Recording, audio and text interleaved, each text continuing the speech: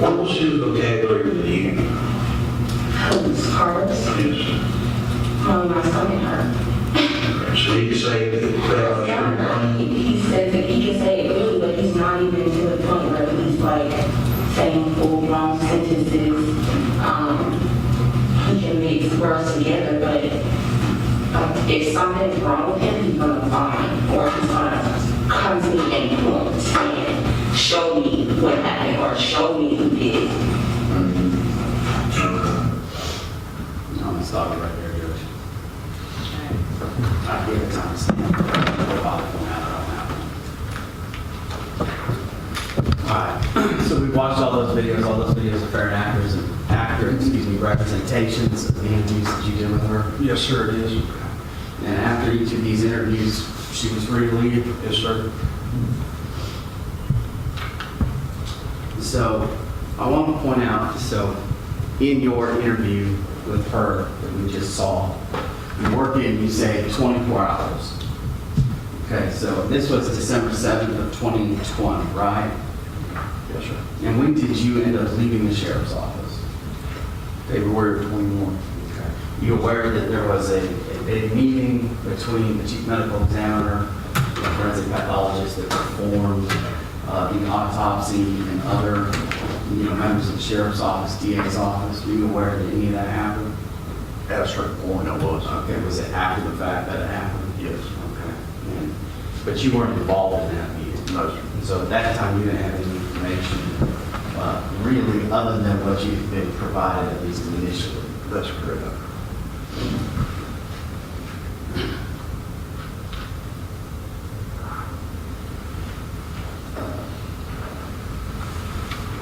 And at the time that you left the sheriff's office, you didn't have the final autopsy report. No, I did not. In the questions there, so you're asking about Kiyon, right? Yes, sir. And that something happened, at least with the limited information that you had at that time, you're asking in the context of what was Kiyon doing? Right. But potentially this could have been, Monday afternoon after you left. What is the purpose of trying, of bringing Kiyon up? What are you trying to accomplish? One of the things I'm trying to accomplish in this interview is build a suspect list, a complete suspect list, and make sure that anybody that the child had contact with over certainly 24 hours, but well beyond that, at least a day or two. That was one of my initial objectives. Okay. And at that point in the interview, you got any information to indicate that any person had done anything? Nothing further this time around. Mr. Carter, please with you. Thank you, Honor.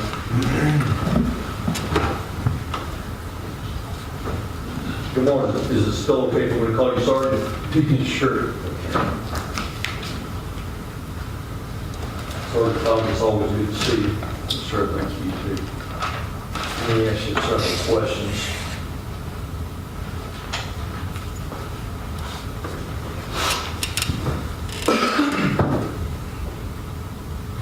Once again, you originally got a call, did you not, to go to the hospital, Peach County Hospital over in Byron, is that right? Yes, sir, that's correct.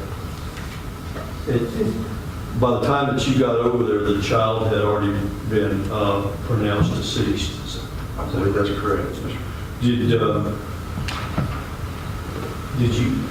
Was Ms. Davis there? She was. Okay, did you interview her then or talk to her then? I had a brief contact with her before leaving the hospital. And was the contact that you had with her that she needed to go back to the apartment so somebody could walk through the apartment? During our conversation, I asked her if I could meet with her at the apartment after leaving the hospital. And she did in fact comply with that? Yes, sir. And Mr. Benton was with her also, is that correct? Yes, sir.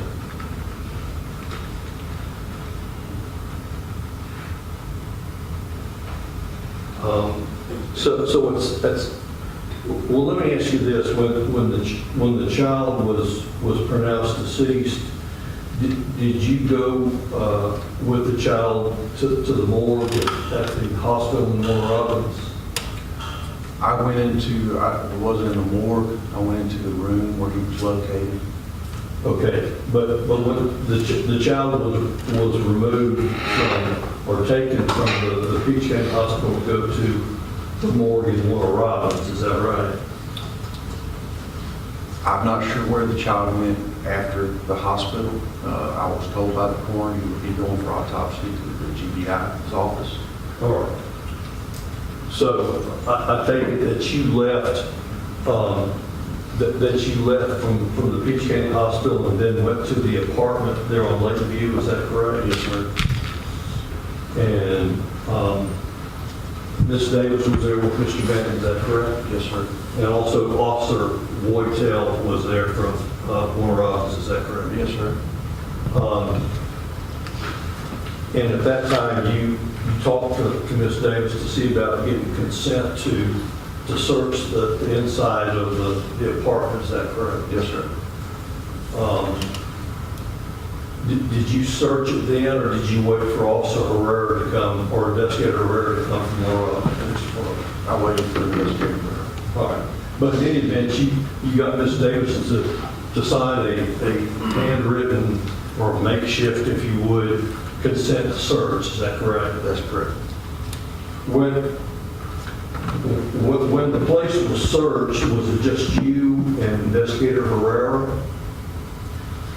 I don't recall who all was in the apartment. I believe there was one other officer. Maybe there was somebody assisting him, I'm not quite sure. Okay. Do you recall seeing Meredith Edwards from the Warren Police Department over there? No, sir. Do you think it may have been Officer Voitel that went in to help search the place? I'm not sure, sir. Okay.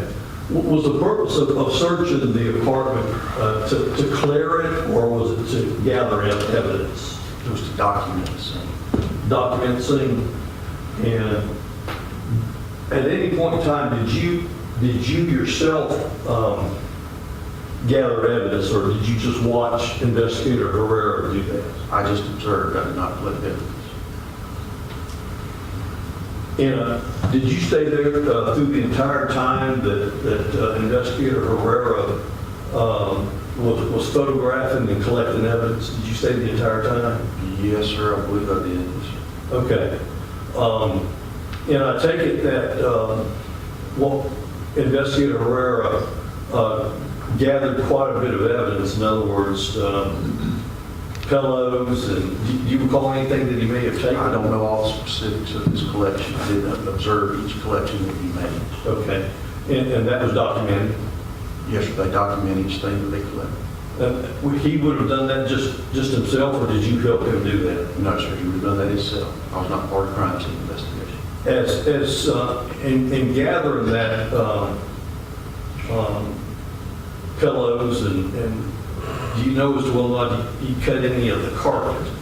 I do not know. I mean, if you cut any of the carpet or taken samples from the carpet or bed mattress or anything of that nature, you would have seen that, would you not? I was present, but I did not follow him around the entire time or help him collect him or anything of that nature. In Investigator Herrera gathering this information, did he give it to you? The evidence, the collection, no. Right. So to your knowledge, did he take it with him? To my knowledge, yes, sir.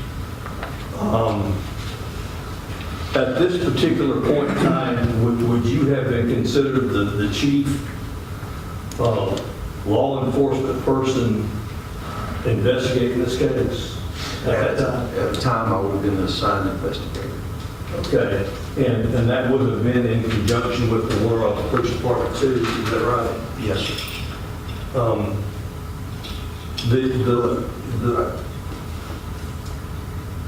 The items that were gathered, I take it as standard protocol for law enforcement to take it back to their office and put it in an evidence vault, is that correct? Generally speaking. Yes, sir. Would Do you know if any of these items were ever turned over to you? They were never turned over to me. Okay, so I'm asking this question. Do you know if anything was turned over to the GBI? I do not. Okay, so you didn't do that. No. If anything was turned over to the GBI, that was not something that you did. But I was involved in those. Do you know if anybody else from the House County Sheriff's Department did that? I'm not sure, sir. Now, you testified that you left the employ of Sheriff Talbot in February of 2021, is that correct? Yes, sir.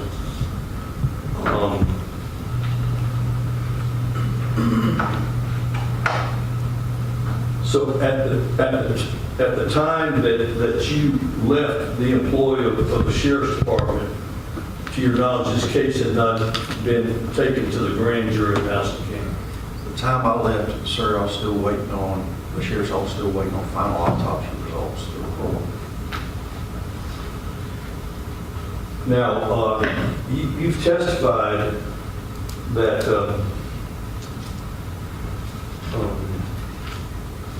who was it, as far as this information that you relayed to Ms. Davis in this interview of December the 7th of 2020 concerning the injuries to the child, who did you get that information from? The injuries about the child, Right. I was informed by staff at the hospital of his condition coming in. Okay. So, I mean, did you receive this information from Danny Galpin, who was the coroner at that time?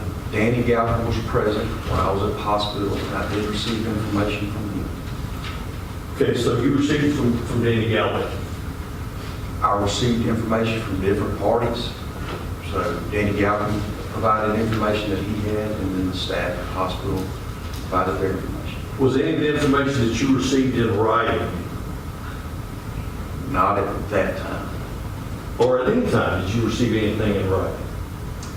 I had statements later. I'm not talking about statements from people that worked at the, can I take, did you receive the written statements from all of the employees at the pediatric place? Yes, sir. Okay. Besides that, well, did you ever talk to the medical examiner, Dr. Brown? From GBI, Right. I believe I had a brief conversation with him on the phone. And once again, all this information that you received was before you left the sheriff's office in February of 2021. Is that right? Yes, sir. Okay. Who was it that you turned the file over to once you left? My lieutenant. Lieutenant Meadows. Yes, sir. And at that time, do you know as to whether or not any of the items that were collected from the apartment were ever sent to the crime lab, not necessarily by you, but by any law enforcement agency? I don't know, sir. It was at that time. Now, we've watched these videos that you've had with Miss Davis. Once again, one was on the day after, on the 18th of November, is that correct? Yes, sir. And the next one was done 3 weeks or so later on the 7th of December, is that right? Yes, sir. In between the time of the first and the second one, Miss Davis had moved to the Atlanta area, is that right? Yes, sir. And once again, at no time did you ever advise her of Miranda rights? No, sir. That's right. Yes, sir.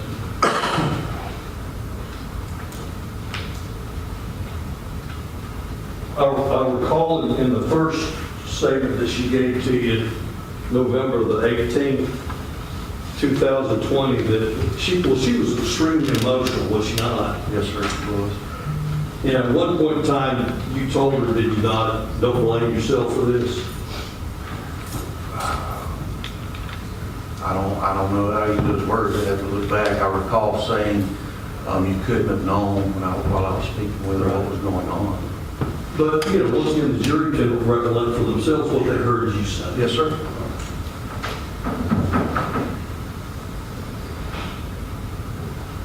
So I take it at some point in time between the first interview and the second interview is when you gathered information from either the coroner or people at the hospital or something. Between the first and second interview, at one point I was contacted by the coroner, Danny Gallagher. All right. And I take you personally met with him I spoke with him on the phone for how long a period of time?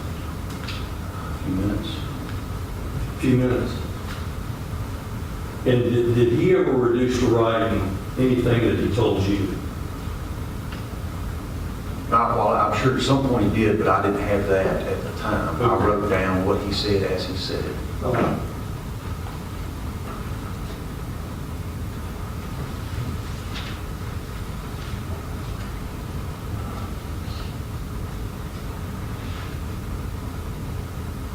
Did you later learn to understand that what was the reason for the delay in the autopsy report? Do you know? I believe workload from the GBI. Okay. Was there any concern about any toxicology reports or any other reports that GBI needed to do on the child's body? Yes, sir. All that was concerned and being waiting for by the sheriff's office. And if you left in February of 2021, that was only like 2 or 3 months. Is that correct from the date of the death? Yes, sir. Okay.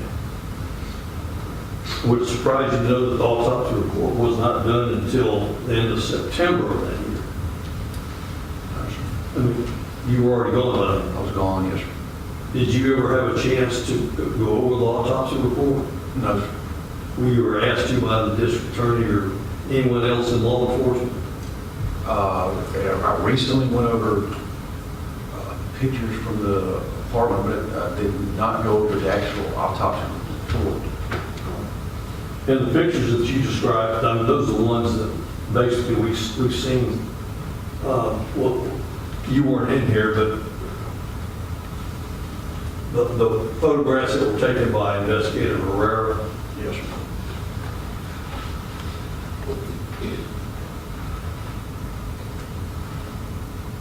Now, the interview that you did with Ms. Davis on December the 7th, that was played yesterday, and part of today, that didn't include the entire conversation that you had. Is that correct? Or do you remember? In other words, do we see everything? Yes, sir. As far as I'm aware, I don't recall any other interviews with her that's not recorded. That's what you're asking. Well, I mean, what I'm saying is there was more to the interview than what this jury is saying. Or do you know who did the interview at the end of this? End of this interview, she left. And once again, she was not placed under arrest. No, sir. She's never in custody. At any, did you seek warrants against her? No, sir. Did you seek warrants against Mr. Benton? No, sir. Would that have been your responsibility to seek warrants? No, sir, not necessarily. Whose job would it have been? These type of cases get forwarded to the district attorney's office. So there were never any warrants that were taken against Ms. Davis? I never took a warrant against Ms. Davis. And are you aware, based on what you know of the case, that there were never any warrants taken against Ms. Davis? Ron, can we prove? Yeah.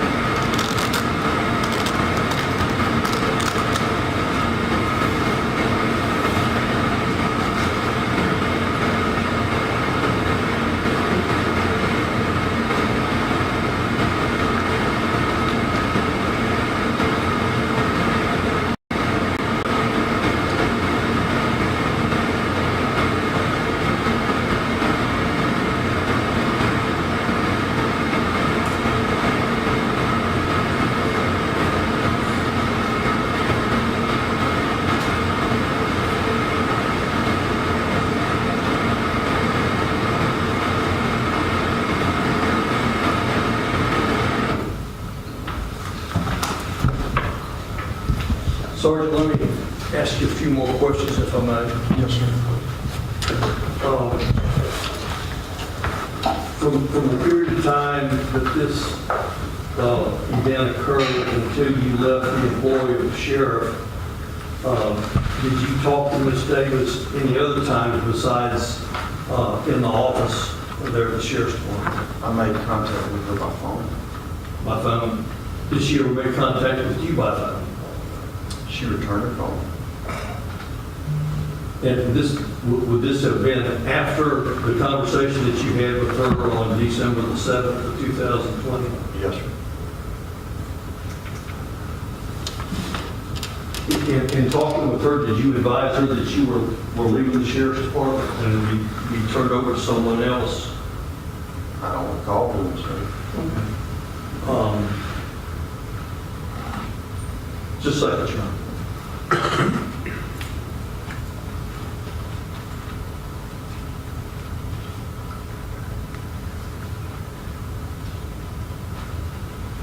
Judge is all we have. Thank you.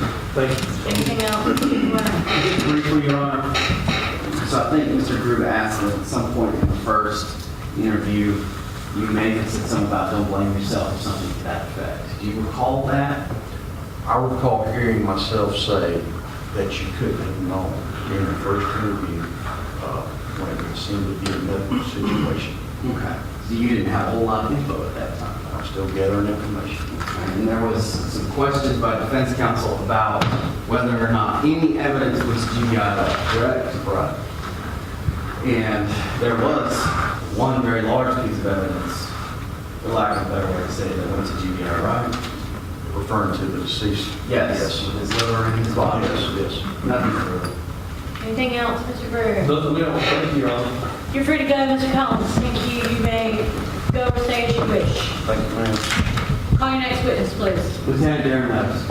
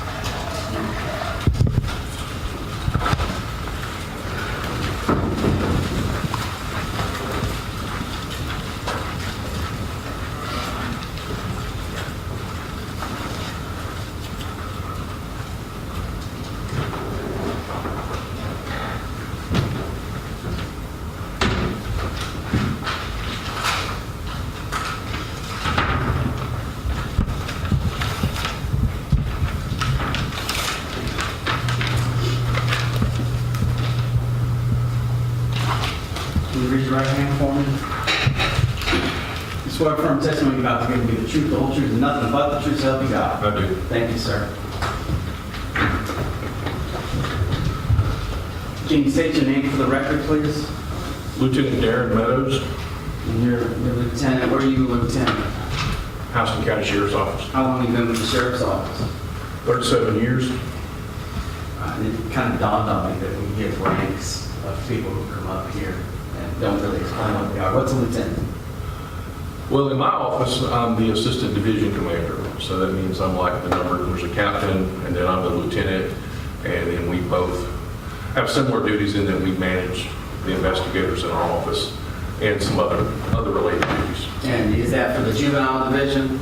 Yes, that's for the juvenile division of the sheriff's office. And what is the role of the juvenile division of the sheriff's office? We have two main roles. One is to investigate child abuse-related incidents involving children under the age of 18, and also juvenile crime-related issues, so children who go out and commit crimes. Were you working in that capacity in November of 2020? Yes. And have you been working in that capacity since November of 2020? Yes, sir, I have. I assume you were working in that capacity before those days as well? Yes. Okay. And as lieutenant, did you become aware of an investigation into the death of a Karter Ambrose around that time? I did. Okay. And who was the investigator who was on call? Sergeant Heath Collins. And he's the one who just testified, right? Yes, And so he would be the person leading up the investigation, right? that is correct. Okay. And would you have any involvement in his investigation? Possibly, depends on the case. I'm usually, I have 7 investigators that work for me, so they're all working cases at any given time. So they usually keep me updated on the status of what's going on with their investigations. Okay. And at some point while the Karter Ambrose murder was under investigation, did... If you're gonna please, let me just, that's for this jury to decide. I mean, I just object to it being characterized as being a murder. Well, that's the objections overruled, that is the prosecution's characterization, and they can ask that. Obviously, that will be the question the jury has to decide is, so go ahead. Did Sergeant Collins leave at some point? He did, sir. Okay. And then you became involved? I did. Okay. And how did that come about? Well, it was just kind of the natural evolution of the case. By the time, I think he left 3 or 4 months after the death of the child, and he had done most of the investigation. Up to that point, he had completed everything that was available to be completed. Okay.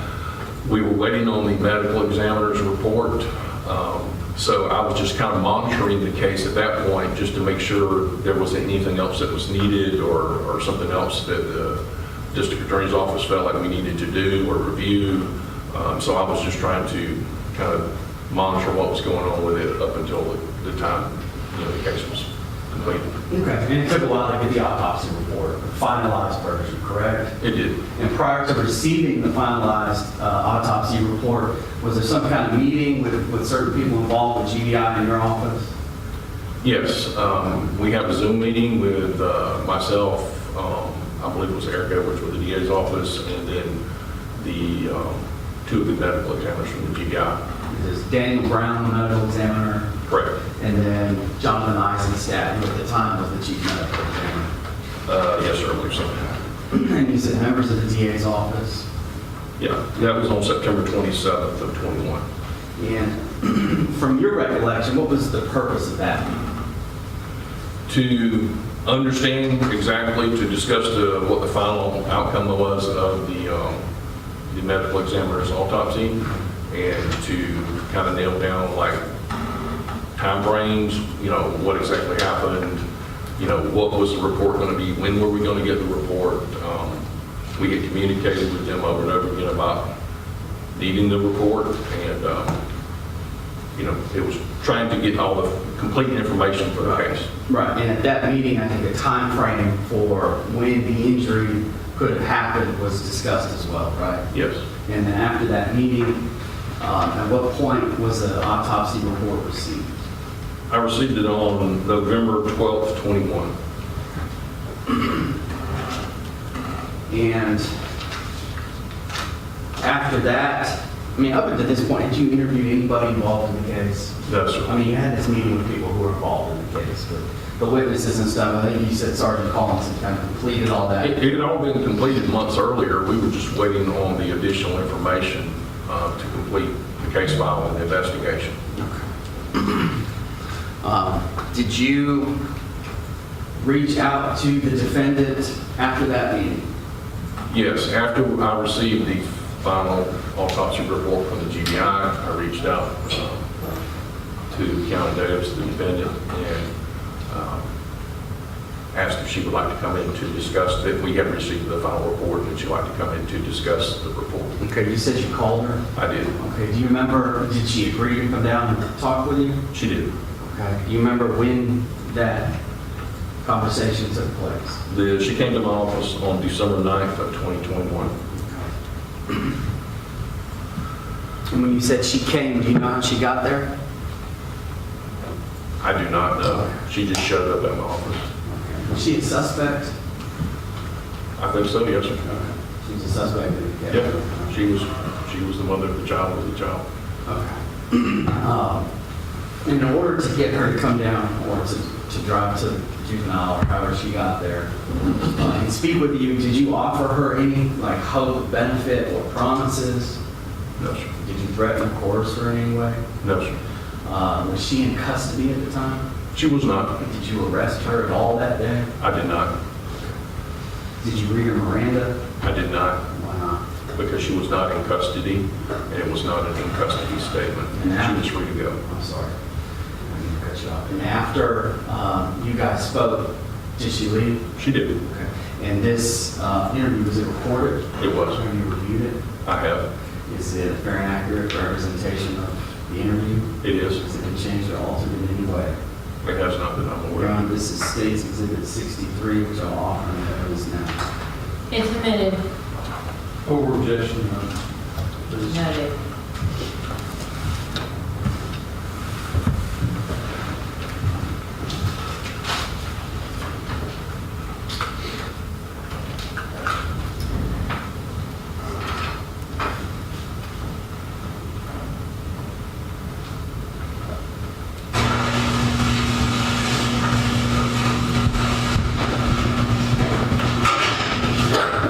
All right. Before I continue on, where is this?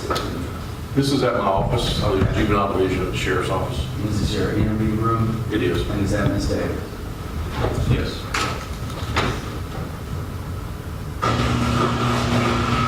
How's the drug deal? Long. Yes, traffic. It's so much traffic, and then they're working on the road still, of course, so. Sure.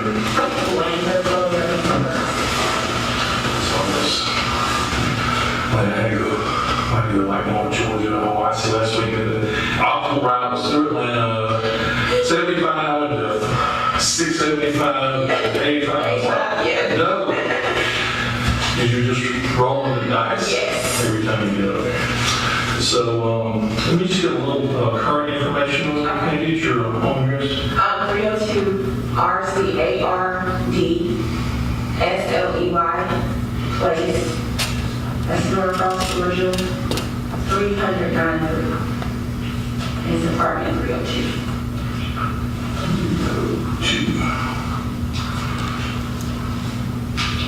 What was it? 393.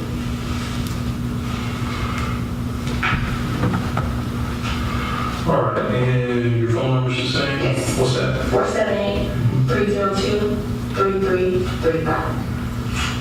3335. And Norcross, is that the North line? It is. Okay. And where are you working at this? Peachtree Ridge High School in Gwinnett County. Peachtree?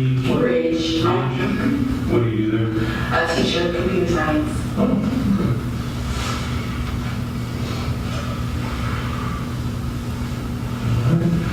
And let's see.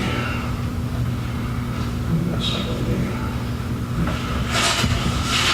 Now, Mr. Benton, are y'all still together?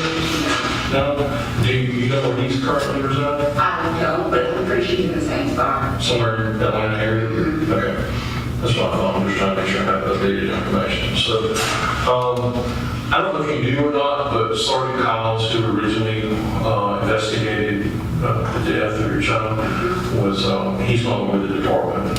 So, the case has been just kind of, he had done almost the entire investigation, but at some point, we've just been waiting on a medical examiner report, which for some reason took an extraordinarily long amount of time.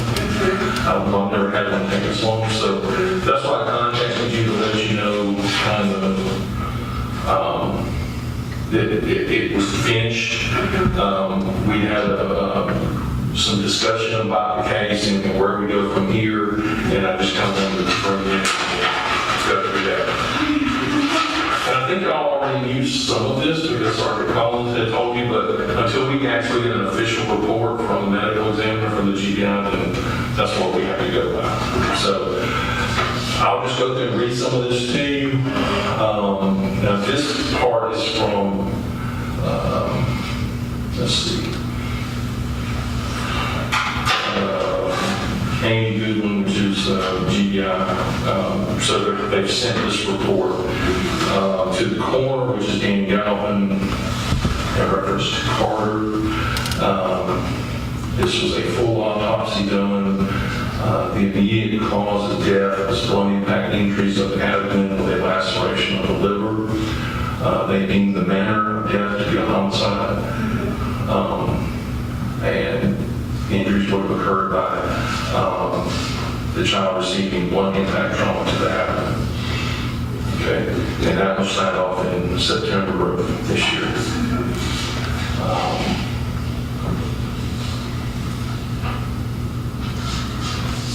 And then they've got a lot of just report stuff. This is some of it's just medical terminology and stuff, waves and different things. And, let's see if I can get one here. Under the opinion, this is the opinion of the medical examiner who performed the autopsy. I'll read it. It says, this 10-month-old black male child, Karter Ambrose, died of blood impact injuries to his abdomen. Karter was the last known alive on Tuesday, November 17, 2020, at approximately 30 hours. The mother reports that the child had thrown up in his bed around 0200 and told his mother that his stomach had hurt. The mother left the child in the care of her boyfriend at approximately 7:15. The boyfriend called the mother at approximately 8:30 and said that Karter was having trouble breathing and going in and out of consciousness. He had given the child a breathing treatment, but it didn't work. The mother said to take Karter to his pediatrician, which was located nearby. On arrival, he was unresponsive, and the doctor administered CPR, and the nurses called for EMS. This then was transported to the hospital, where resuscitative measures continued, but unsuccessful. Further information is contained in the report. The autopsy revealed blood impact injuries of the head and torso, most significant of which were multiple contusions of the abdomen and a liver laceration, which resulted in bleeding into the soft tissue and abdominal cavity. Based on the information known, the manner of death is classified as a homicide. If any, so cause of death. So that's kind of Which I'm only getting my case with Karter. okay. My question would be, the blunt force, was that from CPR? No, because that's why he went into distress. His abdomen was full of blood, and even if if you have a layperson who's pushing on someone's chest, these were doctors and nurses that, well, I think the doctor himself was performing the CPR. Mm-hmm. So you have a medical professional that's doing that. But no. There's just no way. There's really just no way. Because my son has been multiple places before his passing. All of which he showed no sign of hurting, no sign of anything until a literal, my stomach hurts. And that's the last thing, and it wasn't even my stomach hurts and he's in pain. It was, Mommy, my stomach hurts. But then he started having the stomach pain and the vomiting started happening like Sunday night too. Correct. No, Sunday night is when I asked him. He looked like he wasn't feeling well. Okay. Which that wasn't something that it was dramatic because of the time of year. Is when he normally has breathing issues, and that's what to me it seemed like he was just not feeling well, not anything. But on Sunday night he did complain of stomach hurting, and then continued through Monday. He off and on was vomiting something, correct? Monday was when I was at work in One Robbins. Right. I literally went home and he was asleep on the couch. That's when I saw throw up on the floor. At the time, I didn't know it was throw up because it just looked like his juice that he had been drinking. But now, if he was that carpet or like a Garbage. If It's it- orange juice. Did Kiyon, did he have not seen that? Yes, he was sleeping on the couch. I don't know if he saw it on the floor or whatever, but me. I just know if my wife came home, when my kids were throwing on the floor, they cleaned it up, I'd be like, I'd be like in trouble, kind of thing. I came in, he's on the couch sleeping. I go over to check on him, kiss him, just to see if he's fine. I look over, I see the up on his floor. Well, from what I suspected, juice. Yeah. Because he had his cup, his sippy cup. Karter is usually known for throwing the juice around or the cup around. So my immediate thought is he threw his cup. And He had you juice just on went him. everywhere. But then you later figured out it was, Later, and then when I went back to work and I came back home, there was also juice on the couch, which then I said, I then cooked him. I also bathed him. In the back was when I was washing his butt, and he was complaining about his bottom area hurting, like his butt or like his, like his, or lower abdominal? yes, Okay, well, really his balls. okay. And he had done that a week before. But I didn't make anything about it because he's dramatic. Karter, like, he's a mommy's boy. So I said, okay, I'm gonna see if he complains about this again. Nothing else. The next thing I know was the day that he passed away. That night before, I had put him in bed because of the stomach hurting. He had ate, we watched a movie, he danced, literally nothing until I went back in the room and I checked on him that night. And I saw that he had threw up in the bed. That was the first alarming thing to me. Right. Nothing else throughout the entire day, even when I got back home. Nothing else would even tell you that this child was in pain.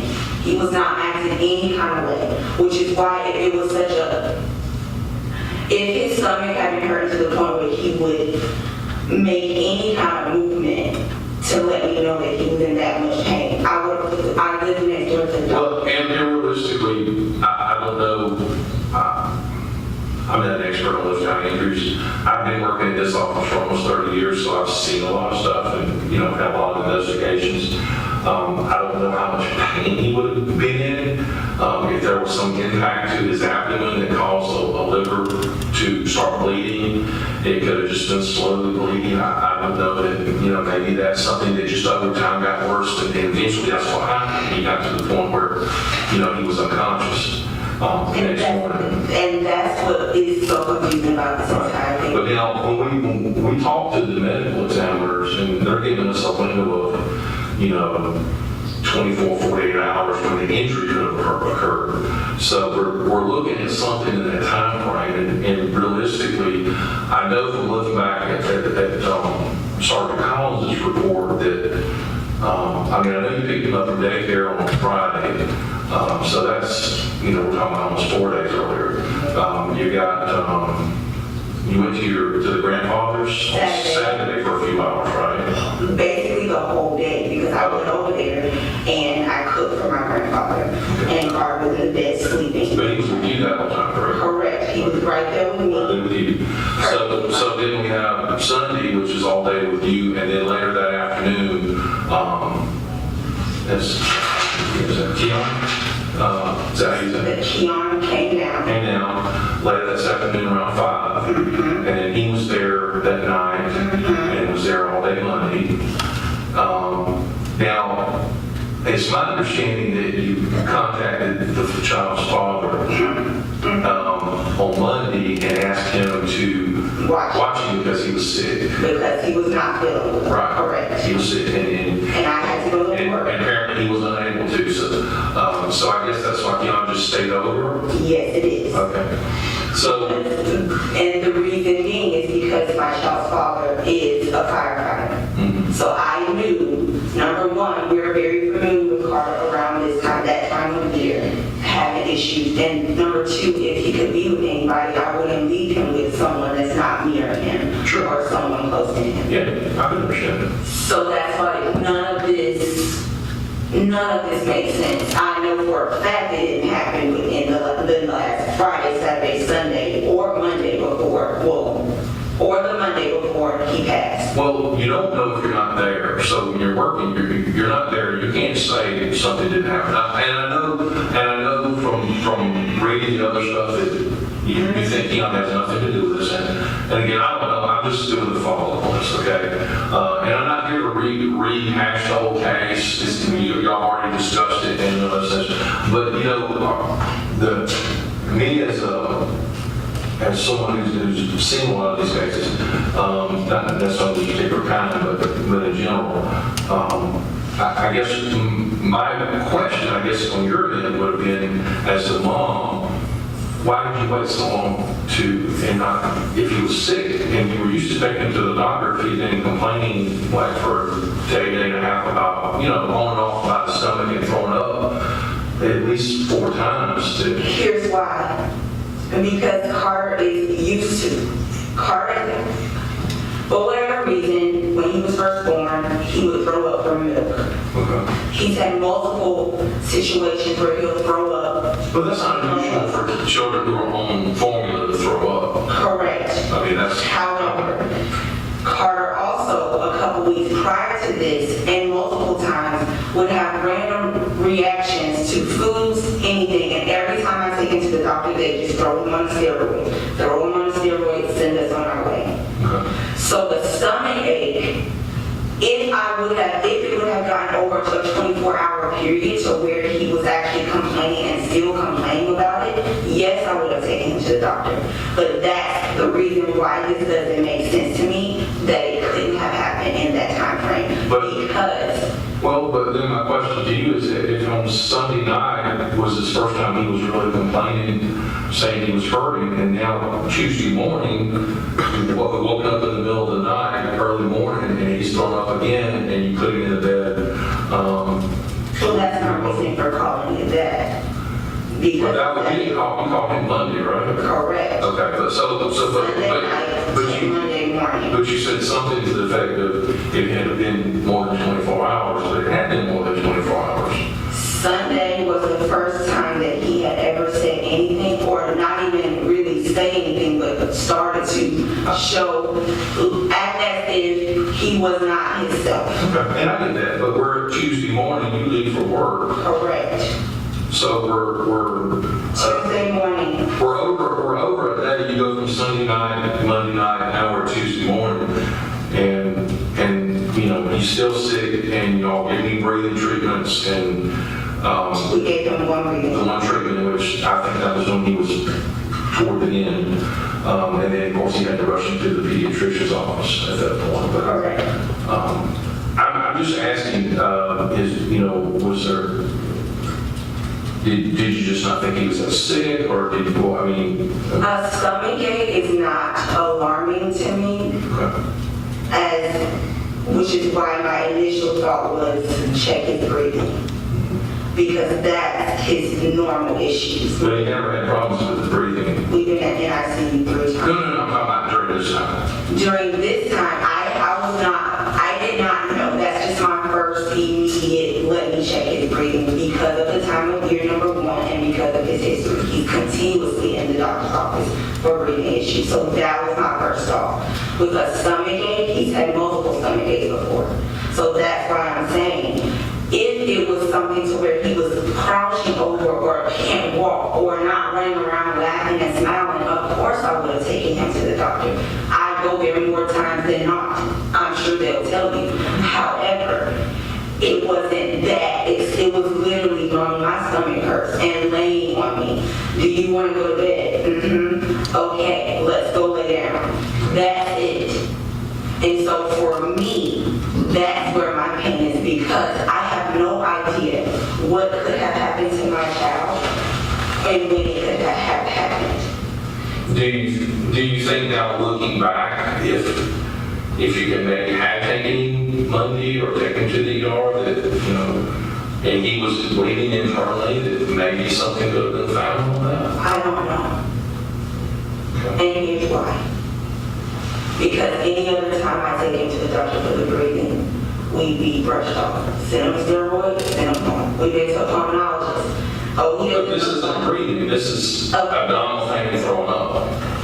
This is a stomach ache to me, not abdominal pain. This Okay, well, it's hard to qualify, but I understand what you're saying. if he came to me and said, and was crying, or acting as if he's just literally, from what you're telling me, he should be in the most pain. Again, I don't know how that reflects. But if, and I'm just giving you a scenario, I have no idea. If you leave for work at Monday at 7 o'clock, and at 9 o'clock something happens, and 3 hours later you come home for lunch, And he's asleep. and he's asleep, and Well, that's, maybe he's not in pain. Maybe he was, there was some injury there, and he bled and then continued to bleed until, Tuesday. But there's no way the internal organ can get lacerated. there's no way. Right. It just can't happen. So,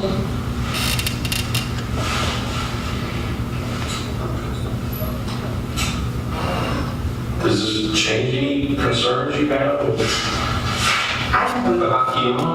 I mean, is it? I know Kiyon as a person. I know who he is, and I know how he is with kids, and especially with my child. He's in the process of trying to get custody of his own. I understand that. But sometimes good people make mistakes and do bad things. Sure.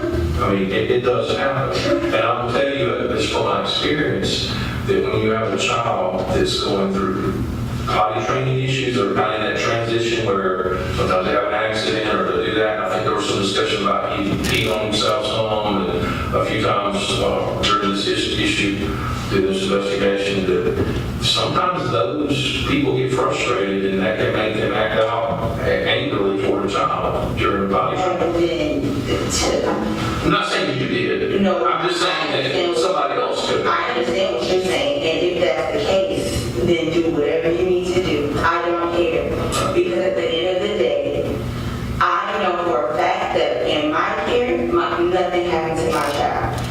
I know for a fact that when I got home, my child was not acting as if anything had happened to him or if anybody beat him up. And in my mind, because of the relationship that I have with my child and because of the previous instance where even if a child hit him or if someone told him something that he didn't want to do, he'd run to me and immediately tell me. Let me say this. If Karter had been with his dad that weekend, only his dad, no one else, no girlfriend, no grandparents' house, he stayed with his dad all weekend and then had passed just like he did on Tuesday morning. And they come back with this report that says blunt force trauma, lacerated liver, bled internally. What would you think then? Would you say just because he's a good person, he couldn't have done it? I have the same question because of who he is as a person. Right. I don't know.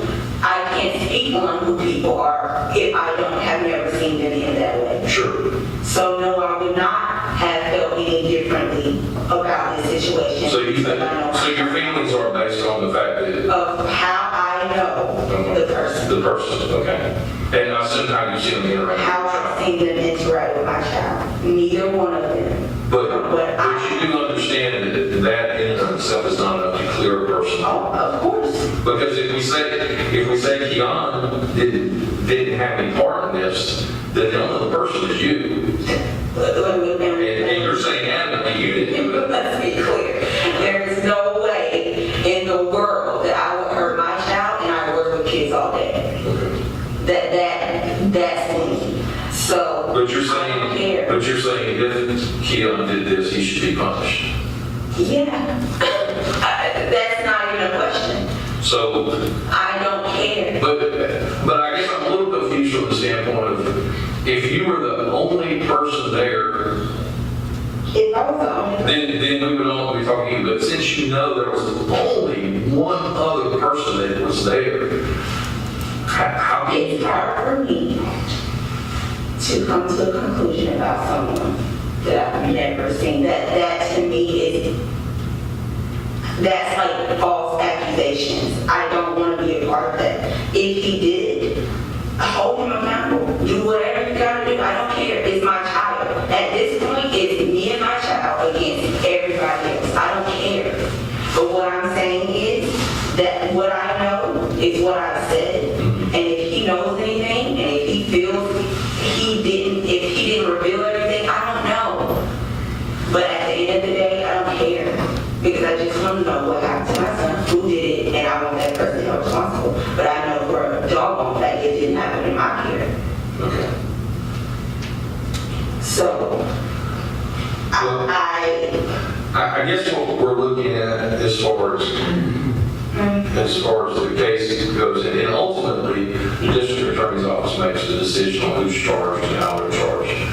But you know, if he's charged with a crime of murder or involuntary manslaughter or something like that, you know, that'll be something that the DA decides. But you have to understand also, as a parent, as the caretaker, you bear some responsibility in the fact that you are the parent who's supposed to care for him, and you he was sick, and he didn't get medical treatment or get checked, and therefore wound up dying as well. So there are it annoys me because it's almost as if I wouldn't have taken those steps.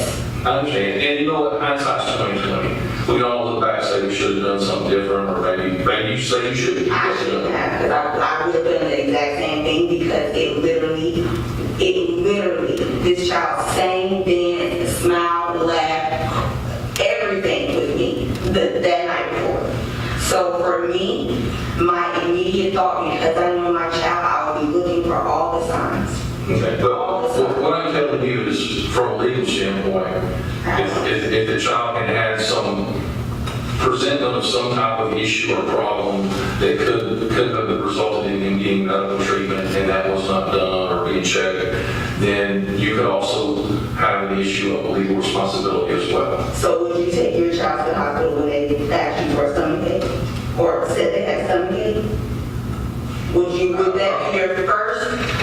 Well, it wasn't the first time. I'm not saying it's Sunday night, just because he says he's has some issues or throws up, that you immediately have to go. But you got Sunday, you got Monday night, you got Tuesday morning. So Tuesday morning, nothing was going on with him. Tuesday morning, when you said he woke up and he had vomited all over himself. that was in the middle of the night. But when I say Tuesday morning, I was told it was about 2 o'clock in the morning. So. When I went to check on him, he had thrown up in the bed. I understand. Why I picked him But, up. and I don't want to argument with you, but I'm just trying to explain to you where we're I understand at. where we're at. Where we're at legally, okay? That you could bear some legal responsibility from the fact that he wasn't given care and he obviously passed from injuries that he had that appeared to be during that time he had sustained injuries. Okay? So I don't know that that will happen, but that's certainly He something. certainly won't. That's why I have an attorney. Well, at the this attorney point- can't keep you from No. getting charged with a crime. But what I'm telling you is now you're irritating me. I'm sorry, I don't mean to irritate you. Because at this point, it's almost as if, and it has been almost as if I'm a bad mother. And no one has asked about my reputation as a mother, as a teacher, as someone who's literally mentored kids since I was in 12th grade with this police department. So I don't care. But I read through the report that they did ask about you. Oh, okay. And I don't care. At the end of the day, everyone around me knows I would do anything for my child. I would protect my child from my own family. If anyone did anything that I did not like, for instance, when my mother herself did not take his breathing issues as if it was a serious thing, she no longer got to watch him. So at this point, that's what I'm trying to tell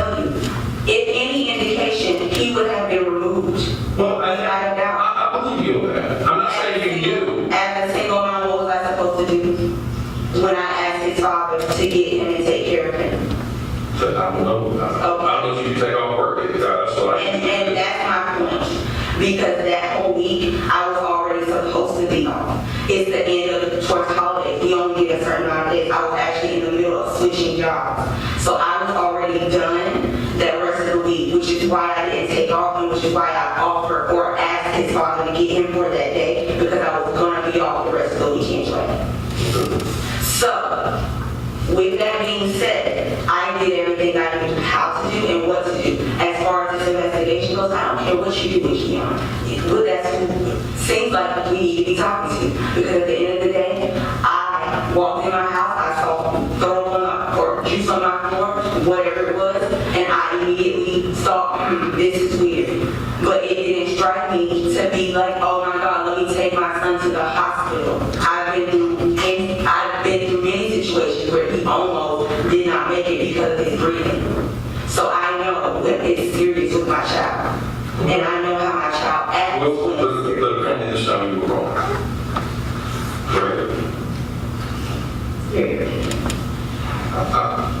Your son passed away. My son passed away. Apparently, the wrong decision was made at some point.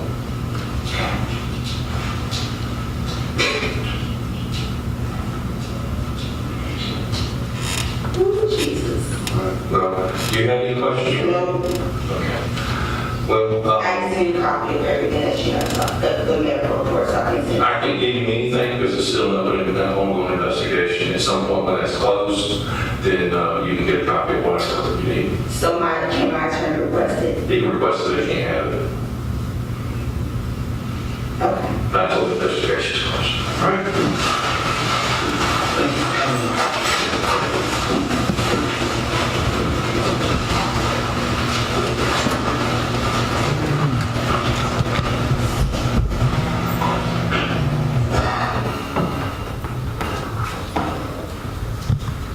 That video, that's the fair and accurate run right up. The actual interview that you did with her. It is. Is that the extent of your involvement in this case, other than the fact that you're here today? I completed a report based on the interview, and then I forwarded that along with the video to the district attorney's office to complete the case file, Did you handle any evidence in this case? other than the video and the report I heard. No, sir. But you weren't out at the scene. No, sir, I wasn't involved in the scene or the actual investigation. And do you know where she was living at the time? Apartment complex in Warren. Do you know Warren Robbins? You know who was in Houston County? It is, Do you see Kianna Davis on court today? right there. What's she wearing? Black shirt. He's identified that for the purposes of the record. Nothing further at this time, Your Honor. Mr. Green, do you have questions for Lieutenant Meadows? Thank you, Your Honor.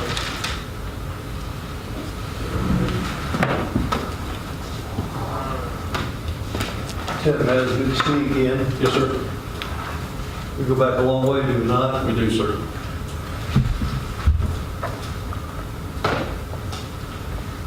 I'm not going to be very long with you, but ask you a few things.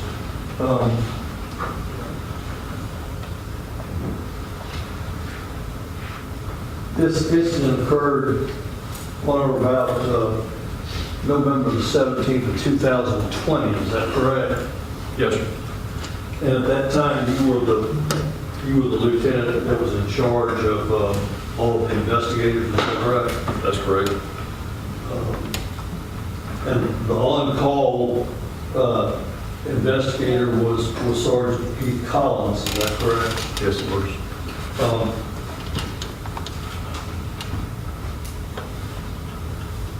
Once again, you didn't go to the scene there on Lakeview Road, did you? No, sir.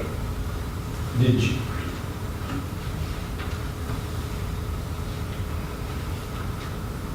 When the investigation that Sergeant did on this case included, did it not, a gathering of possible evidence on the scene? Is that right? I believe there was some items gathered from the scene. Okay. But you answered Mr. Dwayne's question, and I don't want to belabor the point, but The evidence was taken by Investigator Herrera with the Warren Robins Police Department. Is that correct? That you know of? That's my understanding. Okay. And protocol would be for the Warren Robins Police Department to hold that evidence until such time it was needed either by somebody that could analyze it. Is that right? Assuming it was something that needed to be analyzed, yes. Were you made aware that there was evidence collected at the scene that should be analyzed? No, sir. In information provided to you, being the supervisor by Sergeant Collins, did he ever inform you that the Warren Robins Police Department had taken photographs and collected possible evidence that could be used in this case? I don't think we had a specific discussion about what was photographed or what was taken. I knew that Warren Robins had processed the crime scene, which is very common when we work cases within their jurisdiction. And they always photograph and take anything, take evidence, whether that's their doing or directed it by us. I wasn't aware of that specifically. But once again, 3 months or so later, Sergeant Collins left the sheriff's office, and that left the case in whose lap? Left it what, sir? Who's the case left with? It was left with me. Okay. Well, as I testified, it was mostly completed from that point. In May of 21, after he left, it was requested that we send the case file to the medical examiner's office, a copy of it, and we did that. So they knew what was there, what was collected. If they had wanted to examine something or test something further, they certainly could have requested that, and we would have sent it. Are you aware that soon after the child died, that toxicology reports were done on the child as far as, were you aware of that? That there were toxicology reports that were done and completed by the GBI and turned over to law enforcement? The only thing I was aware of was the final report that we got in late 21. If they did a separate toxicology that was sent in, I'm not familiar with that. Would reports of that nature be necessary in order for there to be an autopsy report? That's usually part of the autopsy. We wait on that. Generally, that's one of the things that we have to wait on is the toxicology and things for them to include that in the final report. But once again, the sergeant leaves, you take over the case in February of 2021, right? Yes, I'm basically monitoring the case at that point. Okay, by monitoring, what do you do? I'm not doing anything on a day-to-day basis. The case, as I said, was already investigated. We were waiting on the final autopsy report to find out exactly what caused the death and everything, so we could proceed or finish the investigation. So the autopsy report was done after you had this Zoom meeting with Dr. Eisenstadt and Dr. Brown and Eric Edwards of the district attorney's office and other people that work in their office. Is that right? That was in September? Yes, sir. All right. And within a couple of days, the report was generated. I don't know when it was generated, so I guess there was a date on it, but it was given to me on November 12th. All right. If the report, do you have a copy of the report with you? I do. Did the report reflect that it was actually signed off on by Dr. Brown and provided or completed on September the 29th of 2021? Yes. Last page shows that copy. In the meantime, up until this time, had you ever talked to Ms. Davis? No, Do you know if she had ever called your office? I'm not aware. I assume she talked to Sergeant Collins, but I have never talked to her. Okay. Do you know as to whether or not anyone in your office ever talked with Ms. Davis from from the time that Sergeant Collins left until you had this Zoom meeting in September of 2021. Not that I'm aware of. But in any event, you get the report. The report's provided to you in November, basically the middle of November of 2021. Is that right? Correct. And you took it upon yourself to contact Ms. Davis to see if she could come meet with you. Yes. And she came right on down. About a week later. I mean, there wasn't any real delay. About a week later. All right. And the first time I guess you met her was when she sat down at the table with you? Which is on video, yes, sir. All right. That's been my only contact other than the phone call. All right. And when she met with you, she told you that she had in fact moved, she had taken a job, she had left this area and taken a job up at Peachtree Ridge High School in Gwinnett County. Is that right? Yes, sir. Did you check on that? To verify she was employed as a Right. teacher. No, sir. Objection on relevant status. All right, I'll move on.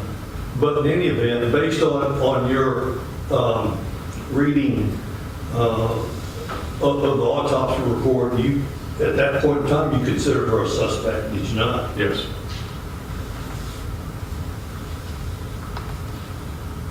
And once again, you did not advise of reading Miranda rights, is that right? That's correct. Did she come with an attorney? She did not. She mentioned during the conversation that she had an attorney, did she not?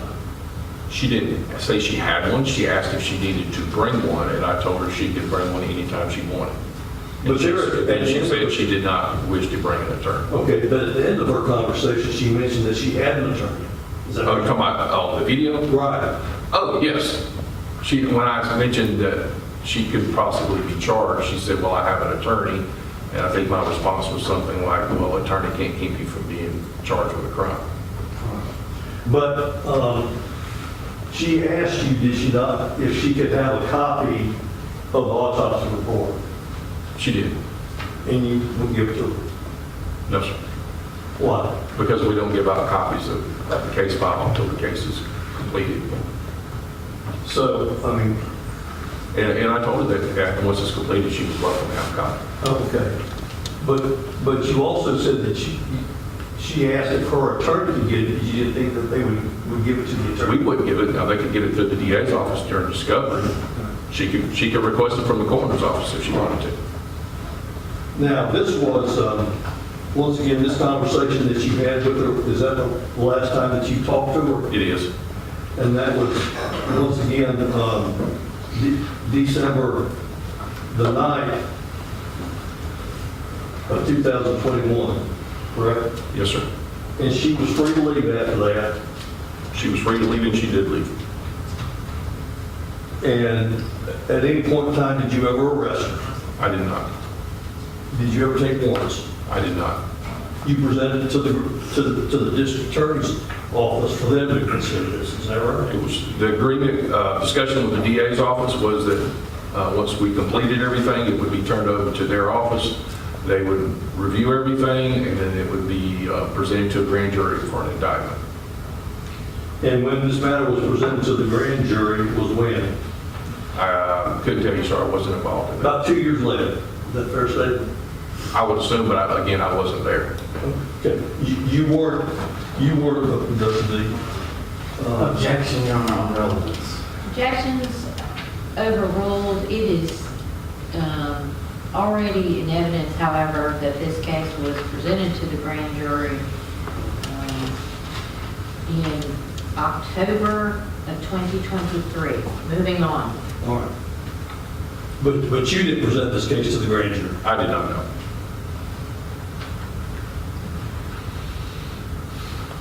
During the period of time between when you had this meeting with Ms. Davis and the time that it was indicted, did you continue to work on the case?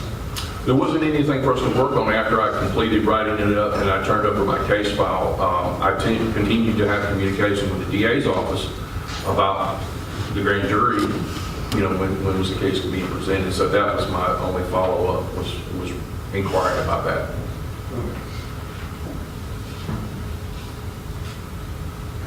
And you never had any other occasion to talk to Ms. Davis about this matter? I did not. Just a second, Joe. Yep.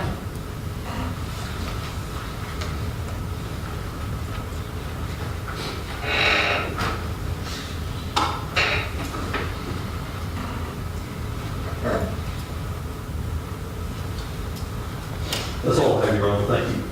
All right. But this witness be excused. Yes, Your Honor. Thank you, Lieutenant Manager. You're free to go or stay as you wish. Thank you. All right, ladies and gentlemen, we've been out at about an hour and 45 minutes, so we're going to take it, I mean, well, a little longer than that, actually. Anyhow, we're due for a break. Don't talk about the case, don't let anybody talk about the case. With you, take about 15 minutes, you may be excused to the jury room.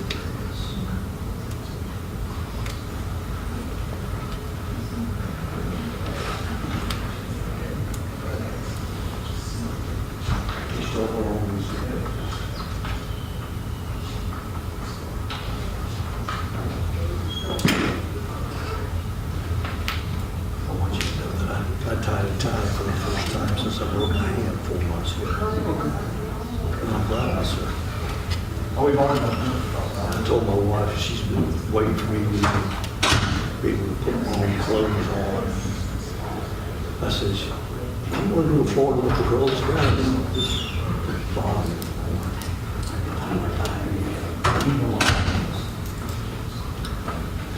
Just letting you know you're expecting. She's tired, right? And she's always been retired. And she's kind of like those wives that want to work, and she just wants to, she wants to just live off of my fat. But that's okay. I think that's the best case. One of these days, she's just going to say, well, that's I understand at all. See? Okay.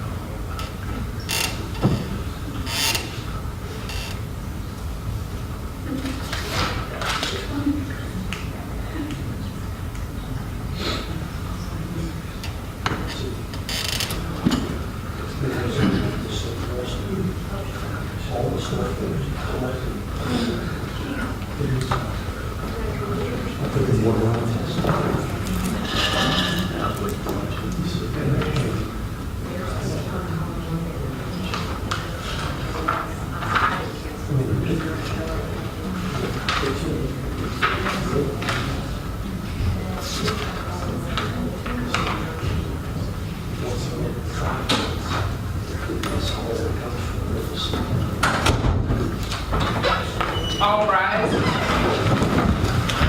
Y'all be seated.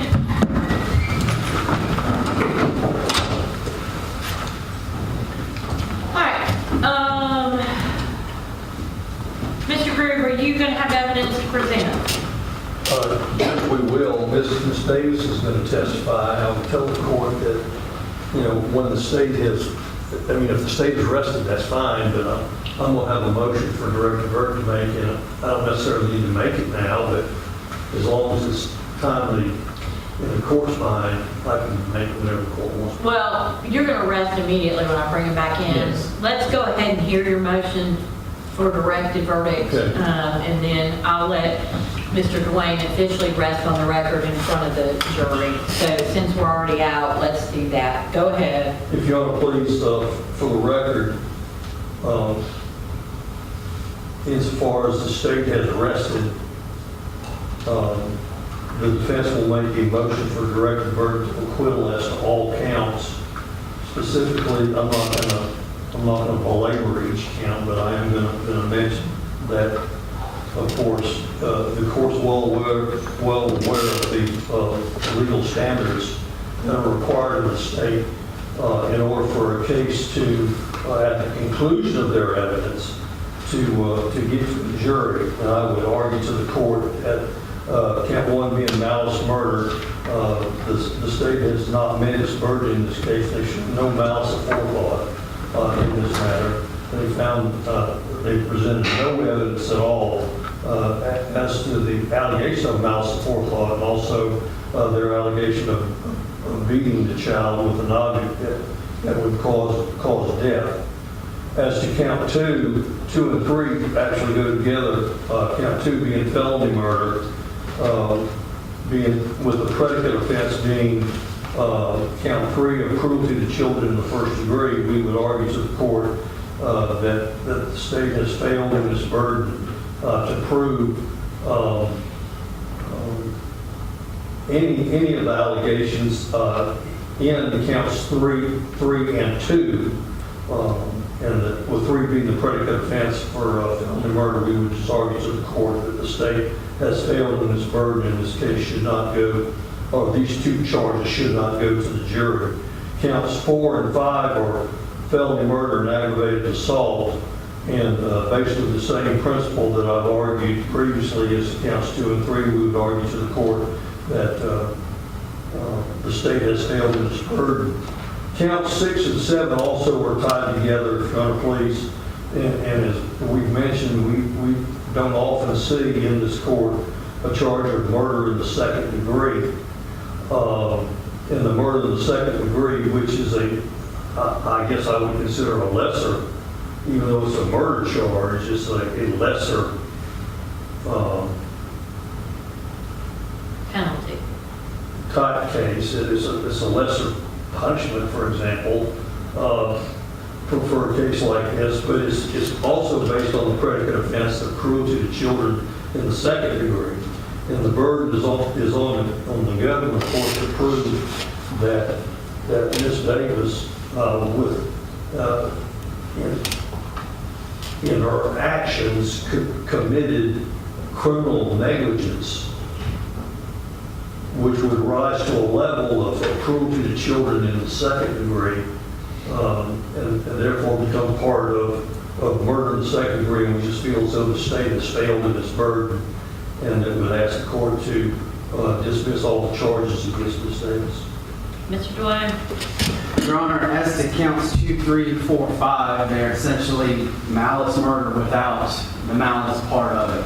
There is sufficient evidence that was presented based on the method and manner of death that the child was killed intentionally. There is evidence that the injuries occurred while the child was in the custody of this defendant, a co-defendant, or both of them at the same time. There is sufficient evidence based on what the medical examiners have testified to, in addition to obviously the primary pediatrics people, that there was a death and that it was intentionally caused by another. Counts 6 and 7, those are based on criminal negligence. I mean, there's clearly evidence that she knew or should have known that something was wrong with the child in taking him, or should have taken him to get him looked at. I think they're all jury questions at this point as to whether or not they agree with the state's theory. All right. With regard to the malice murder particularly, malice can be found when there's no significant provocation and all the circumstances of the killing show an abandoned and malignant heart.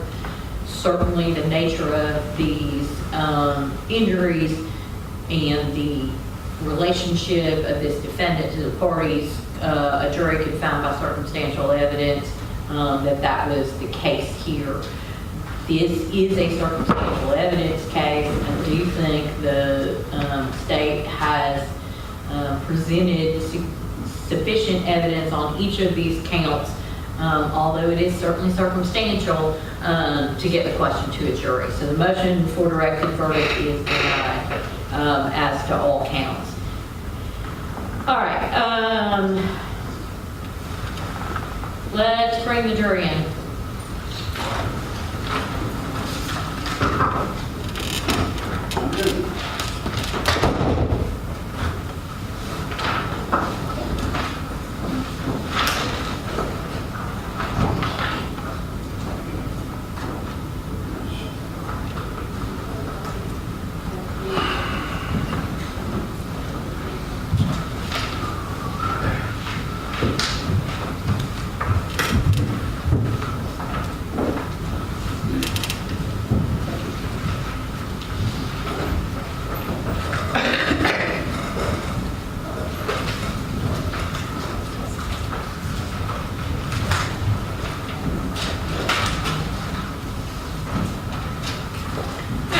Gentlemen, I appreciate your patience. Sometimes there are things at certain junctures in the trial that we have to take up outside of the presence. We did that while you were on your break today. Mr. Dwayne. No, this time the state would rest. All right, Mr. Groove, do you have evidence that you wish to present? Yes, Your Honor, we would call the defendant to the stand. All Kianna right. Davis. Come on up, Ms. Davis, have a seat in the witness stand, please.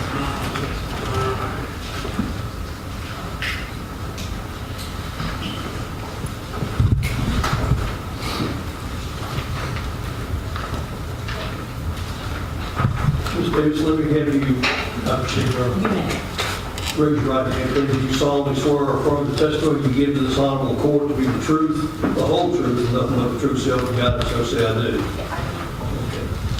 Okay, Ms. Davis, I need for you to speak slowly and loudly, so the court reporter can take down all the testimony and the jury portion here as well as the judge. Ms. Davis, you are the defendant in this action, are you not? I am.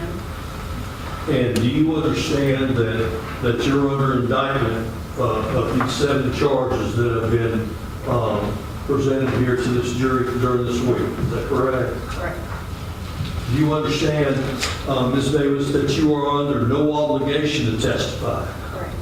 That if you should decide to not testify, then this jury cannot infer or think anything harmful towards you because of your silence. You understand that? I do. Do you also understand that if you should decide not to testify, that the district attorney's office could not argue to the jury that you're holding something back? I do. And that if you do give testimony, then you'll be subject to cross-examination by the district attorney's office. I do.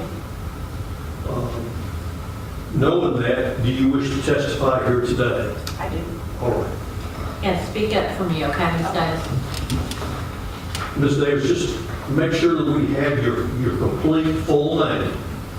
Tell us that, please. Kianna Davis, What is your middle name? Aisha Renee, And tell me the date that you were born, December 12, 1990, and where were you born at? in Myrtle Beach, South Carolina. Ms. Davis, are you a high school graduate? I am. Where did you graduate from and when? Warner Robins High School in 2009.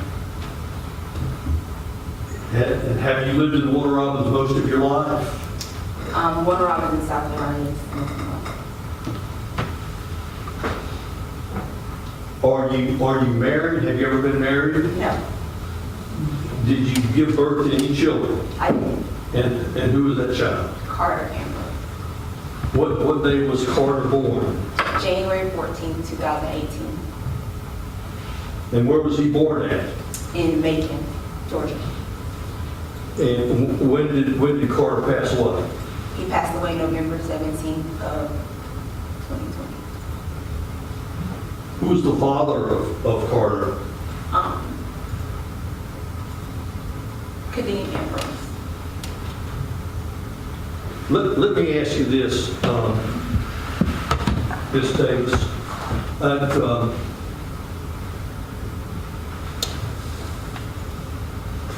Were you and Mr. Ambrose, Kiyon Ambrose, were you living with each other at the time that Karter was conceived?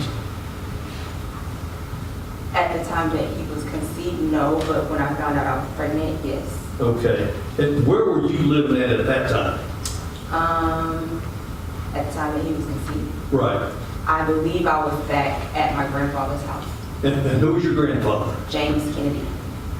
And Mr. Kennedy testified yesterday, is that right? He did. And what is his address? 309 Bonnie Drive, Warner Robins, Georgia. And is that off Russell Parkway? It is. Is that where you're living at now? It is currently. And so at some point in time,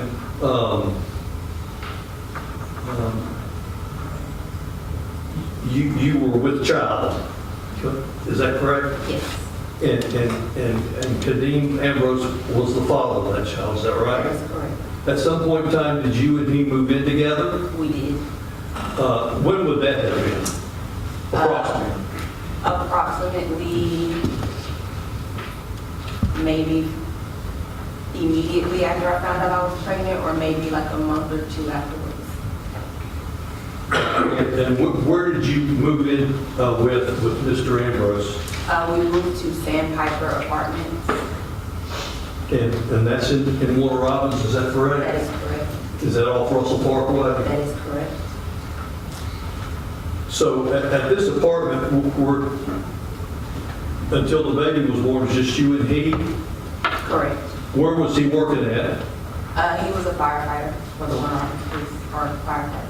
And he testified, did he not, yesterday? Correct. And at that time, where were you employed at?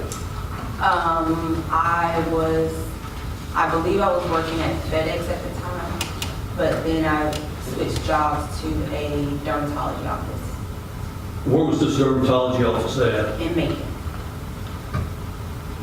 And this was while you were pregnant with Karter, is that correct? Correct.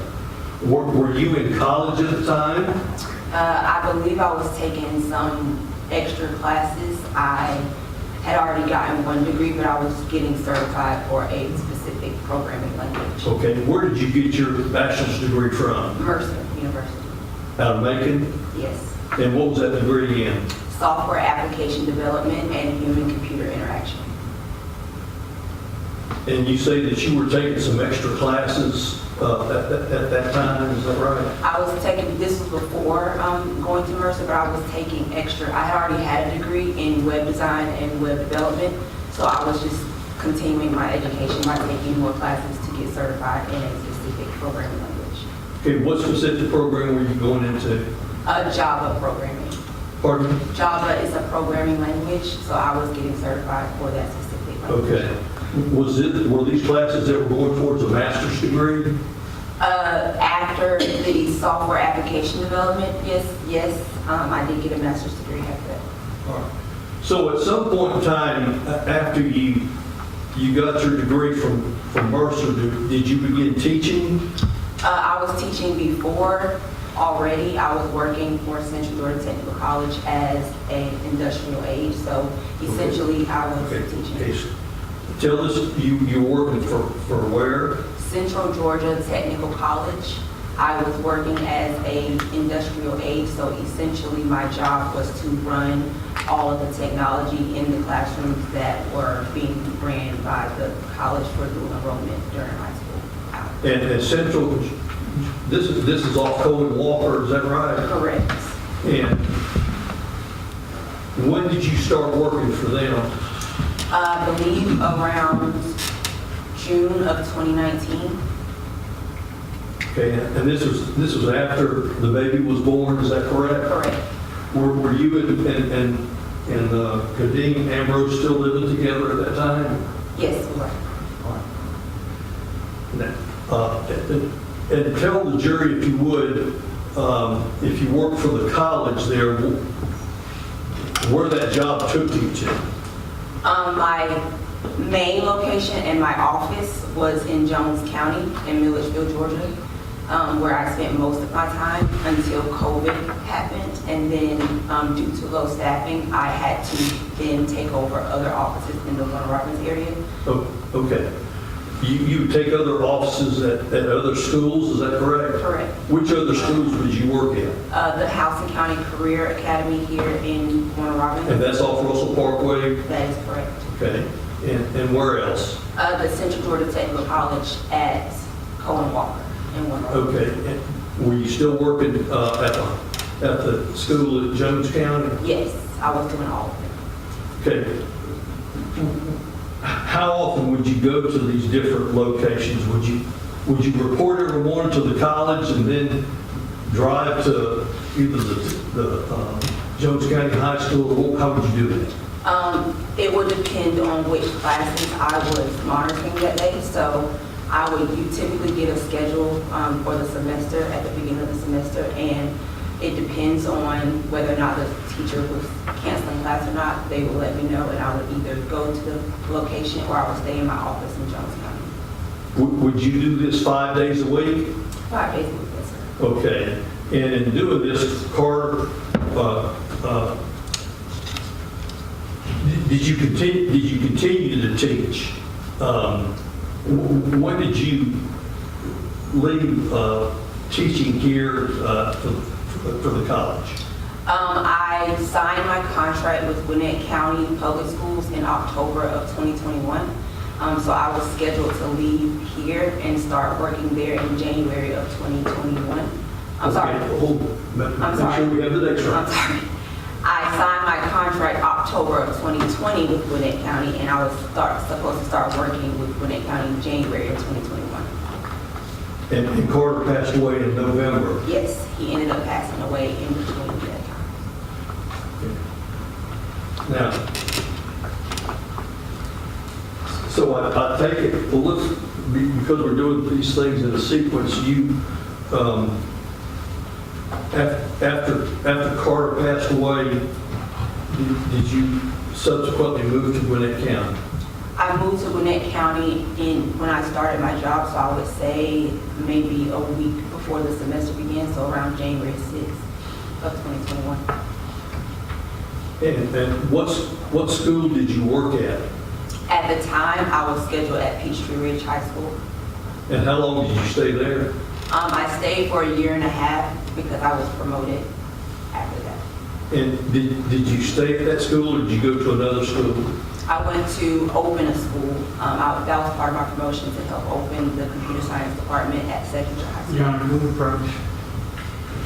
Yep.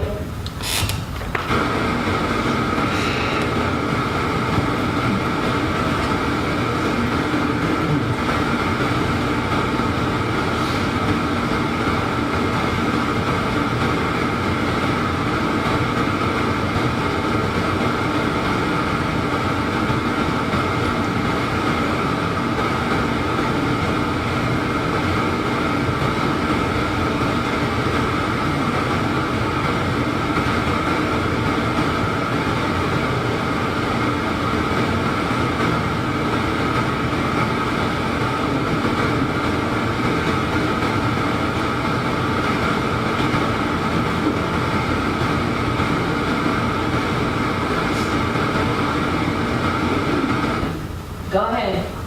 Ms. Davis, tell us again as to which high school you went to work for after Peachtree Ridge. Secondary High School.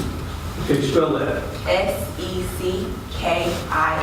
Seckinger. And that was a high school, a public high school Yes, it had just opened the year that I started. in Gwinnett County. Yes. And you stayed there until that you were arrested on this charge. That's correct. And that was when? That was in October of 2023.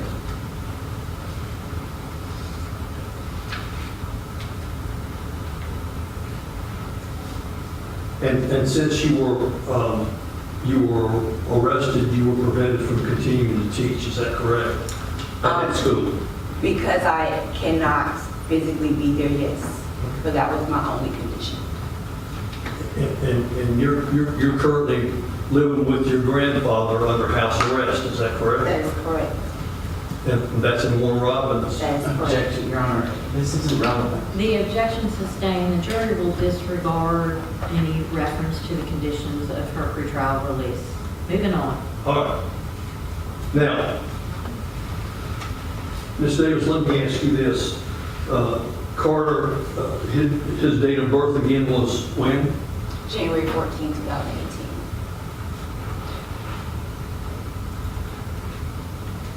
And at the time that Carter was born, did he develop any problems as far as being sickly? Yes, he did. Okay.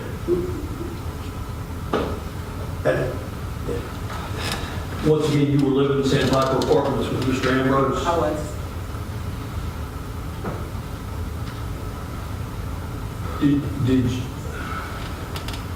Was Carter hospitalized soon after he was born?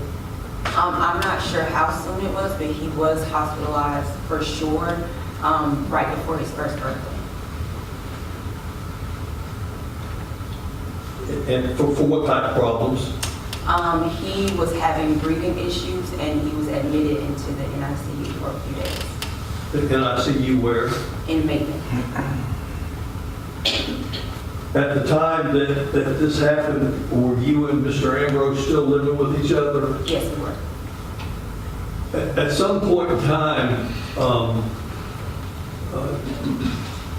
who was your doctor for Carter?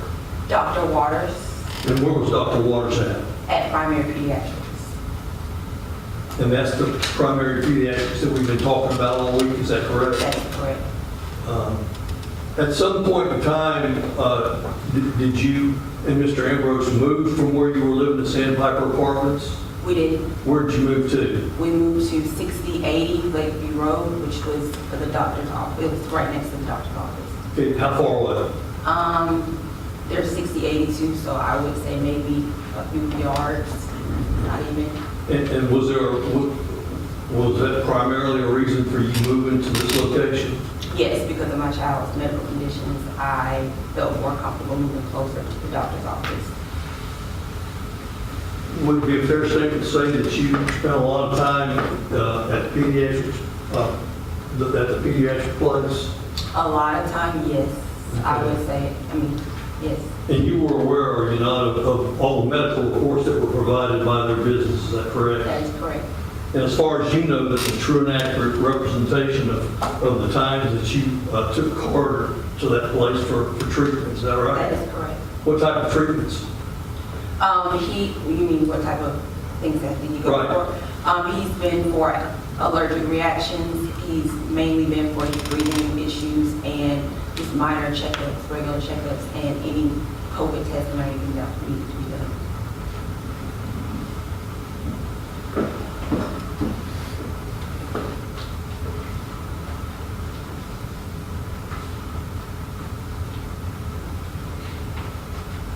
At some point in time,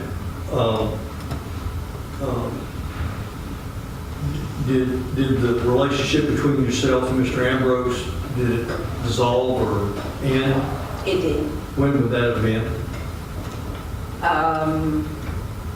I really can't tell you when it started to dissolve, but I know for sure when he moved out in March of 2020. Okay. He moved out in March of 2020, is that right? Correct.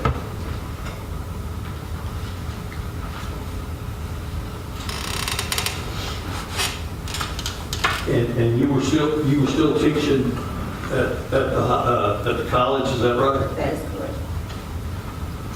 During this period of time, you say it was March of 2020 when Mr. Ambrose moved out. That is correct.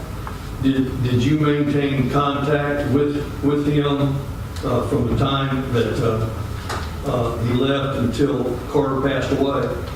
Contact as in regarding the child, yes. Was he paying child support? He was, we had an agreement before I actually initiated the court-ordered child support. All right. Now, during this particular period of time from after Mr. Ambrose left,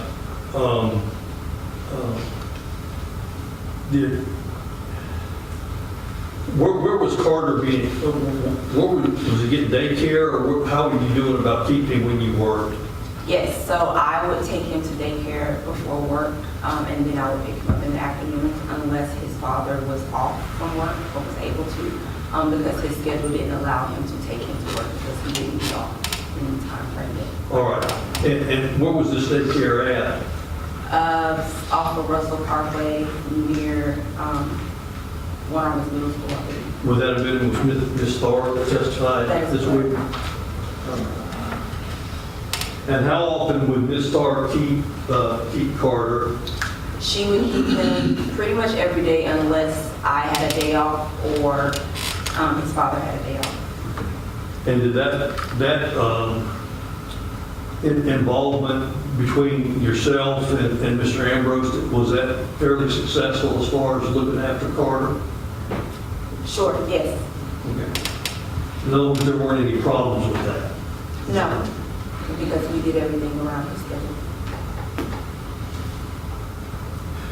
And the schedule that Mr. Ambrose worked with the fire department was, as he testified yesterday, 24 on, 48 at the top. And you recognize that he had a part-time job of some That's sort. correct.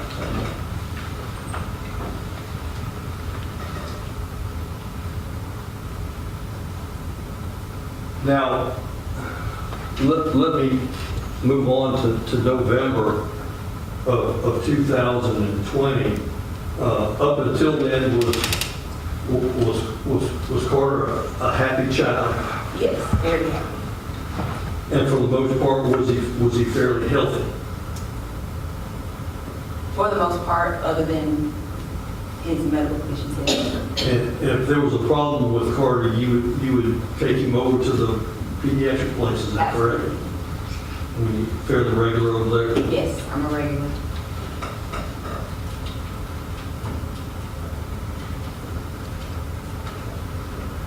Ms. Davis, I'm not going to, and you know, Mr. Dwayne may ask, but I'm not going to get into, we've all heard what happened on the 17th of November.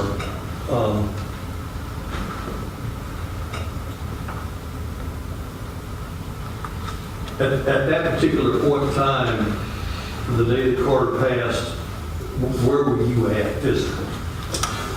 The day that he passed, I was at work Where? in Milledgeville, Georgia. And that was for one of the high schools up there, is that Correct, right? for Jones County High School.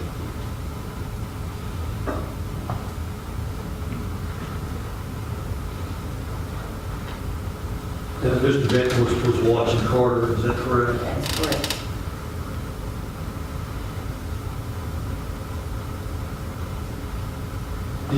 Did you, when you found out that Carter was in distress, where did you go to? Where did you rush to? I was on the phone with Mr. Benton, and he informed me that they were transporting him to the emergency room, so I met them at Peach County Medical Center. Now, the information that you provided to the sergeant in this matter, and also to Lieutenant Meadows, and we heard the videos. To your recollection, the way of thinking, is all that true and accurate to the best of your knowledge and belief? Yes.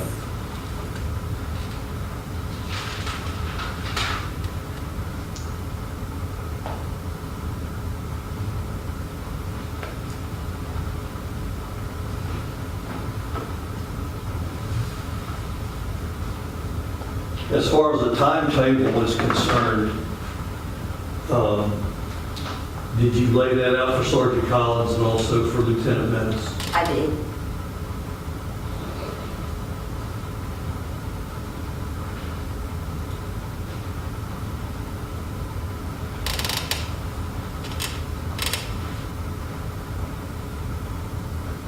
On the Monday night before Carter passed on Tuesday, did you contact his father, Mr. Ambrose, as to whether or not he could watch the child? I did.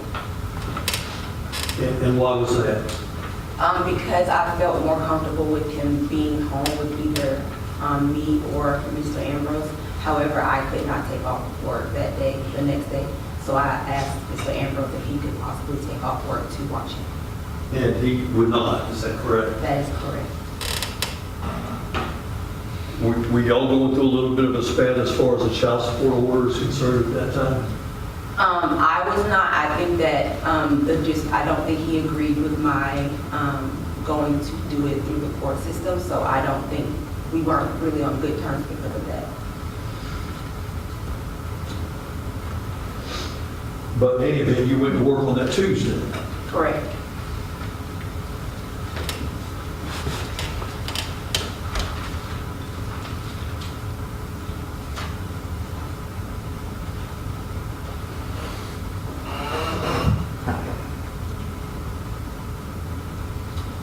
Ms. Davis, let me ask you this, as far as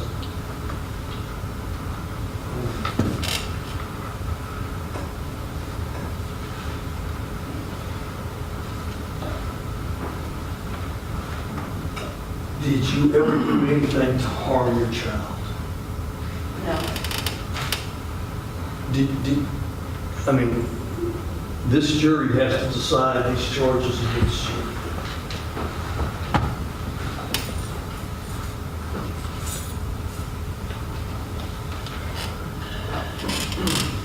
Was this child ever harmed or hurt or injured by you or in your presence? No.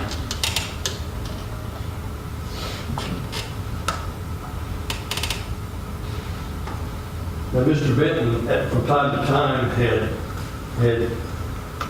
been at your place and looked after Karter, is that correct? That is correct.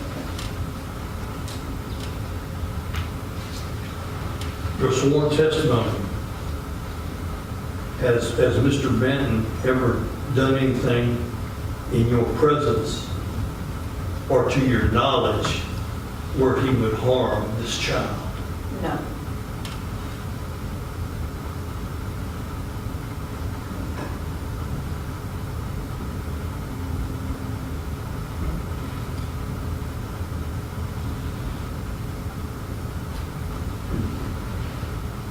Did you ever take any action to where as though you felt like you were being negligent in taking care of the needs of Karter? No.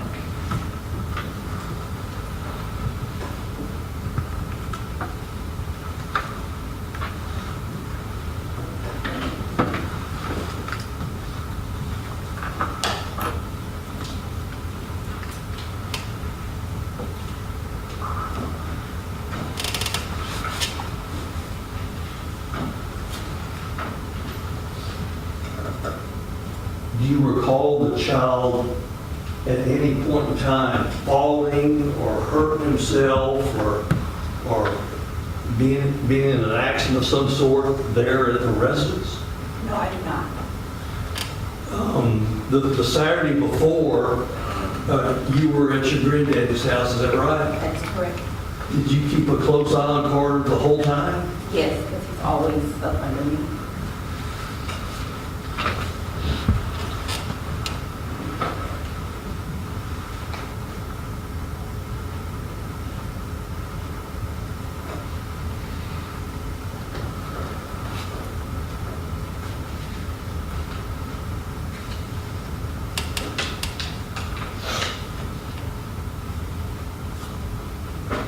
Ms. Davis, this happened almost 6 years ago, and do you still remember what happened during those days before? Vaguely. As you have explained once again, what happened then to Sergeant Collins and Lieutenant Meadows, do you stand by what you said? Absolutely. And also Marcus Jackson from DFAX was there, is that correct? That's correct.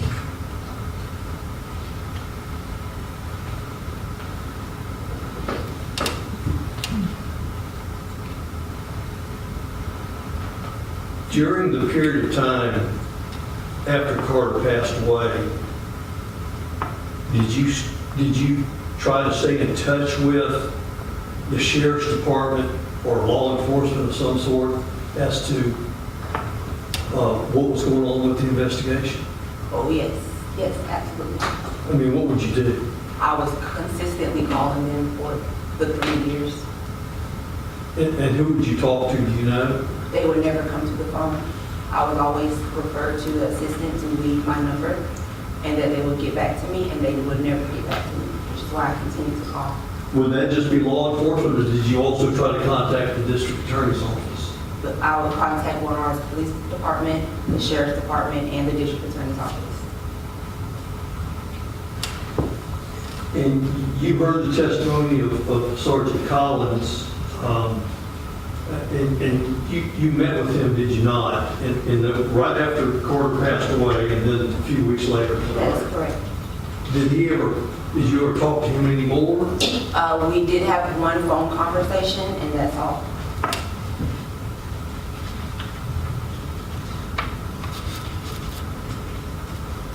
And what was the next time you heard from anybody from the sheriff's department?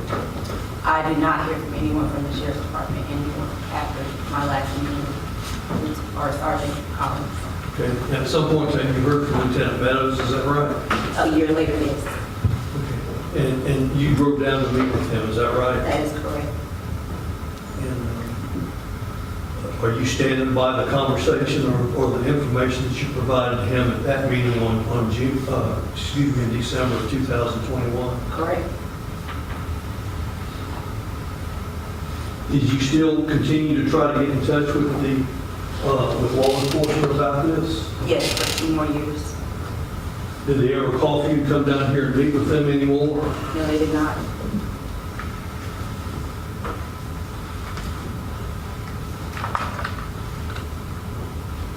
And the whole time you were teaching in Gwinnett County, is that right? That is correct.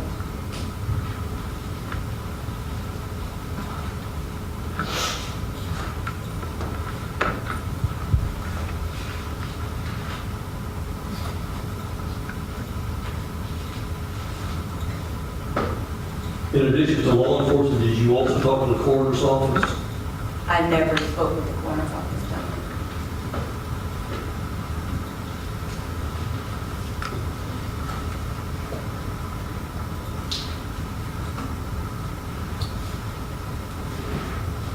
Ms. Davis, you're under oath. Once again, did you ever do anything to harm your child? No, Did you ever do anything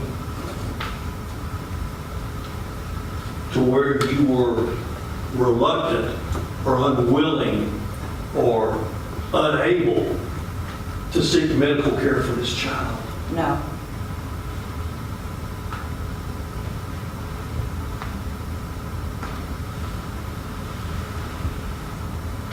Judge, that's all I have. Thank you, Ms. Davis. Mr. Joyner, you have some questions? It's up to you, counsel.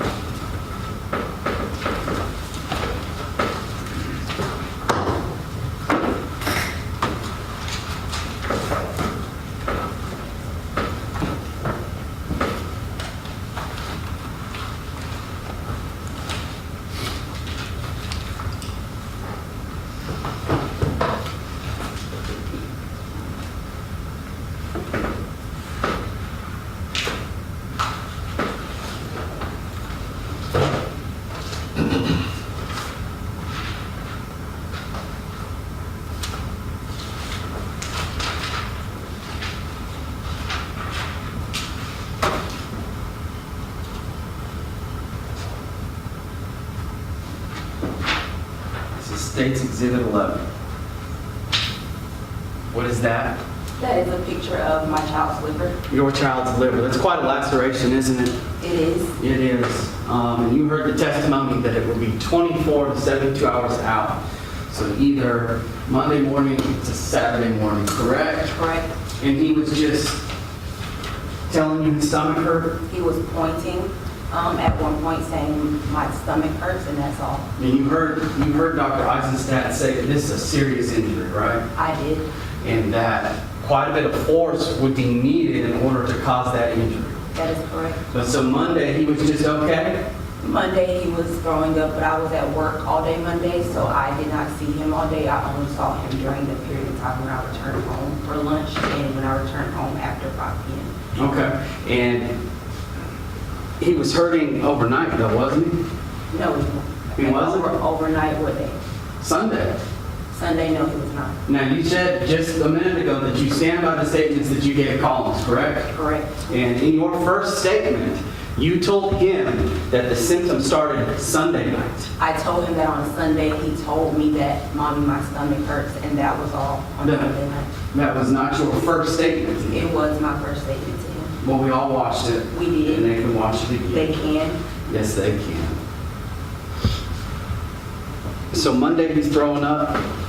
Is that right? Monday, when I got home from lunch, I suspected that what was on the floor was a puddle of juice. I did not suspect at that time that it was throw up until after he threw up with me after I returned home around 5 p.m. But you didn't take his calls for help seriously, did you? I did take it as seriously as I could from what I was presented and what he was showing me.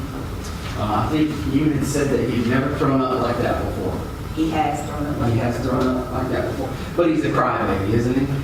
He's a crybaby in the sense of he would tell me or he would cry if something was seriously injured or seriously wrong with him. He would tell you something seriously wrong with him? He would be crying, and he would notify me that something was wrong with him. Is it? Pointing or making, like I testified, or like I said, he wasn't at a point where he could say full sentences yet. So it would be fragments of this, mommy this, mommy that. Well, is a 2-inch laceration to a 2-year-old's liver serious? Yes, It's very serious. That's why he died, right? correct. But he didn't say, point, he wasn't crying, just, it wasn't really alarming to you, was it? He was not crying, he was not crouching over, he was not holding his stomach, he was not doing anything except for saying, mommy, stomach hurt, and vomiting juice. And you expect the jury to believe that a 2-year-old crybaby, who you said cried over everything, who had a 2-inch laceration of his liver, wasn't really crying? I expect him to believe what I saw and what I presented. When did you break up with Kiyon? Me and Kiyon ended our relationship around February of 2021 Why? because Because why? he did, we just broke up. That was our first time dating. And 2, all of this was going on, so it was really a lot for me to even try to be in a relationship with anyone or focus on anything other than my child, and in this case. And you knew him, right? Correct? And you repeatedly denied that he would have done anything to your child. That is correct. But you denied that you did anything to your child. Absolutely. And the time frame, as we've all heard, is that you and Kiyon were the only people who had access to him. During Sunday to Monday. Right. Correct? Right. Other than the Saturday that you were at your father's house, right? Right, yes. Okay, but he was fine that day. He was running around. And then Sunday is when he's not feeling well? Sunday night is when he first mentioned, mommy, my stomach hurts. Okay.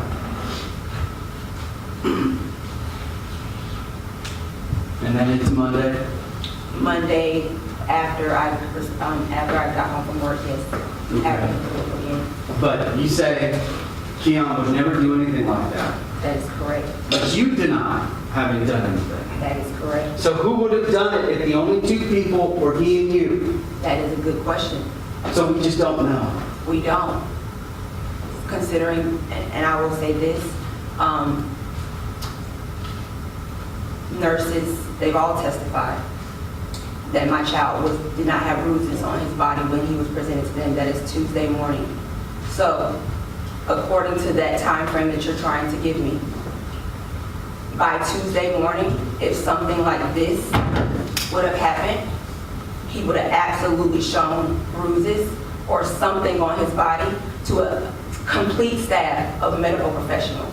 And every one of them got on the stand and testified that they saw nothing. So I also did not see anything to a point where I thought that I needed to rush my child to an emergency room after hours, after everyone was already off. I did not get home from work until 5 o'clock. That is after hours. I would have had to make an after hours appointment. I did not choose to do so because that was the first time that my child had grown up in my presence. And I believed that keeping him home would have sufficed for enough time for us to be able to monitor him and then decide from there what we needed to do. So you said you didn't see anything. I did not see anything. Right. At some point you said you gave him a bath and he complained his balls hurt.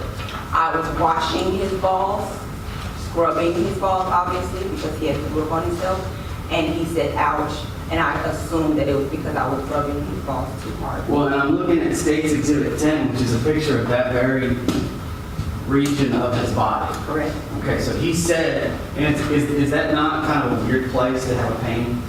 Not while I'm rubbing it, no. Okay, so you never saw the injury, I never saw the him. injury. had no idea. I never saw the injury.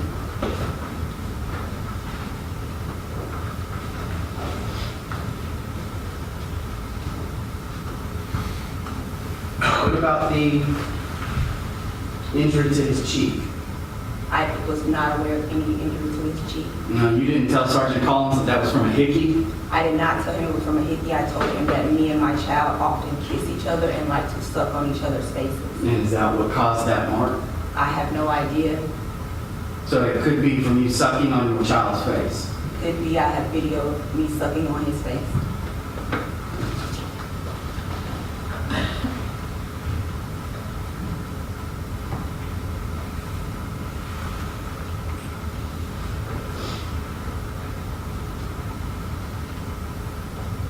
Now, it's your testimony that you and Kadeen moved to that Lakeview Road apartment so you could have easy access to the pediatrics office, right?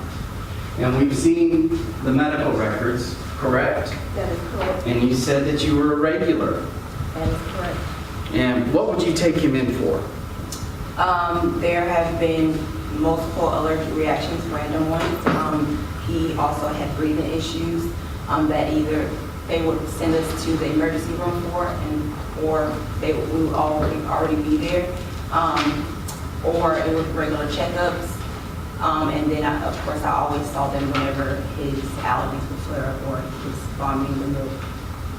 And you didn't have any problem taking him right away, right? I didn't take him right away then either Okay. You never took him right away? to the doctor. Yeah, I mean, if you had a problem, you just took him to the doctor, right? No, you have to make an appointment. Okay. You have to make an appointment? That is correct. Okay, well, obviously you have to make an appointment. That's obvious. Would you make an appointment once you saw his symptoms? I would make an appointment once I monitor his symptoms. Once you monitor his symptoms? Yes. Like you monitor his throwing up? From 5 p.m. until the morning that he passed. Were you monitoring the symptoms when he threw up in his sleep? I was sleeping, so no, until I went into the room. That was my intent to get up in the morning. I set my alarm to get up in the middle of the night to go and check on him. But you were aware that he threw up while he In was his bed. asleep? Correct. And that wasn't alarming?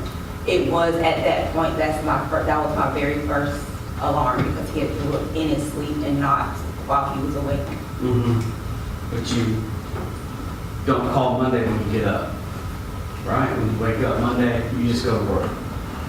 Why would I need to call anyone on Monday? I don't know. Would you potentially, you just said it was alarming that he threw up in his sleep. That was Monday night. Okay. And then he threw up again Monday, correct? So Monday he throws up in his sleep, which you say is alarming. Would you go to work? Monday at 3, that will be Tuesday now at Okay, 3 a.m. Tuesday? See, I'm still hung up on the fact that you told Collins that these symptoms started Sunday. I in your told first day. Collins that he first mentioned that his stomach was hurting on Sunday. On Monday is when I went to work. He was at home. And when I came home from lunch, he was sleeping, and there was juice on my floor. And what I presented was juice because the sippy cup was sitting right beside it, tipped over. Right, but I guess my point is that on the first interview that you gave Collins, you told him that the kid was throwing up, Karter was throwing up Sunday. It wasn't until a month later, a couple weeks later, that you told him, oh, now it's Monday. I did not, and also, I spoke with Mr. Collins the first time, the day after my child had died. So I was completely discombobulated that day. Okay.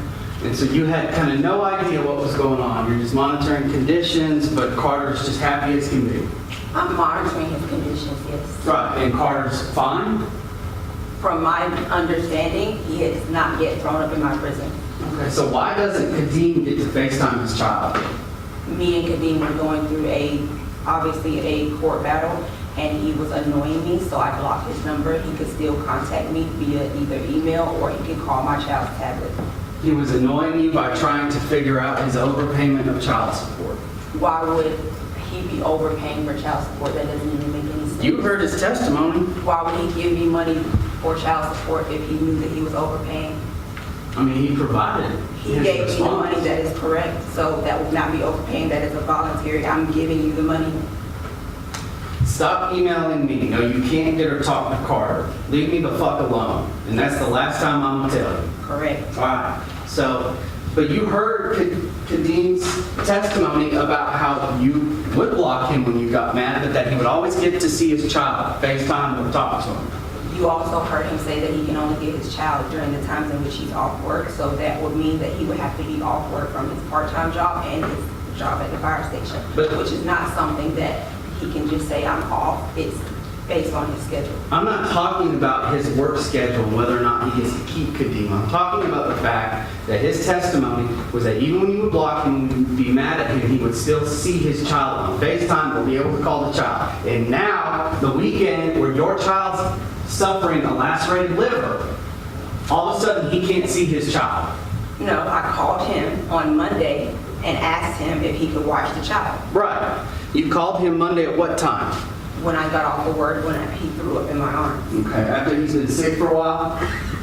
I saw him throw up for the first time that moment. You saw him throw up for the first time at that moment when he was in your arms? Correct, he threw up with me. Okay. And that was when or where? Monday in the kitchen, Monday in the kitchen. after I got off from work. Okay, so we had the red flag in the middle of the night. Was that, That was after. that was after? Okay. Correct. All right, so you called Kadeem and said, come get him. I called Kadeem and asked him if he could take off of work to watch him that whole day and monitor him. Yes. And then after the fact, you blamed him for this, right? No, Yeah. You didn't say if he had just come get him, none of this would happen? I do not recall saying that. You don't recall saying that, but you heard Kadeem say that. That may be his feelings. I have nothing to do with that. What do you mean you have nothing to do with that? It's a conversation between you and him. No, it's a conversation between you and him and his own thoughts that has nothing to do with me. So Kadeem's just making stuff up. What would he be making up? He said out of his mouth, if he would have gotten the child, it probably would have happened. I had no control over that. All I could do was pick up the phone and ask my child's father, can you watch your child? And considering that you had just been calling me for 2 days, asking me if you could see the child, I would suspect that you would assuredly want to watch the child, especially knowing that he was sick. But he told me no. Or none of this would have happened meant that the finger would have been pointed at him. No, I don't know what you're referring to. Right. Why would I tell him that? He's my child's father. He's never. Why would you tell him what? Why would I tell him that if none of this would have ever happened if he had been watching my child? Well, if the child died on his watch, we point the finger at him. We didn't know that the child was injured at the time. You didn't know? No, No. Just all this throw up, my tummy hurts. correct.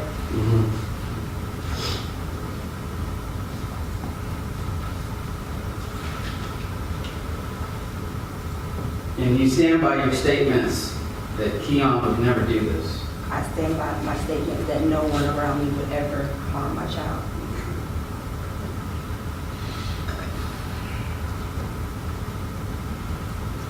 So if Monday he's throwing up, why didn't you just make an appointment for him then? I asked for my child's father, who is an EMT and a firefighter, to watch his sick child. He is fully medically trained to watch his own child. He is medically trained to take care of anyone who is in an emergency situation. So yes, I went to him first before I took him to the doctor. Well, you didn't take him to the doctor. Correct, I did not have time. He passed away at 8:40 or 9:30 that next morning. Right, well, but he was sick in the morning, wasn't he? I went to work that morning. Right, and that's I my point. FaceTimed him, and I told Kiyon to rush him to the doctor's office, which was next door. So after you couldn't pawn him off to Kiyon, or to Kadeem, you wanted to leave him with Kiyon. Don't pawn him off to his own father? How is that? His injured child, yes. Yes, At so the you just time, go to he work. was injured. At the time, the only thing that he was presenting to us was throw up. Throw up in his stomach hurt really bad. Not really bad, mommy, my stomach hurts. Not really bad, a 2-inch lacerated liver, but he's telling you his stomach just hurts. It's not really bad. He's not crying, nothing. He is not crying. I work with children. I would have suspected someone of this magnitude to be crouching over, to be holding his stomach, to be indicating something of pain. I think we all would.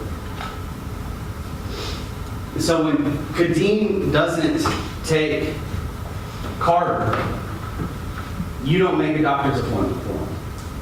It's at this point around 7 o'clock, and after hours is what you would have to do in order to get an appointment. You would have to call the number, and if you get an appointment, they will then tell you that you can come in at a certain time the next day. Mhm. So there is no instance where he would have been able to see any medical professional unless I called 911 that day.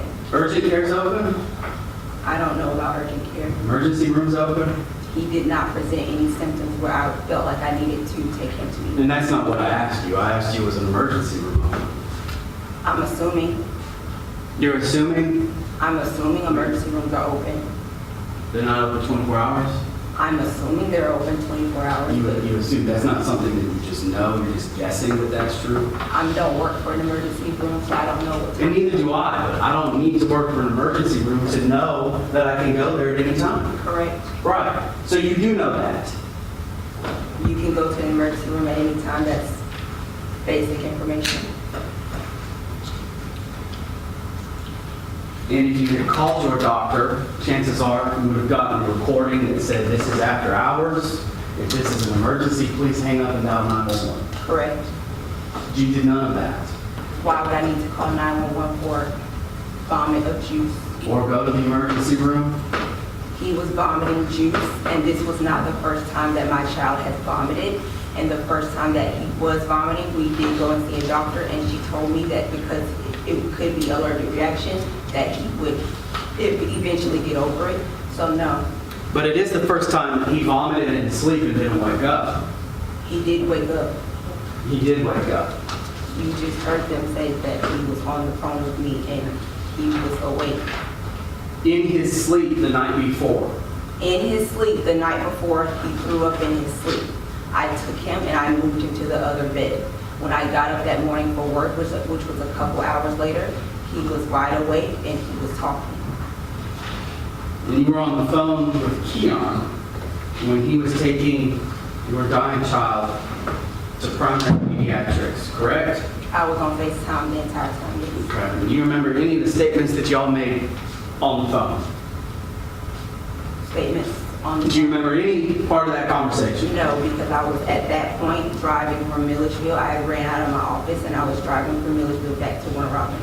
So you don't recall if Kiyon said to you, man, I should have brought him in last night when you told me to? No, Why would you have told him to take Karter? that's a very good question because why would I tell him to take him? Right, well, I mean, you did tell him to take him I Tuesday did not morning. tell him to take him. On Tuesday morning, You did. why wouldn't I tell him? He's the only one with him. He said, don't worry about that right now, just get here. Do you recall that? I do not.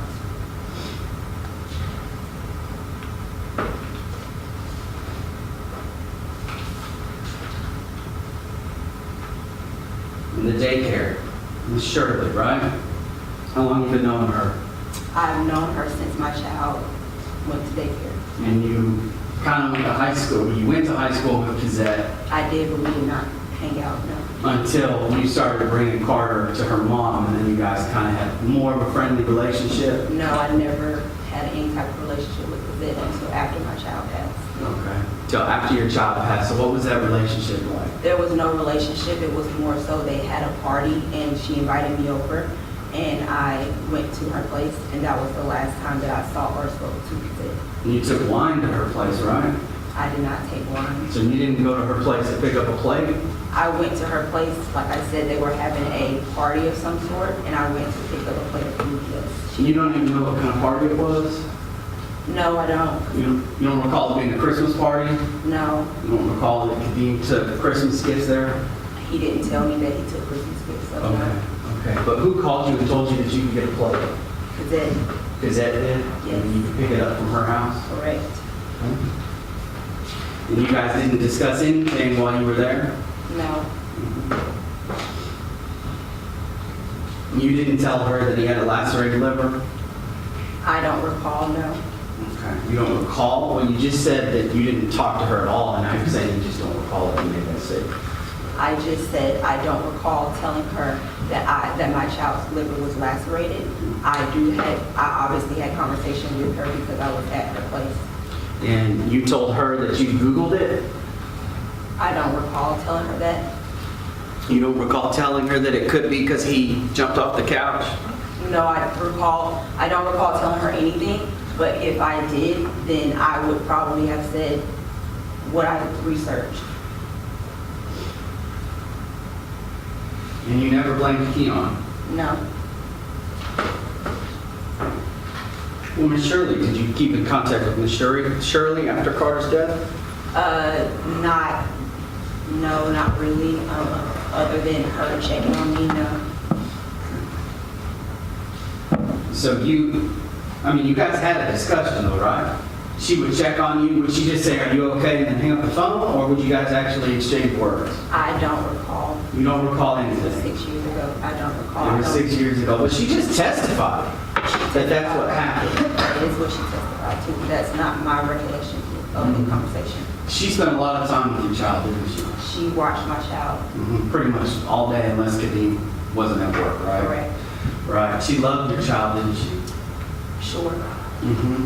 And she made, what was it, a pillow with his picture on it? She did. And at his viewing, he had some kind of vehicle in his hands, didn't he? She did. And that was her vehicle, Miss Shirley's, right? I'm not sure. You're not sure, and you didn't give it back to her?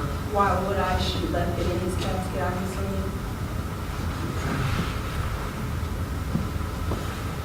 But you guys would never discuss anything after this? About Carter? No, I did not. Okay, so you never told her that he fell off and hit his head on the bed? No.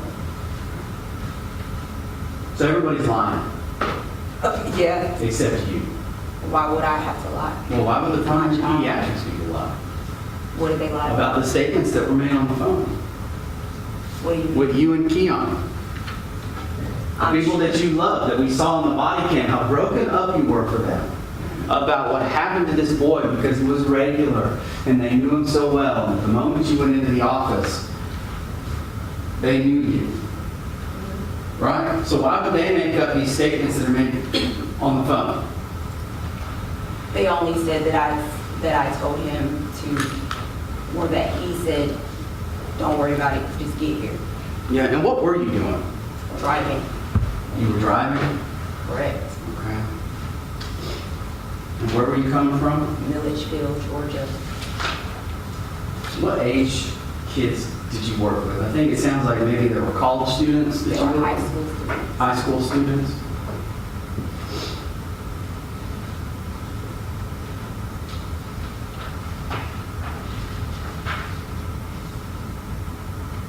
But you don't really know anything about the statements on the phone.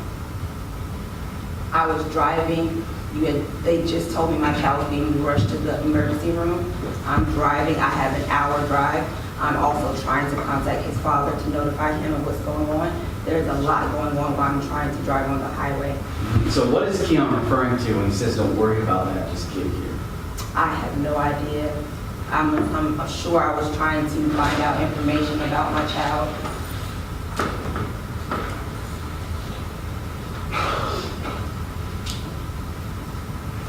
Did you talk about this afterwards with Kadeem? Talk about what? Talk about anything? I had multiple conversations with his father. And was there any conversation about the lacerated liver and him and Kiyon? And if you ever found out about something?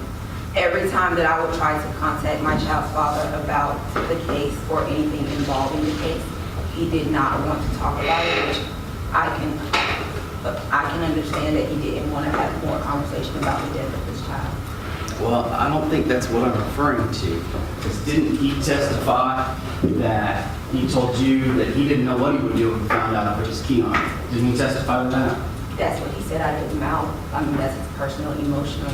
So he's lying too, or what? Lying about what? That's his personal, emotional feelings. He doesn't know what he would do if he found out someone else did something to his child that has nothing to do with me. Yeah, I'm referring specifically to the statement of that he made to you.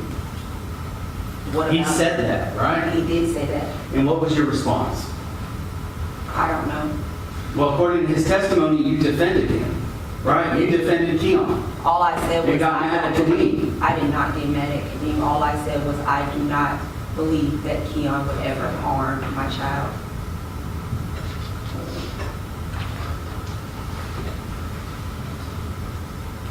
And so we know that Karter had his own bedroom in your apartment, correct? Correct. Okay. And that there was kind of this battle between keeping him in his own bedroom. Not a battle, he was sleep trained. He was sleep training, Yes, so I was training him to sleep in his own bed. but he would come and knock on your door or try to find you. Obviously, he would get up in the middle of the night and try to come back and sleep in my bed, yes. Okay. He would. What about if you and Kiyon were in the bedroom with the door closed? We wouldn't be in the bedroom with the door closed. Well, what about, where would you guys smoke marijuana? We did not smoke marijuana in my house. He would smoke outside or on the patio. He would smoke outside on the patio? On the patio. So you never had anything to do with any of that? I never had anything to do with any of that.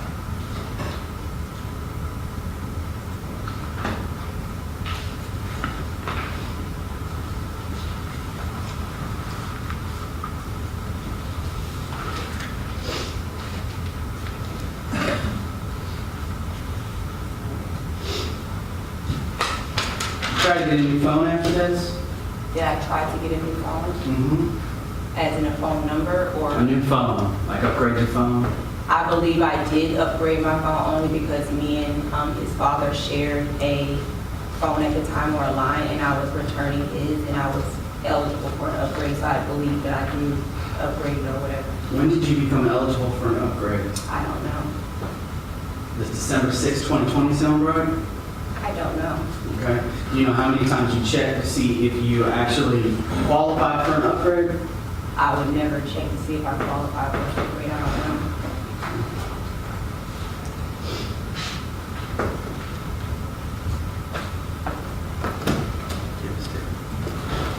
I got it.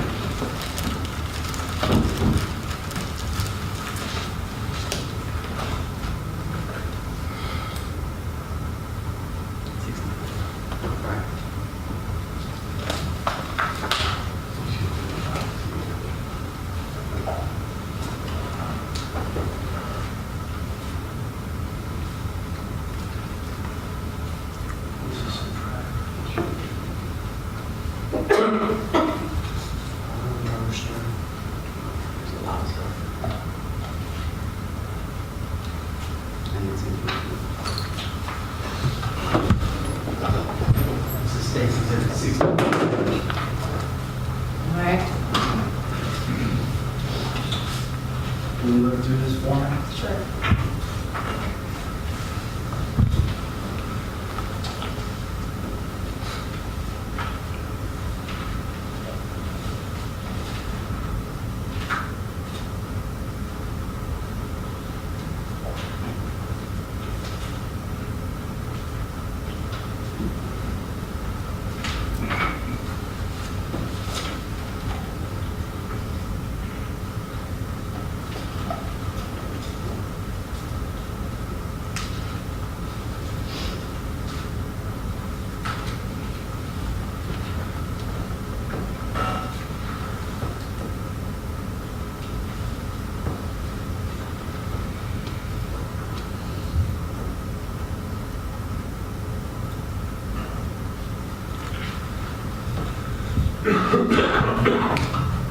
Do you have any idea what that is? Those are records of an eligibility check from, I guess, my account. From your account? And there were a lot of pages, weren't there? They are Okay, what were the dates? from November until, I believe it was January, I don't know, Until December? or- December, January. I didn't necessarily look at the last date. That's quite a few pages, isn't it? Of eligibility request for upgrade on my cell phone. Mm-hmm. Or Okay. A lot of them came right after this incident happened, didn't it? sure. But I mean, I work in tech, so me upgrading my phone had no bearing on anything because everything would then be transferred over to my new phone. Why did you tell Kiyon to give him a breathing treatment that morning? Because Kianna had mentioned that he didn't think that he was breathing correctly. So I immediately said, well, I asked him to lift up his shirt so that I can see if he was retracting a little bit. I did not notice him retracting, but because he stated that he thought that he was breathing oddly, I told him to give him a breathing treatment anyway. And you knew the signs and symptoms, right? Yes, which is why I asked him to lift up his shirt. And you didn't see anything? No, But you said give him a breathing treatment anyway. correct.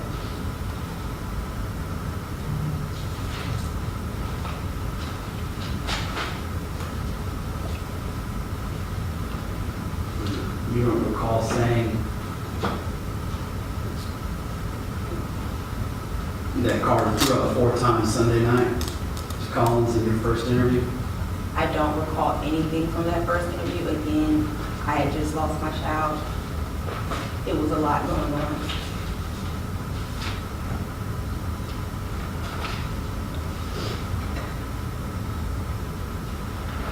How many times did he tell you his stomach hurt? I don't know.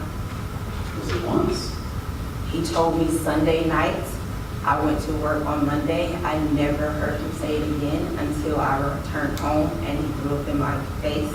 And then he said, Mommy, my stomach hurts. Did you give him a bath after that happened, or did you give him the bath prior to being in the kitchen? I gave him a bath when I got home because I noticed that he had juice all on his shirt. But it wasn't juice, was it? It was juice. It was juice? It was juice. What was on the carpet? Juice. Juice was on the carpet? Juice. Okay. But you said that you kind of deduced that it was throw up at some point in your statements to law enforcement, right? Throw up in my mind is throw up, which it should contain food, some sort of consistency, chunkiness, something. This was not that. This looked like water mixed with juice. So, then why did you tell law enforcement that you kind of figured out later, once he threw up in the kitchen, that you figured out it was throw up? I said, because when he threw up with me in the kitchen, he also vomited the juice and clear fluid. So I then immediately said that must have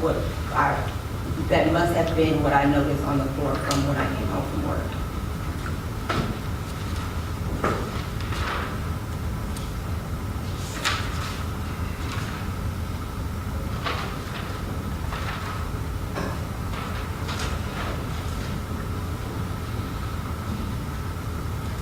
And you said that there was something I would tell you to law enforcement once they told you about the injuries, right? Of course. So there's nothing. I did not witness any type of anything, no. And there was no evidence of any bruising or anything on his body to me, nor was there any evidence of any bruising on his body to the medical staff who saw him that Tuesday morning. But Carter didn't run to you and point at Kiyon and No. say he hit me. No. And he never knew that, right? He never said anyone hit him, but if anyone did hit him, he would point to whoever. I would ask who did it, as I would refer to my child, and he would point and tell me who he thought would do anything. Right, like if he got hit at daycare or something like that. If he got hit at daycare, I wouldn't have known unless Ms. Stark told me. But you said if anything would happen, Carter, who was a crybaby in your words, would come to you and point at what happened. Carter's always the last one to be picked up from daycare because I am the latest parent to pick him up. So whenever I pick him up from daycare, he is typically the only child there. So there will be no one to point to. Okay, then why did you tell police that? Why did you tell police that if someone hit Carter, that he would tell you? Because he would. But he didn't do that with Kiyon. So that obviously means no one hit him. Nothing further, Judge. Thank you. I have nothing else, Connor. You can go. Step down, ma'am. Ms. Davis, come back. Do you have any other evidence to present, Mr. Greer? No, ma'am. All right, the defense rests. Does the state have a vote? No, Your Honor. All right, ladies and gentlemen, we have some stuff we have to do outside your presence, and it's time for lunch. So we're gonna give you, I'm gonna give you a little longer lunch break today so that we can take care of what we need to do, get some lunch, and then we will resume at 1:45. And we'll hear the closing arguments from both sides, and then I will give you the law that applies to this case, and then we will begin deliberation. The evidence is closed. It is still, however, improper for you to discuss this case with each other or anyone else.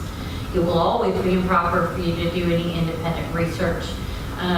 So leave your notepads in the jury room, grab some lunch. I'll see you back at 1:45. You may be excused with the bail.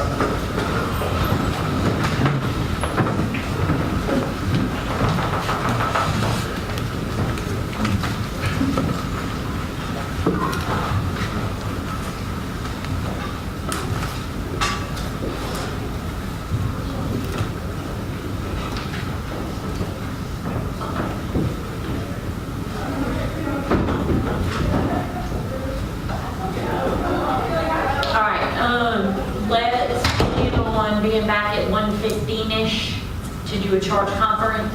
I think you guys both have the version, which I've already taken some stuff out because you didn't call some witnesses, so I thought you might, and so forth. But that'll give us a starting place, and we'll do a charge conference at 1:15. Mr. Dwayne, are you going to open and close? Probably. Okay. So we'll do that, and then we'll do the closing arguments and charge. Okay? 1:15 for you guys, 1:45 for the jury. We'll stand and recess.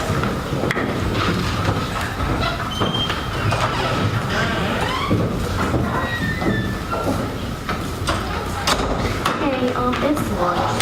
Can I stop the stream and let the DJ charge up a little bit?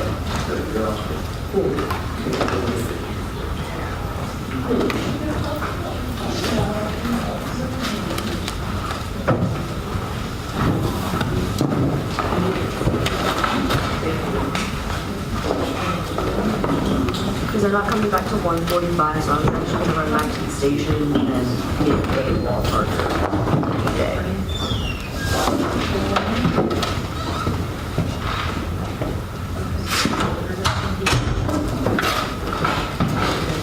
See a little bit.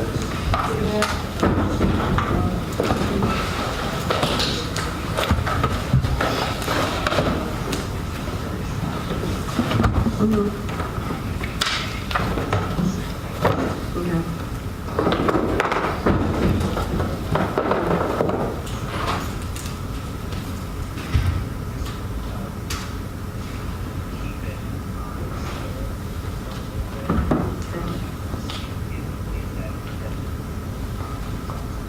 Okay, because even the backup battery that Colin gave me is already down to 1. It's at 18. 1:45, they're going to come back in, they're going to do closing statements and then charges.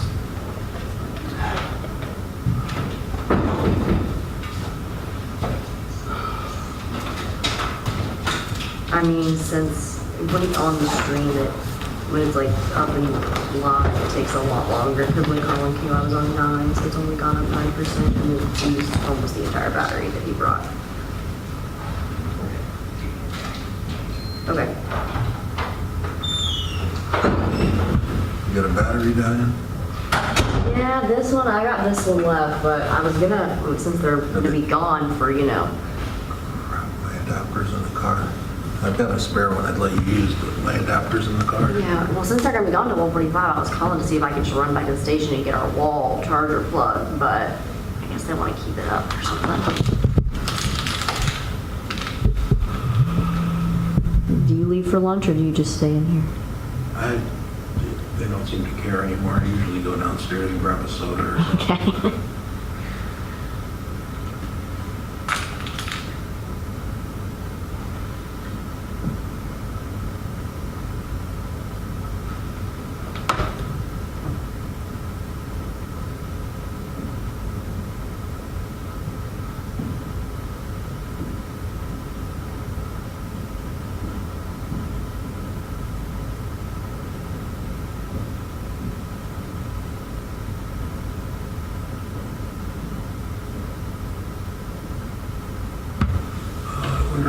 she'll let the jury go. I wonder if she's going to let the jury deliberate late into the night or... In my experience with the Houston County court cases, once the charges, if it's past 4, they'll send them home, just have them come back tomorrow. They don't ever really keep them past 5, I feel like. This ever. judge I found is a little different. Okay. Is she going to let the jury go late deliberating, you think? Oh, yeah. If she will, If they want to? Yeah. Yep. So we could be here till 9 or 10 tonight. You Oh, never yeah. know. I guess it's good for the court staff. You guys, somebody gets overtime, right? She adjourned? Huh? She adjourned? Yeah, she said we're gonna come back early, so we gotta be back at, Justin will have to be back in here at 1:15. Oh, okay. And then she's gonna do it. So she'll only need 30 minutes?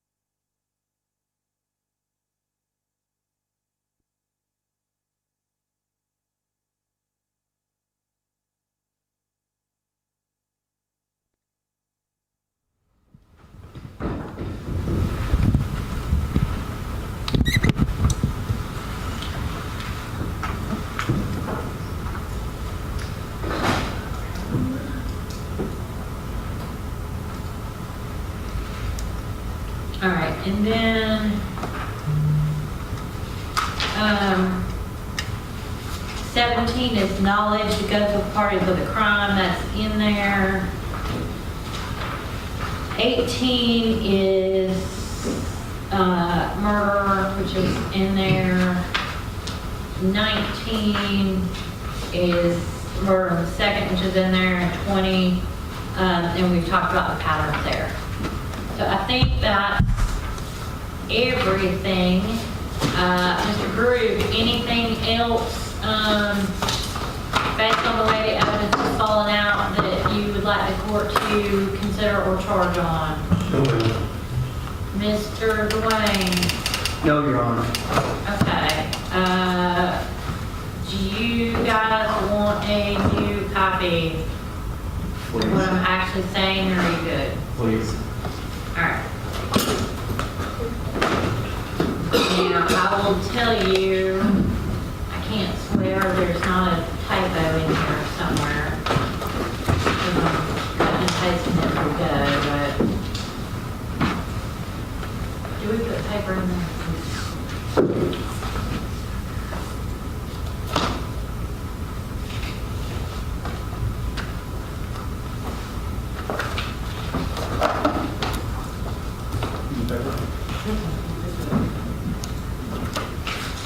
Let's see if that works.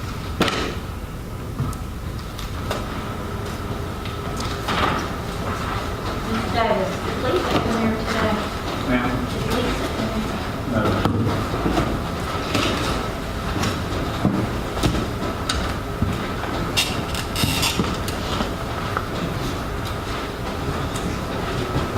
I can go check. She was all. Will you ask Amy to e-file this? Tell her. Thank you.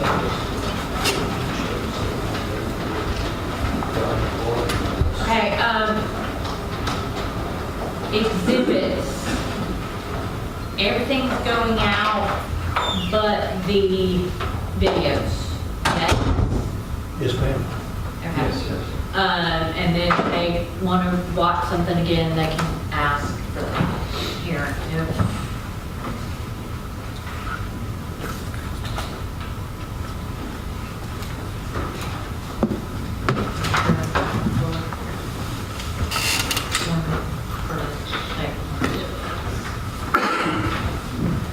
Okay, anything else before we bring the jury in for closing arguments? No, Your Honor.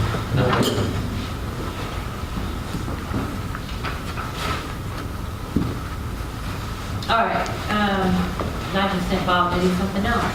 So it's not something you blame in the jury collection.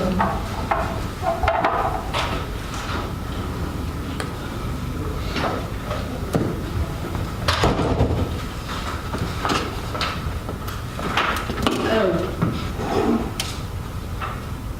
We need an indictment. I guess we can send this one out. They know he's charged. Hold on 1 second. In the verdict form, do we have a verdict form? Yeah, I'll print the verdict form. I didn't, but I'll print it. I don't have any problem with that. Okay, does anybody care that both names are on it, or is there any reason? No. All right. It's not been signed or anything, I don't guess. No, it's just a not guilty, it's by both of them. Yeah, I mean, I'll try it. Okay, no.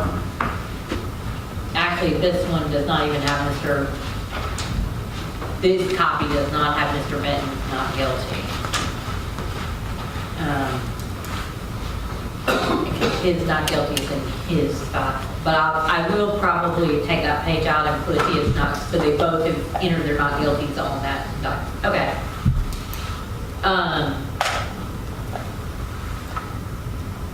Now I can bring him in. All right, we're good. Should have got all my ducks.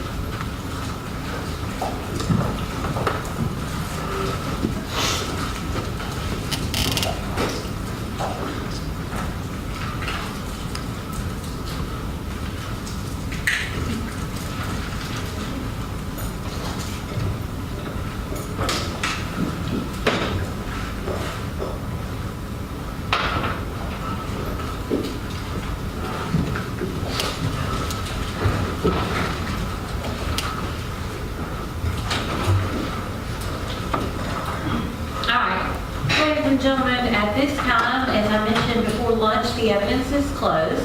You're going to hear the closing arguments from the lawyers because the state has a burden of proof. They'll open. The defense attorney will then make their remarks, and the state will have the opportunity to address you a second time. And then I'll give you the law that applies to this case. Okay? Mr. Dwayne, never keep. Thank you, Judge.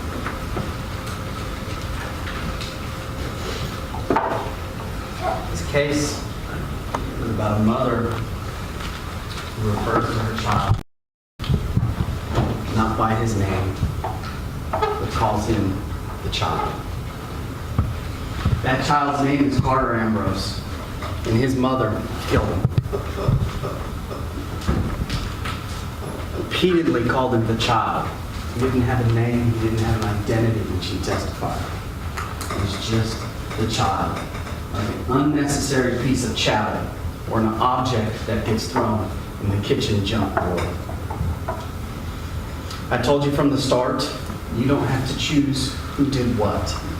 They are each party to the crime of each other. They are parties to each other's crimes. And there is no doubt that 2-year-old Karter was murdered. He was murdered by the 2 people who were supposed to care for him. Now, I get 2 opportunities to talk to you. So I get this opportunity, and then the defense is going to get to talk to you, and then I get to come back. At this point, I kind of want to walk you through the indictment because there's a lot going on, so I want to take it charge by charge.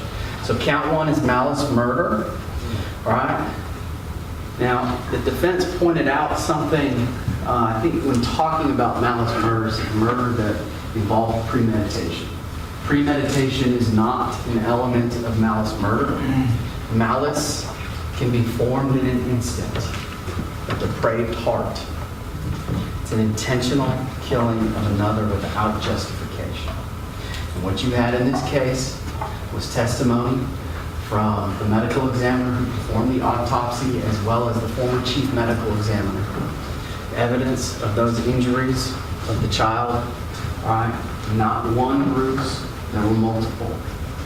Multiple injuries to his abdomen, he had hemorrhage in his brain, he had an injury to his groin area, his scrotum, both external and internal. All right? These repeated strikes are malice. That is what malice is. They are repeated, they are intentional, and on a 2-year-old child, they are 100% a depraved heart.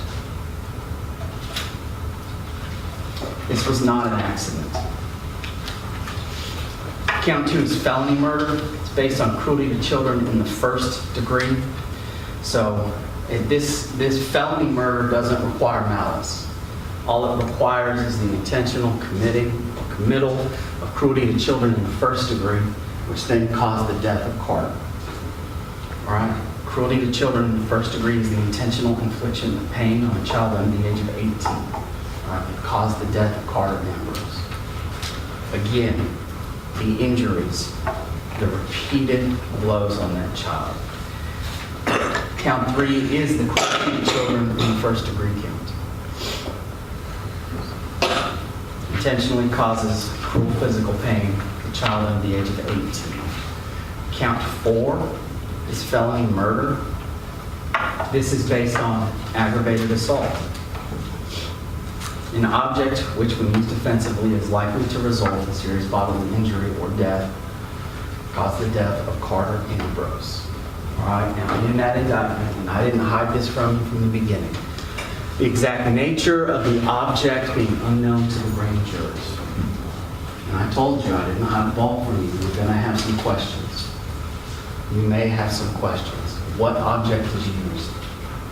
All right, all it has to be is an object, and you look at the nature of the object, how it was used, whether it's a baseball bat or a fist, all right, likely to result in serious bodily injury or death.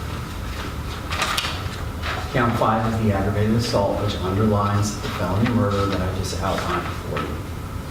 Count 6 is murder in the 2nd degree. Murder in the second degree is based on a negligence theory. Again, malice is not required. The only count that malice is required is the malice murder. Murder 2 does not. It operates differently. It's a negligence standard. Right? So here, the negligence caused cruel and excessive physical pain to Karter when he has a lacerated liver and has been sick all weekend and nobody gets him medical attention. That is the negligence. He should have gone to the doctor before Tuesday. And cruelty to children in the second degree.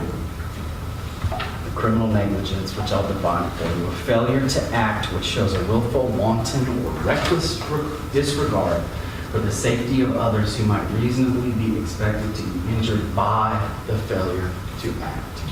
As the moments, as the hours ticked by, Karter slowly died. So remember the timeline. His time of death was November 17th, 2020. It was in the mid-morning. Time of injury was 24 hours before he died. So that was Monday morning. All the way up to 72 hours after that, which was Saturday morning. If you remember the timeline. Sunday was when Karter was not fine. There's a couple other things I want to point out legally for you. One is the statute of limitations. So there's dates in the indictment, and they don't actually mean a whole lot. All the state has to do is prove to you that this crime was committed on a day within the statute of limitations. So it's easy on murder because there isn't one. All right. As it relates to the felonies, so you've got the aggravated assault, cruelty to children, second degree, all right, and a couple of the other ones. It's a 4-year statute of limitations. All right, so this happened November 17th. The indictment was towards the end of 2023. So it was November 17th, 2020. Indictment was in 2023. On my count, we're 3 years, not 4 years. And remember, prosecution doesn't commence at the start of trial. It commences at the time of indictment. So this indictment, regardless of the time frame complaining, was returned timely. Other issue that I want to point out, and I don't know, it really hasn't come up at this point or not, but the judge is going to read a bunch of the law to you, and in that is venue. You have to try a case, you have to, where the crime was committed, usually. So in this case, the injury was inflicted in the apartment in Houston County. You were wondering why we kept asking, is that in Houston County? Because that is an element of the crime that the state has to prove. All right, this apartment complex is in Houston County. That is where Karter was from Saturday evening all the way until he was rushed to the hospital. During that whole time frame, it's all in Houston County. So I don't want you to get caught up by that.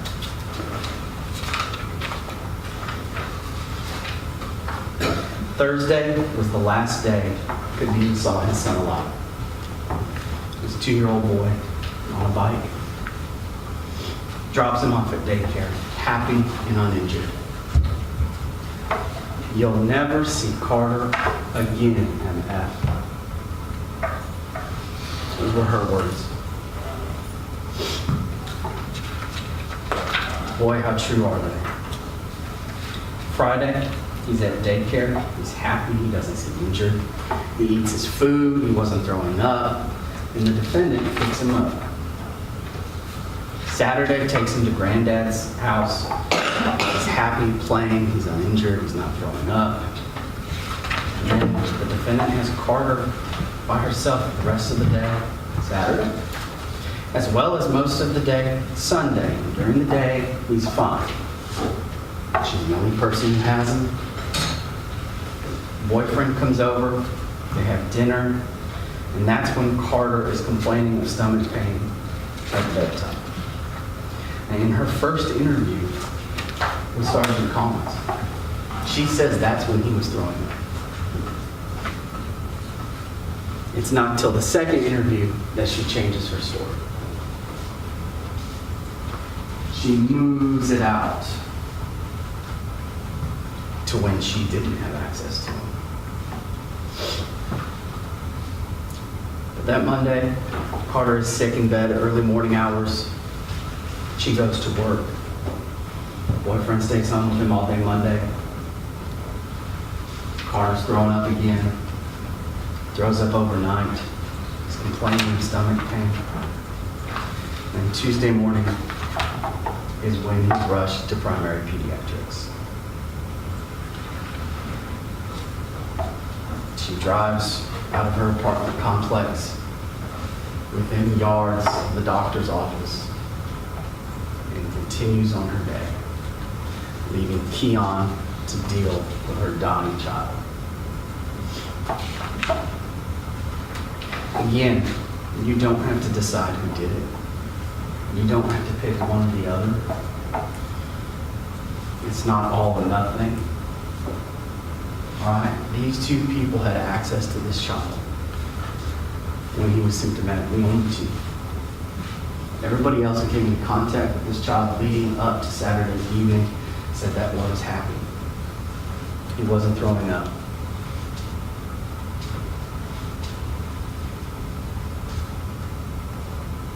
Karter never said, never told the defendant that Kianna Davis.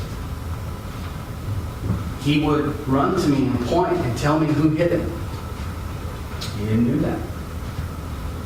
He didn't do that. And she doesn't know what's going on. They know nothing about anything.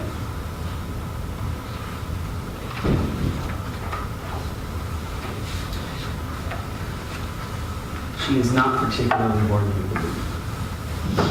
She changes her story. After the fact, she's making up reasons for how it happened. She's bringing up that he fell, maybe off the couch or the bed, fell in the bed, rolled back and hit his head. She's asking about CPR when Lieutenant Meadows was talking to her. There's a lot to do about asthma, underlying conditions. He was sickly. You heard those medical examiners. There was no underlying disease. His lungs looked fine. What he had was a 2-inch tear of his liver brought on by blunt force in the back.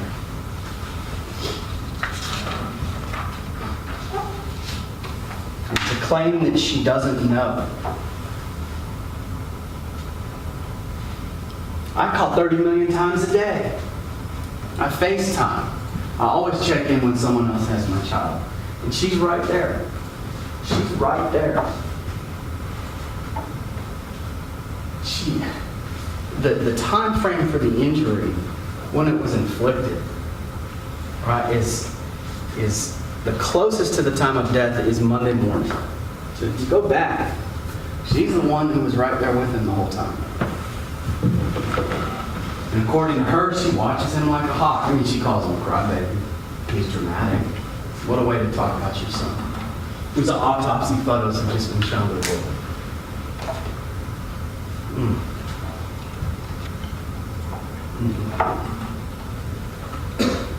You'll never see Karter again. And then, once the injury's been inflicted, she calls Kadeem. Because he's EMS.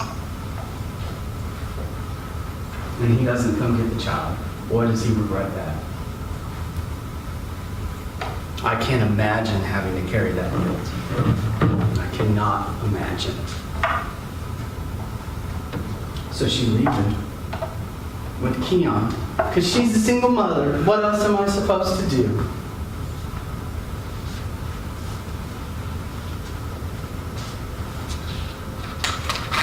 Lets him deal with the problem.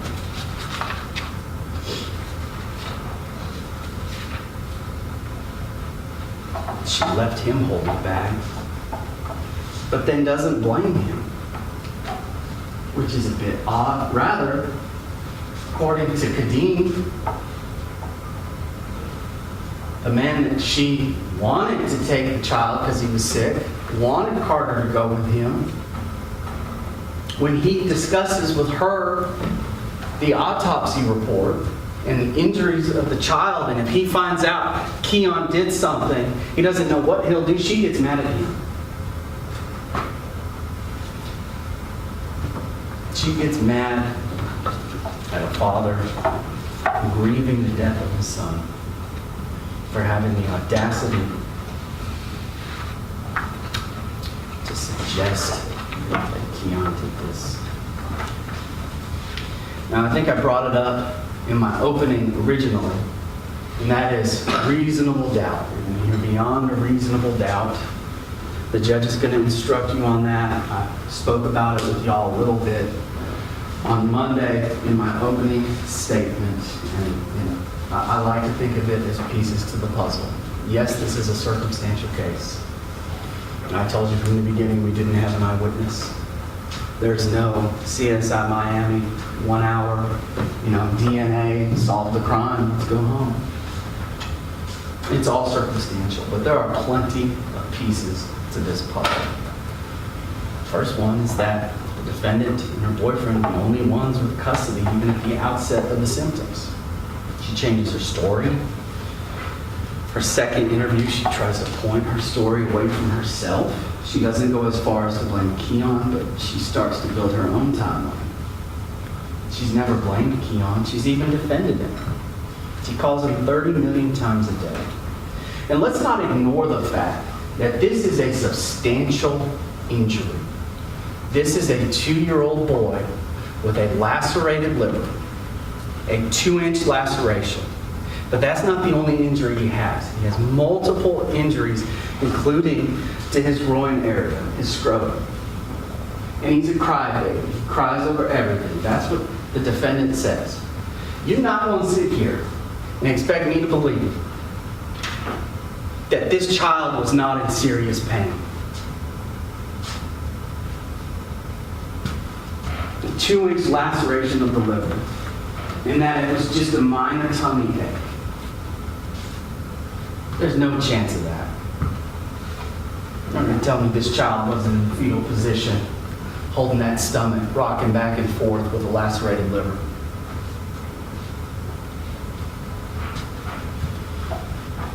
And that's why Kadeem couldn't see his child. That's why he couldn't FaceTime or talk to that boy. Because remember, she's mad, she blocks him. He said it happens sometimes, but she's never refused him access to the child until the weekend his liver is lacerated.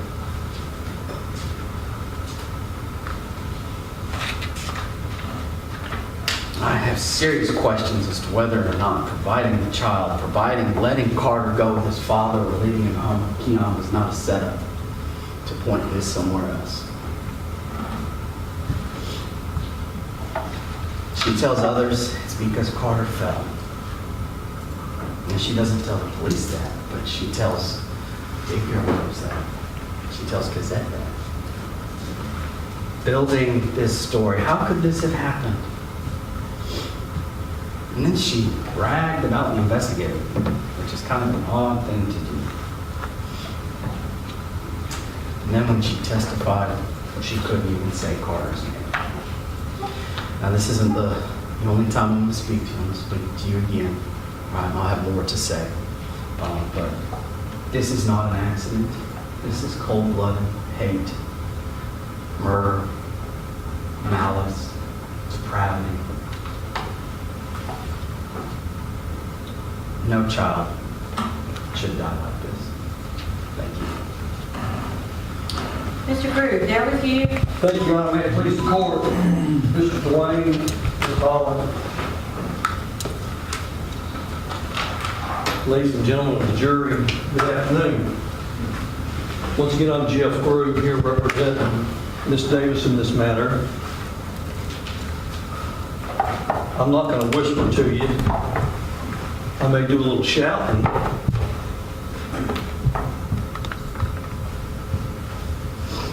But I want everyone to hear what I have to say about this. Okay? First of all, Ms. Davis thanks you for your service.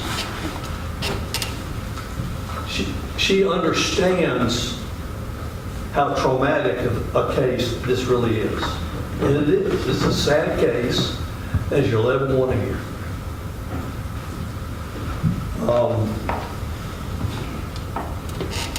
I'm going to talk to you for a bit, and Mr. Dwayne can come back up, and I don't have a chance to say anything else too. This is it for me.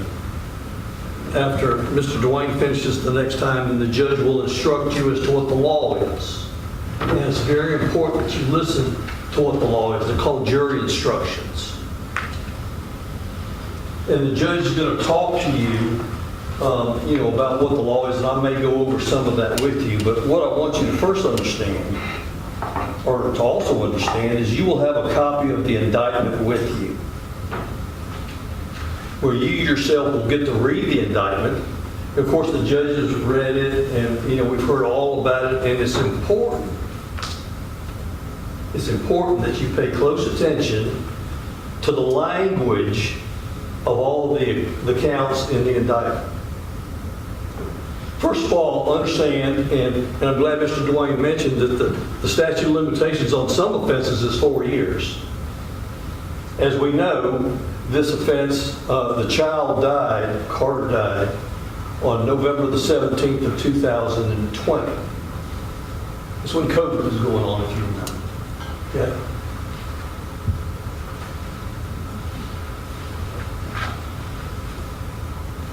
This case was indicted by the Houston County Grand Jury on October the 18th of 2023, almost 3 years later. And of course, the state will say, we returned this indictment, it was returned within 4 years. Okay? But think of that. 3 years later. Here we are, July of 2026, the case is finally going to trial. And you have to think why. Okay? Of course, the state can get up and argue that they did everything they're supposed to do, and the fact that the sheriff's department did their thing, and then it was submitted to us, and it was the grand jury that didn't return the indictment until October of 2023. But in any event, timelines are always important in everything in life, okay? In everything we do. And like I say, you need to be mindful of the fact that here we are, some 6 years later, after the child has died, that this case is going to trial. Okay? Now,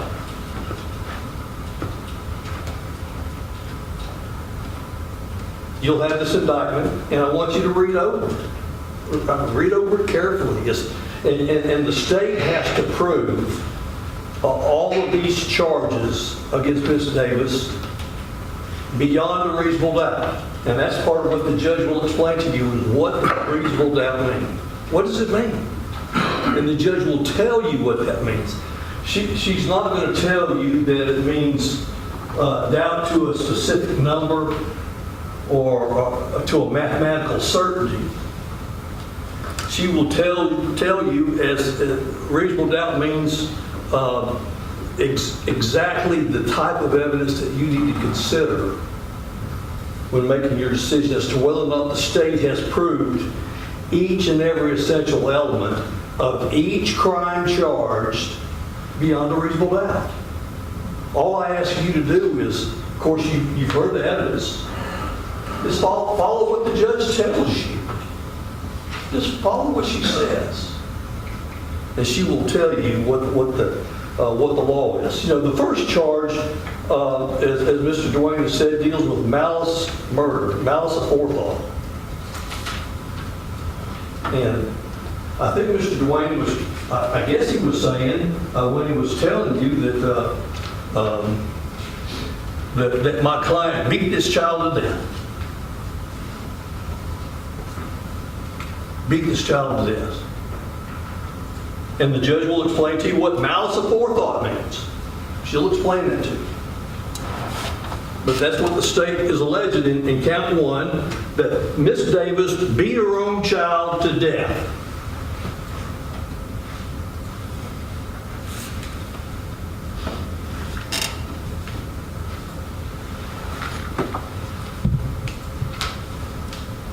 And of course, the state has said that they don't have any eyewitnesses or any factual evidence or direct evidence of that nature, that it's all circumstantial. And the judge will tell you the difference between direct and circumstantial evidence and what can be used. We understand that. But the burden is on the government to prove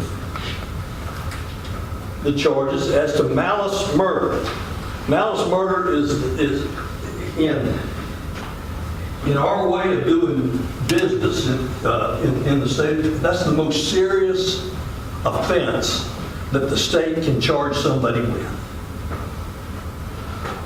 For beating someone to death.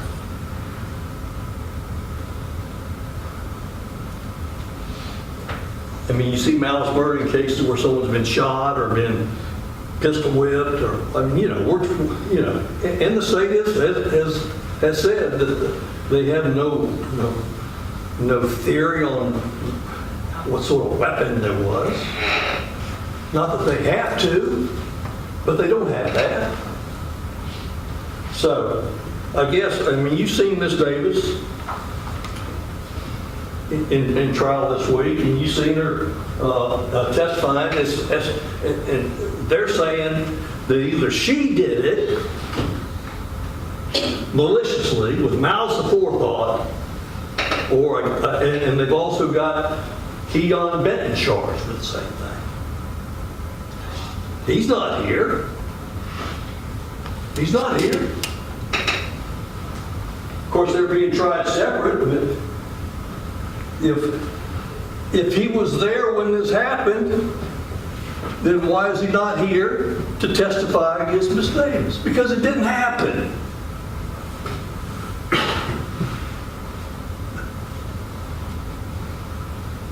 Malice murder.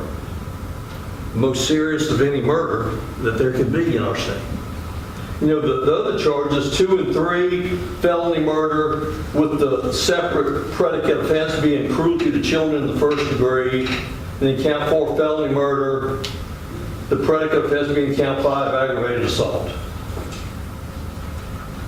And of course, the indictment here says in felony murder that the child was beaten with an object, the exact nature of which is unknown to the grand jury, caused cruel physical pain, that being a lacerated liver to the victim. Well, circumstantial evidence is what they've established. And circumstantial can be okay. Not in this case. Aggravated assault being circumstantial evidence that the child was struck by an object unknown to the grand jury. Okay.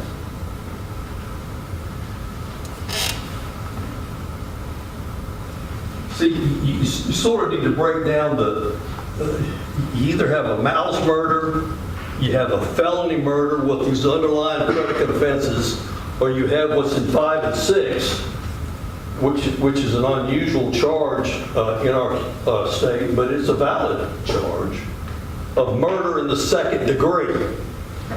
And you'll need to read the indictment on this one, that murder in the second degree occurs irrespective of malice, meaning there doesn't have to be malice. You have to show, or the state has to show, that they have established that the child suffered cruel physical pain by the failure of the mother to seek immediate medical attention.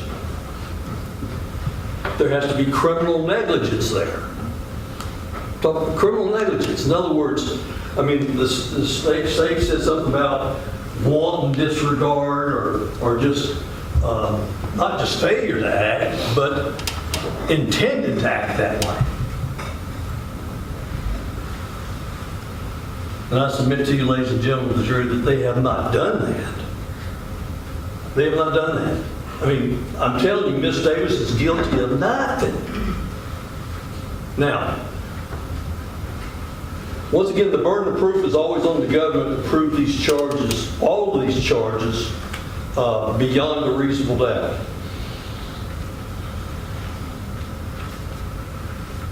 I'm not going to And I don't know what Mr. Dwayne's going to do because he goes after me. It's the way this works.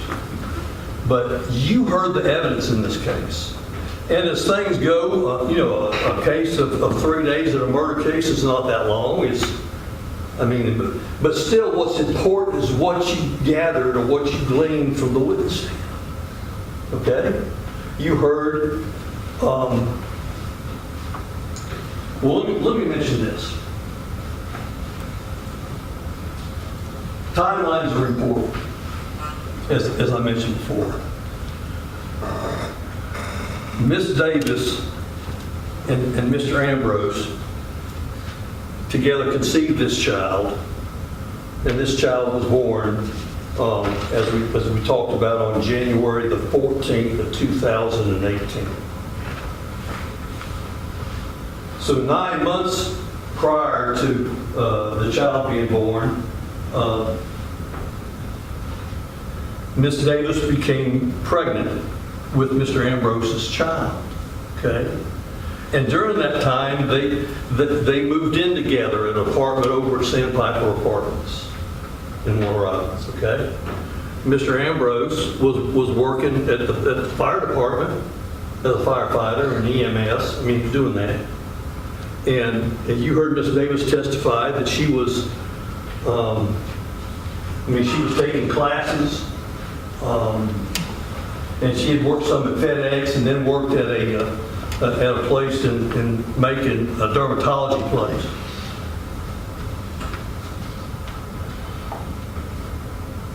And that the child was born January, like I say, January the 14th of 2018, while they were still living at Sandpiper Apartments.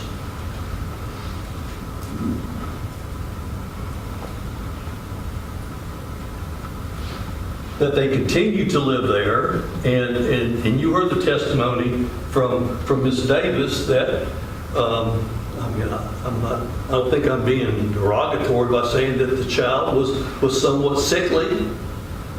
Okay? There's some things that we've said about sickly, and the state wants to be critical of Ms. Davis because she called her child a crybaby. So what?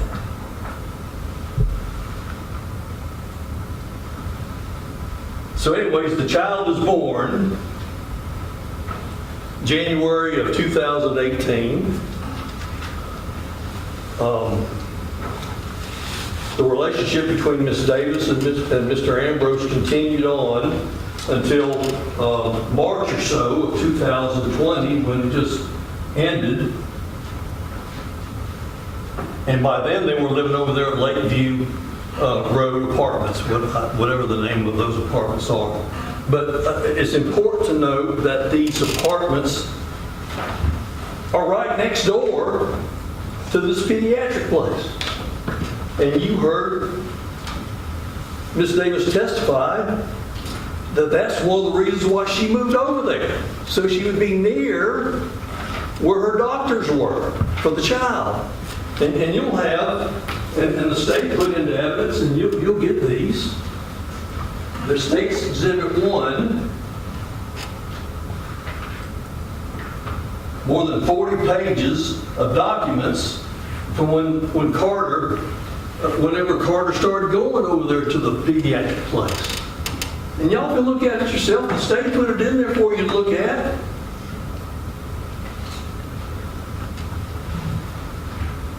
Ms. Davis isn't being disingenuous or dishonest with you by saying that she was over there at the doctor's office quite a bit.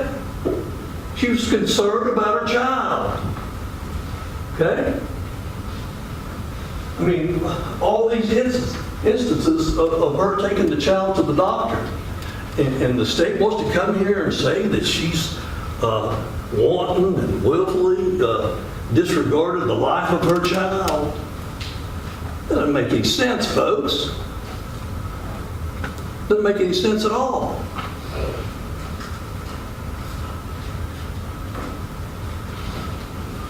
Now,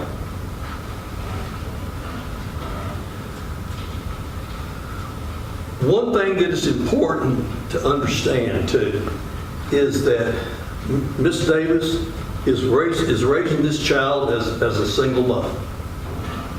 You've heard some testimony that, for the most part, her and the father, Mr. Ambrose, got along okay, and they agreed on the amount of child support to be paid, and that he was paying it. And then at some point in time, the decision was made, October or so, right, a month or so before the child died, that maybe he needed to be under a child support order. I mean, that's just, a lot of times, the state will want to bring up things sort of like a red herring or a smoke screen or something to try to take your eye off the prize. Okay?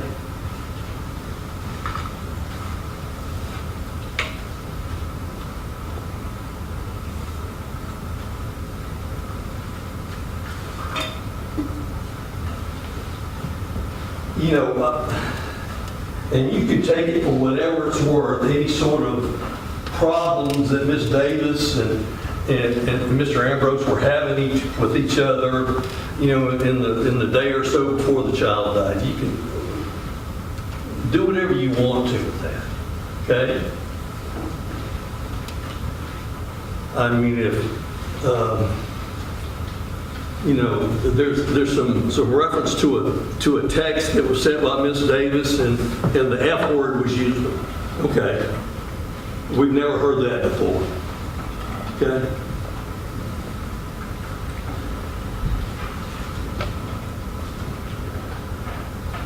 I mean, I guess that makes Miss Davis the worst person in the world to use the F word in a communication with the father of the child.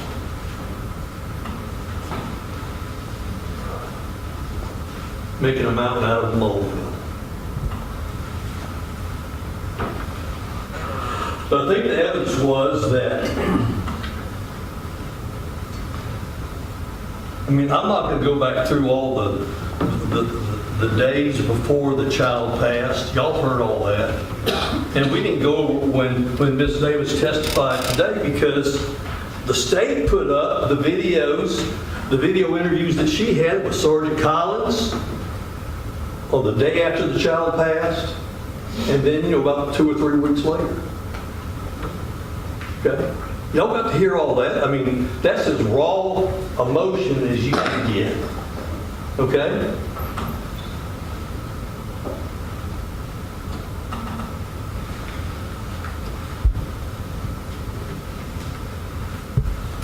And I guess the state's going to say that she was just putting on or making it up, that she didn't care about her child, and therefore the indifference or the criminal negligence, therefore at least murder in the second degree.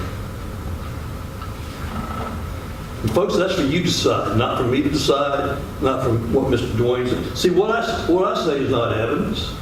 What he says is not evidence. You have to decide the facts and the truth. We'll never know what the truth is. No one will ever know what the truth is.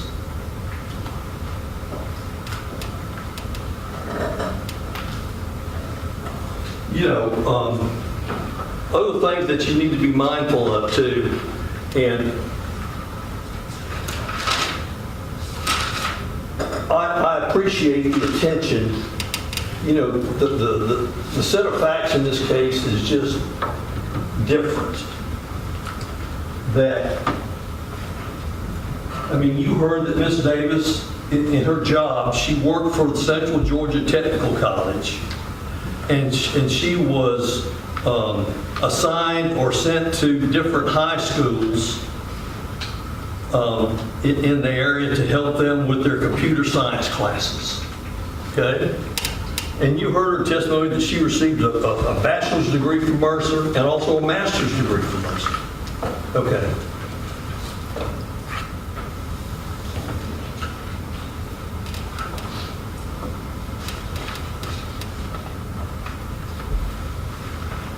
And the way that the facts happened in this case, that she had gone to work up in Jones County or in Milledgeville on that particular ill-fated Tuesday.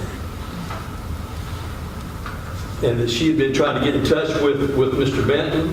I finally got in touch with him, and they FaceTimed each other. I mean, you've heard all that. There's no sense in me going back over it. And so Mr. Benton put the child in the car and drove 2 or 3 minutes to the pediatric place for an emergency like this. And then basically the whole time Miss Davis was on the phone with Mr. Benton, and she even heard some of the conversation when she got into the pediatric place. I don't know if it was Miss Sledge or Miss Baker or Miss Gaddy, whoever it was, that Miss Davis recognized that there was a problem and she had to get back. Okay? And I'm grateful that all of the folks from, or those folks from the primary pediatrics came and testified and told you what they heard or what they knew. I appreciate that. And apparently they did what they could to try to save the child's life. Okay? But at some point in time, the doctors there, Dr. Ford or whoever, recognized that they wouldn't be able to, that they needed to get someone else that called 911 and get someone, and you heard the rest of it. Okay?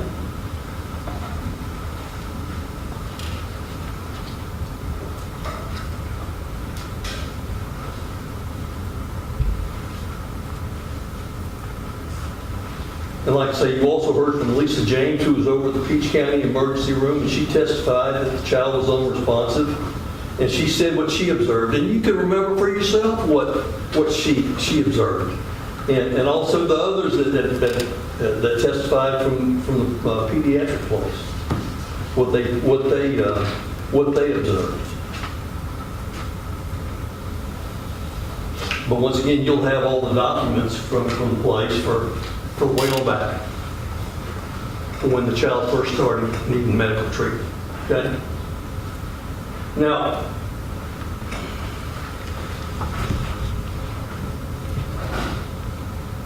what's important to note is that,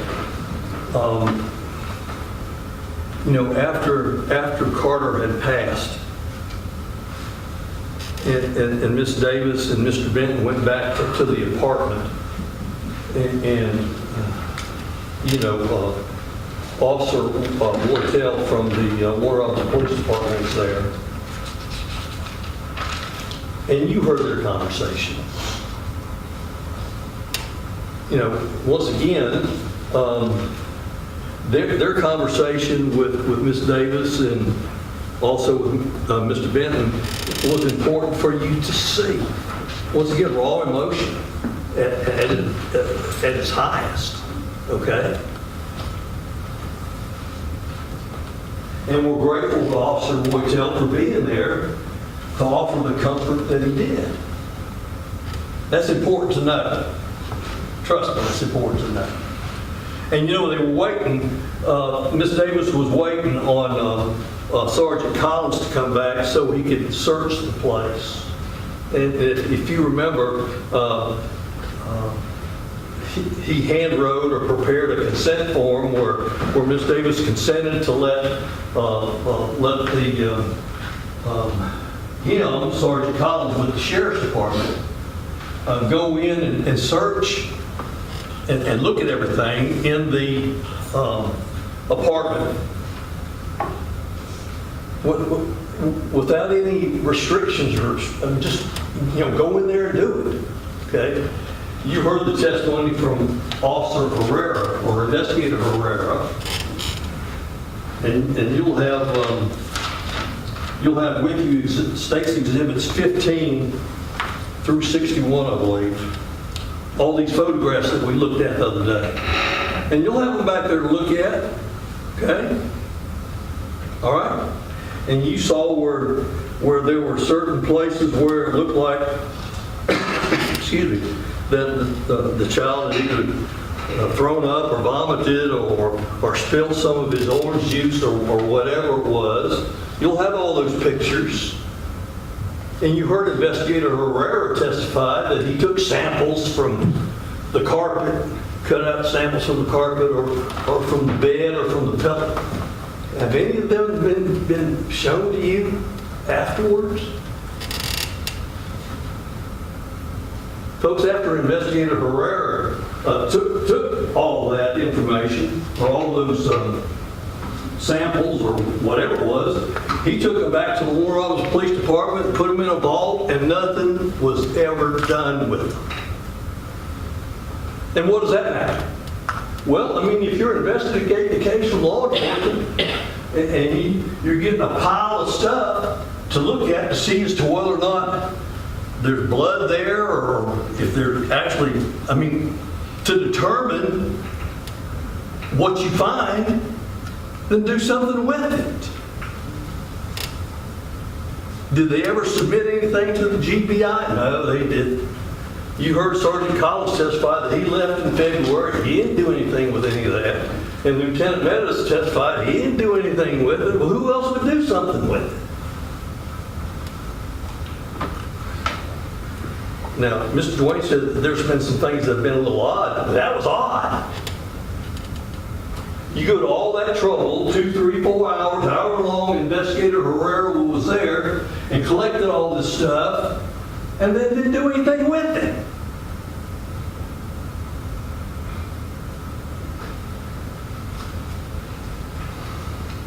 That proves nothing. Nothing.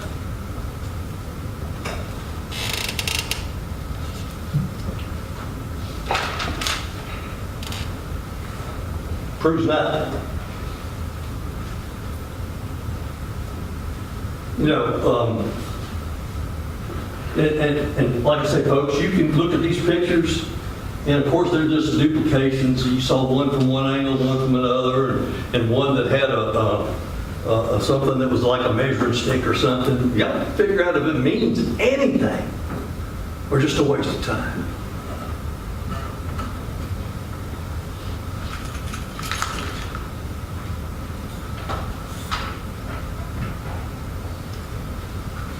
You know, once again, this child passed away on November the 17th of 2020, and within a day or two, Dr. Brown, who granted is part-time and lives in Ohio and comes down here periodically to do autopsies, did the autopsy and gave a report, and he testified as to his report. Okay? And that Dr. Eisenstadt, who was his superior person there in that department, I guess he was called upon because there was such a delay in the report being completed that he got involved, and you heard all about the Zoom meeting that Dr. Eisenstadt and the other doctors and the DA's office and the sheriff's department all had, and came up to the conclusion that this is a homicide. And that report was issued 10, 11 months later. Okay? All the while, the testimony from Ms. Davis was she was calling the sheriff's department trying to find out what was going on with the death of her child. Nothing. Crickets. That's what she got, crickets. And you know, at some point in time, the doctor finished the autopsy report after there had been peer review by Dr. Eisenstadt, and within a couple of days they finished the report, and then 6 weeks or so later they sent it to the sheriff's office, and by that time Lieutenant Meadows had the file and was working on it. Okay? So, I mean, really nothing else was being done on it, and Lieutenant Meadows calls Miss Davis. She's up in Gwinnett County teaching school up there, Peachtree Ridge High School, and said, "Can you come down here? We've got some other information to give you." And of course they go over all that, and you saw the video. And of course Miss Davis questioning what happened to her son, asked for a copy of that. Did Lieutenant Meadows give her? No. What's he hiding? Give it to him. I mean, what's wrong with taking the report, putting it in a Xerox machine, and giving it to Miss Davis? And then you heard the statement that Lieutenant Meadows said that I'm not going to give it to you. And I don't know if we're even going to give it to your lawyer. And of course the state can speak to that, but you can remember what you heard. You know, what are they hiding? Why is it taking so long? So anyways, there that is. When Lieutenant Meadows had his conversation with Miss Davis, it's December of 2021.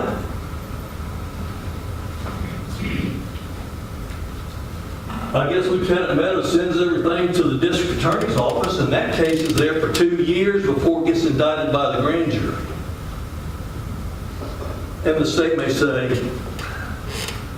no harm, no foul. I mean, the whole time you've got a grieving mother here, and I think we can all agree that people grieve in a different way. I'm not going to make fun of anybody for grieving the way that they grieve. But here it is, basically 3 years after the child dies, the case gets indicted by the grand jury, and Miss Davis gets arrested then.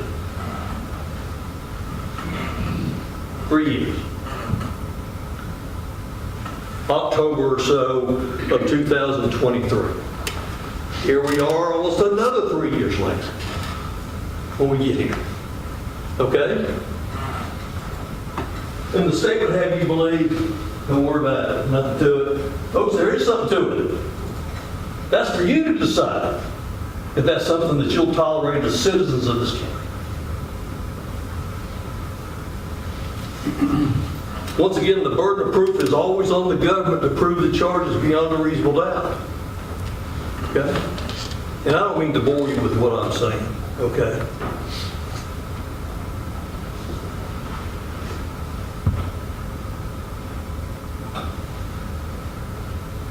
You know, there's the way that I was raised, if there are flies on something, then there's a problem.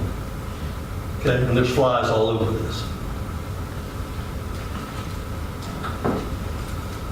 You know, and of course, the state, and I appreciate Mr. Ambrose being here, and I can appreciate, you know, I think the state was concerned. That's why they brought Ms. Tharp in, who babysat the child, saying that there's nothing that happened to the child, and they wanted to.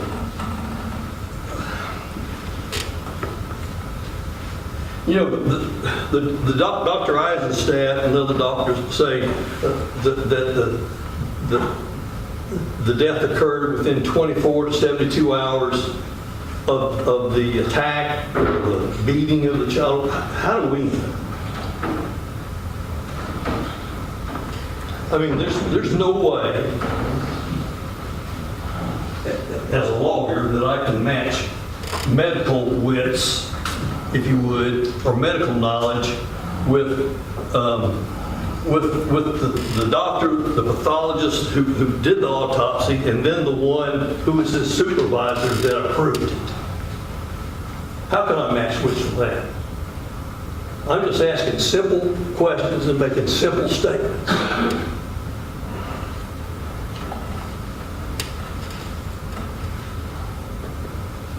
But stating, trying to prove their case, that's always trying to put a wedge. You know, that's why they brought Ms. Tharp in. And bringing all this up about, I mean, you know, what is, I mean, Ms. Davis is grateful that Ms. Tharp made a pellet with the child's picture on it or a t-shirt or something. She's grateful for that. But why make it into something that it's not?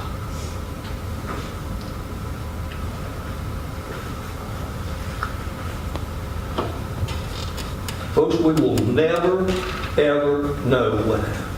We'll never know. And I'm almost through.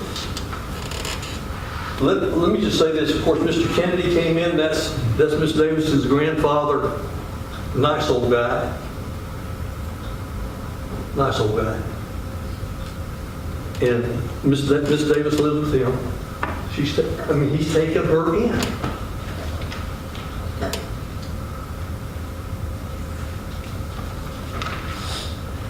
But you know, it's been 5.5, 6 years that his grandson has died. He doesn't remember everything. Folks, he's a nice guy. But I'm glad that he was here.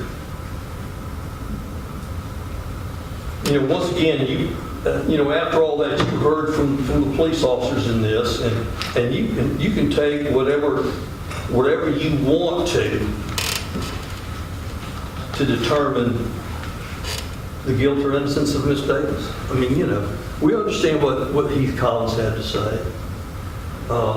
He had the case, and he worked it pretty strong, I guess, for a couple, 2 or 3 months, and then he left. And I submit to you, the case just sort of sat there.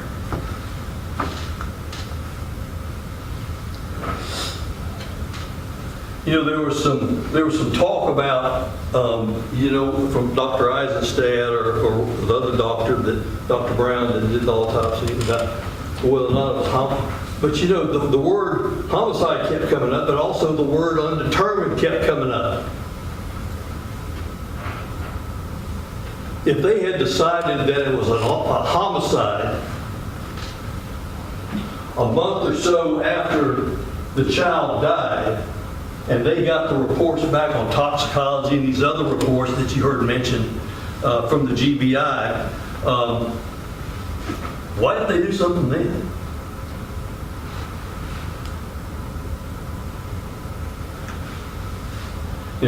Sergeant Collins leaves, Lieutenant Meadows picks it up, and really nothing is done with it until the Sheriff's Department says they're waiting for a final autopsy report. I think we've all been around a little bit and know when someone's trying to pass the buck from one to the other. Okay? So anyways, the decision is made, as I mentioned before, and I'm going to be finishing in just a short bit, Jenny, that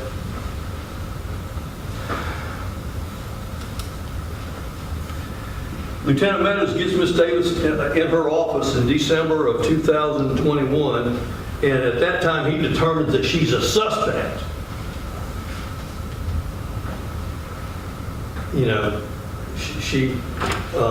But he takes a statement from her, doesn't give her Miranda rights or anything, because she's not in custody.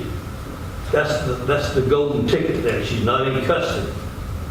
But that she's a suspect in his mind, but he just goes ahead and tries to clean up some questions that he may have from the previous interviews that she had with Sergeant Collins. And then for another almost 2 years, nothing else is done on it. The whole while Miss Davis is up in Gwinnett County teaching school at Peachtree High School, and then she mentioned the other school that she helped open up, a brand new school up in Gwinnett County with computer science. Okay? And then at the point in time where they arrest her, she's out of work. She can't, once she's charged with this, she's out of work.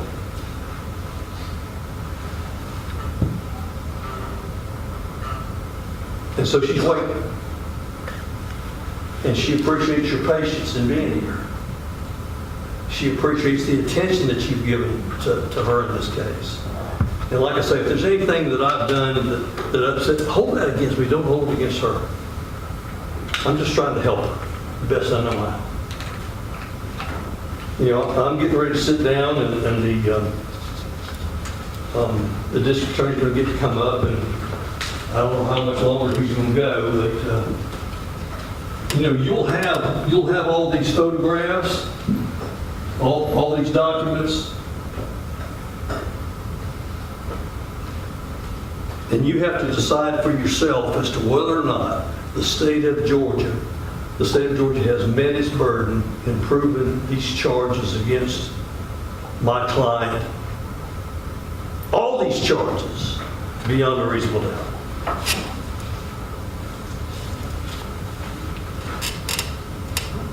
If they haven't, then she should be found not guilty or acquitted of these charges. It's sad that this child is gone. Miss Davis is the only child. Okay? You know, I'm gonna leave you with this one thing. I've tried cases down here for a long time, and I always tell people that don't leave your good common horse sense at those doors when you come through to serve. The judge is going to give you the law. You heard what the state has put up. You've heard Ms. Davis, and she's testified. But use your own sense in making a decision about this. Follow the law. Follow the facts. And when you get back there, we would ask you to find Ms. Davis not guilty of these charges. And we thank you for your time. Mr. Dwayne, Mayor King.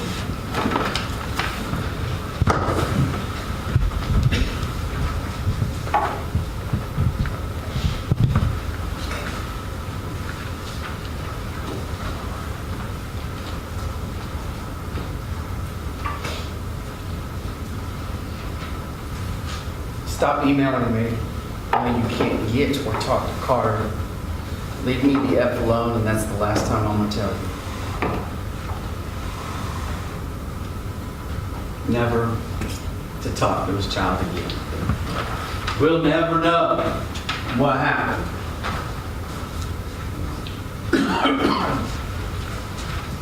Is that really true?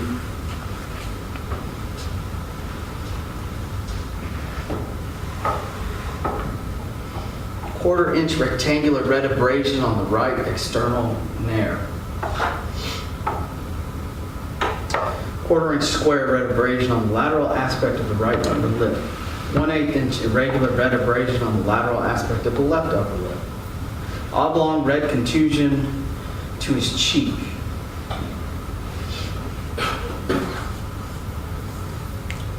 Red contusion on the right chest adjacent to the sternum. 1-inch round red contusion on the midline upper abdomen along the costal margin of the ribs. 3/4 inch round red contusion on the right upper abdomen along the costal margin. Another separate distinct injury along the rib cage ends. Blue-green discoloration on the midline abdomen. Red contusion on the abdomen overlying the umbilicus. 1/4 inch round squared red abrasions on the underside of the scrotum.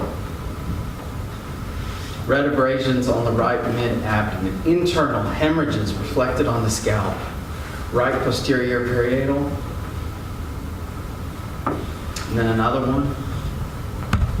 Multiple. Interior abdominal wall muscles, adipose tissue, and mesentery. Extensive hemorrhage. 2 1/2 inch gaping laceration of the liver, the attachment of falciform ligament. Blood in the abdominal cavity. Pancreas hemorrhage.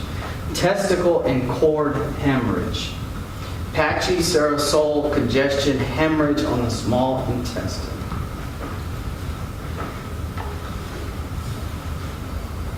But we'll never know.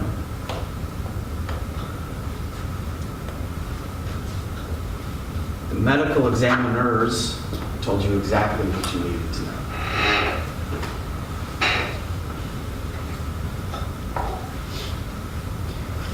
And Mr. Groove is absolutely right. You don't leave your common sense at the door. It stays with you. And common sense is that Kianna denies doing it herself, but she doesn't blame Kiyon. She defended him. And those are the only two people who had access to this child when the trained expert medical chief examiner tells you that this injury could have occurred. And her original statement that he had growing up on Sunday night, not Monday, not a convenient change in her story to Monday when Kiyon was home with him, but Sunday. It was her or Kiyon who had access to him. Common sense. It was either one or the other or both. And her testimony was really telling. Her evasiveness, confrontational, the fact that she wouldn't even say her own child's name. This poor mother who's lost her only child and she can't say his name in front of you.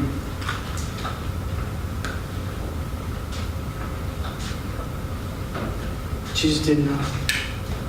She's just oblivious. She had no idea. She didn't think anything was wrong, but yet she claims that she moved to those apartments to be closer to the doctor because he has asthma and allergies, like a whole lot of other kids do. And that she's always paying attention when something's wrong.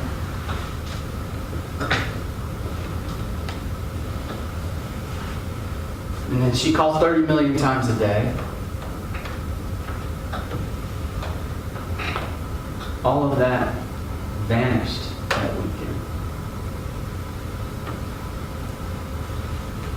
And that's exactly why she wouldn't let Kadeem see her son, his son, their son.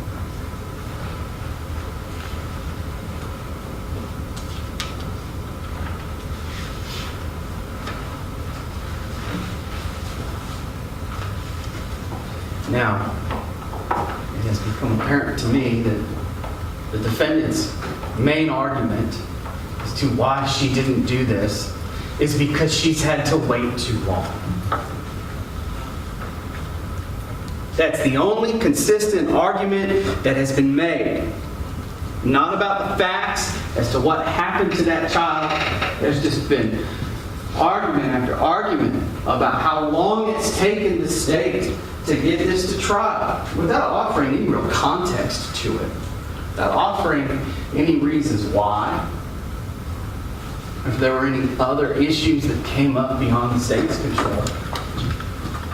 Doesn't bother bringing anything like that up. But justice has no expiration date. Karter's life had the expiration date. But this trial does not.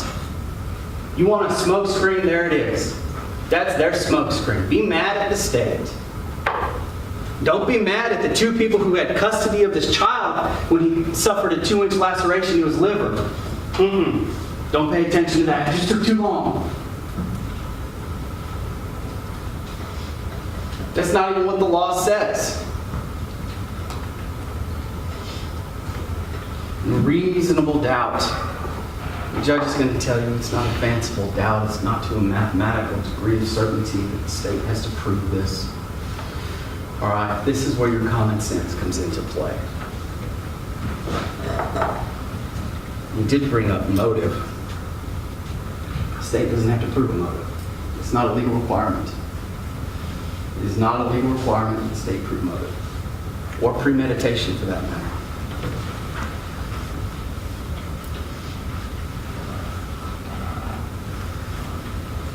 And then they bring up the fact that Kiyon Benton isn't here. Well, I'm not the only person in this room with subpoena power. With the power to compel someone else to come in. So do they.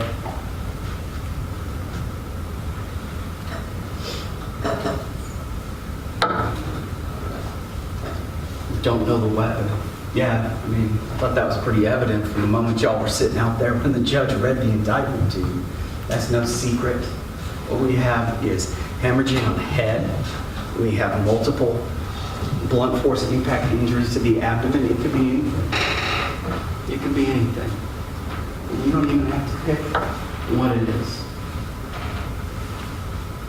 Hands are the most obvious, but you don't even have to make that decision. All it has to be is an object, the nature of which. And the nature of those injuries, it is clear that a hand or other object was used to inflict them.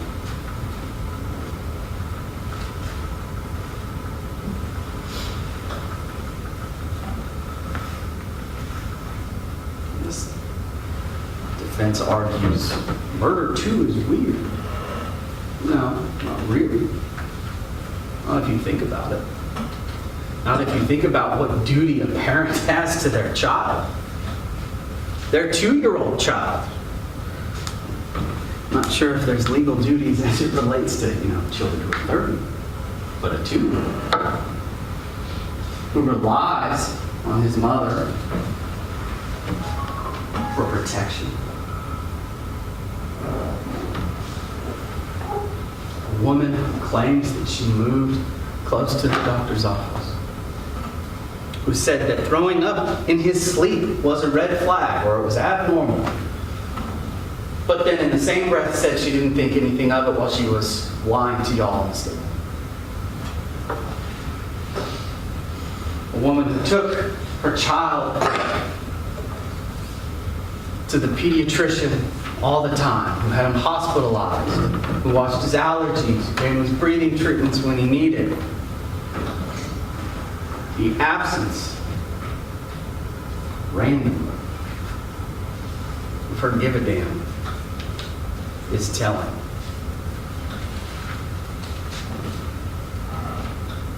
Yes, when your 2-year-old child is in that much pain, you have a responsibility to seek medical care. And she did not do that. Reckless disregard for how the pain that he was experiencing may affect him.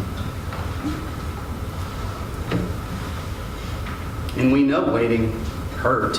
We heard that testimony from the medical examiner.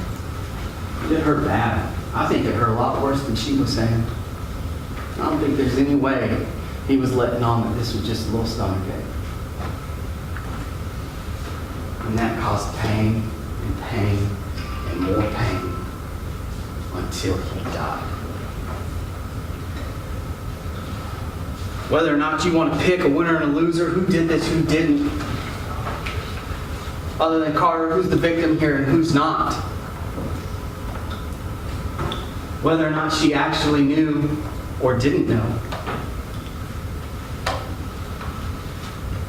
At a minimum, she's guilty of murder in the 2nd degree for not performing her basic duty as a mother. Feed them, give them some clothes. They don't have to be nice. Put some kind of shelter around them. Give them some medical care.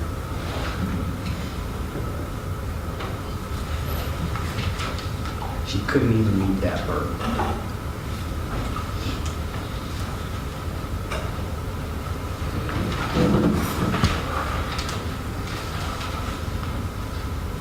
But poor her, single mother, as though Kadeem was not an active father in this little boy's life.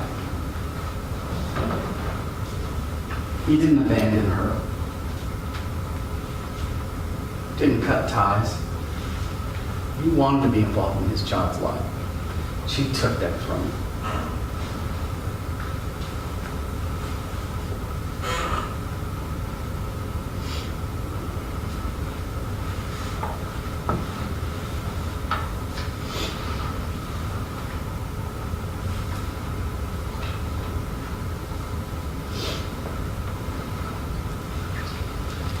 And she testified. She lied. She lied. Asked her if she tried to get a new phone shortly after this. She said no. And then we went through pages of her trying to get her new phone. Records that she herself identified right after this happened. Multiple pages. Why suddenly do we need a new phone?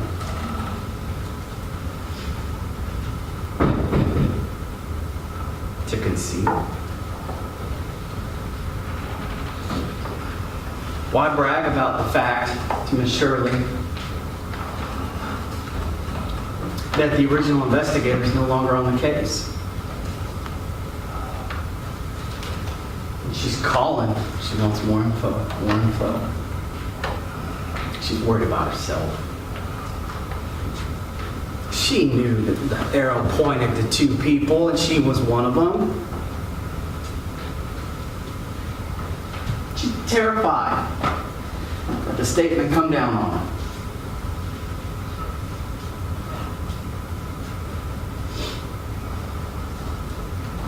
And then she testifies that if you call the pediatrician's office, you can't get an appointment the same day.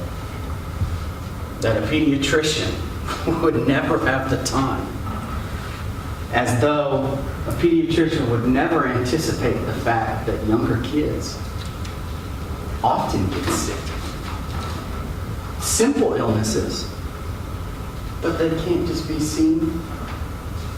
Oh, I gotta wait. I gotta wait. I can't get an appointment. Never mind the fact that she's a regular.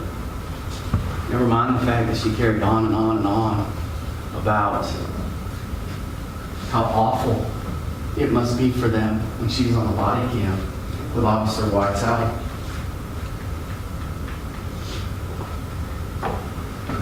She didn't even make an effort.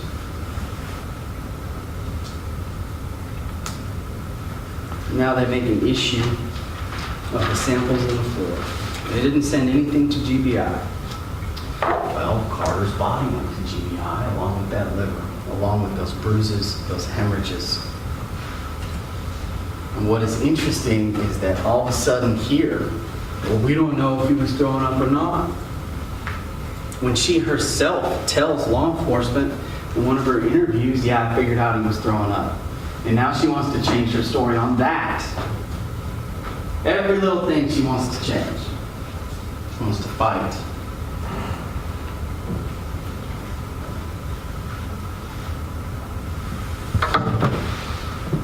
The question here isn't whether or not you tolerate how long it came to trial. The question is whether or not you tolerate a 2-year-old boy being murdered.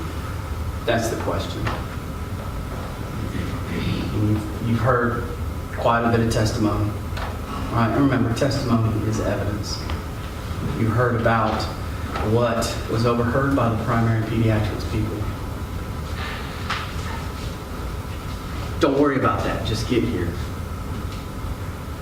Or I should have brought him when you told me to. Not sure why Mama's telling somebody else who's not the biological father if she's there like she said she was. Another man who she broke up with shortly after this, she didn't want to answer that question. She didn't want to answer anything. In fact, when I said nothing further, Your Honor, she went, thank you.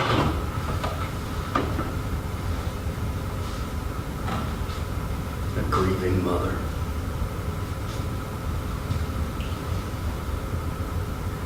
Common sense here.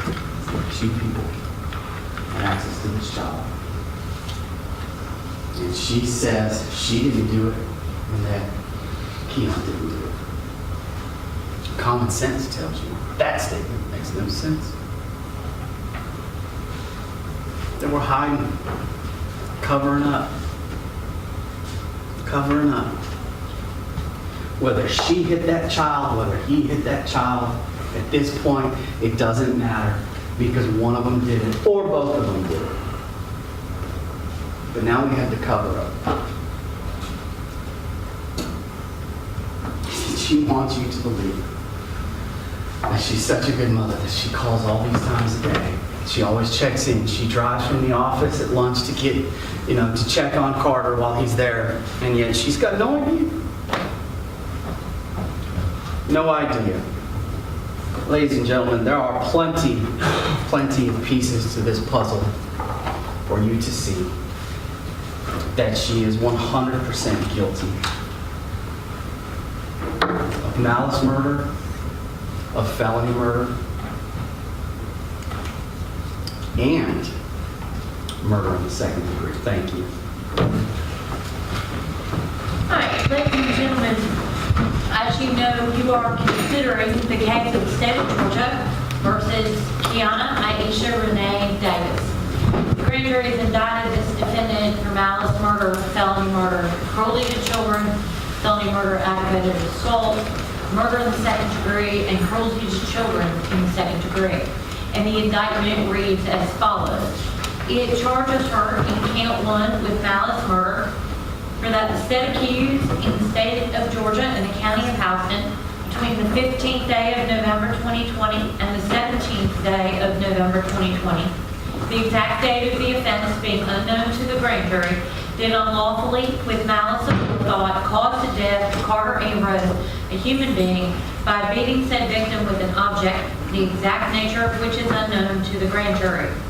Count 2 charges her with felony murder for that the said accused in the state of Georgia and the county of Houston between the 15th day of November 2020 and the 17th day of November 2020, the exact date of being unknown to the grand jury, while in the commission of the offense of cruelty to children in the first degree, a felony, did cause the death of Karter Ambrose, a human being, by beating said victim with an object, the exact nature of which is unknown to the grand jury, which caused cruel physical pain, to wit a lacerated liver, and said victim is a child under the age of 18 years. Count 3 charges cruelty to children in the first degree.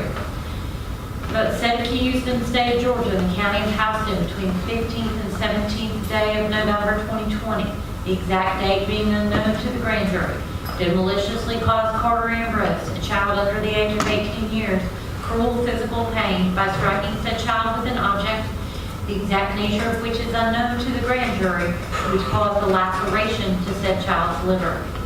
Count 4 is felony murder for that the said accused in the state of Georgia and the county of Houston between the 15th and 17th day of November 2020, the exact date of the offense being unknown to the grand jury, while in the commission of the offense of aggravated assault, a felony, did cause the death of Karter Ambrose, a human being, by striking said victim with an object, the exact nature of which is unknown to the grand jury, which when used offensively against a person is likely to result in serious bodily injury. Count 5 is aggravated assault for that the said accused in the state of Georgia and the county of Houston between the 15th and 17th day of November 2020, the exact date being of the offense being unknown to the grand jury, to make an assault on the person of Karter Ambrose with an object, the exact nature of which is unknown to the grand jury, an object which when used offensively against a person is likely to or does result in serious bodily injury, by striking said victim with said object causing a laceration to the liver. Count 6 is murder in the second degree. The accused in the state of Georgia and the county of Houston on or between the 15th and 17th day of November 2020, the exact date being unknown to the grand jury, did commit the offense of murder in the second degree. The accused caused the death of Karter Ambrose, human being, irrespective of malice, while in the commission of cruelty to children in the second degree, by failing to seek immediate medical attention for said child for his lacerated liver. Count 7 is cruelty to children in the second degree, where that said accused in the state of Georgia and the county of Houston between the 15th day of November 2020 and the 17th day of November 2020, the exact date being unknown, with criminal negligence, caused the death of Karter Ambrose, a child under the age of 18 years. Cruel physical pain by failing to seek immediate medical attention for said child for his lacerated liver. All of these being contrary to the good order, peace, and dignity thereof. This indictment was returned by the Houston County Grand Jury on the 17th of October, 2023. Now, the defendant has entered a plea of not guilty to this indictment, and the indictment and the plea form the issue that you're to decide. Neither the indictment nor the plea of not guilty should be considered as evidence. The defendant is presumed innocent until proven guilty. The defendant enters upon the trial of the case with a presumption of innocence in her favor.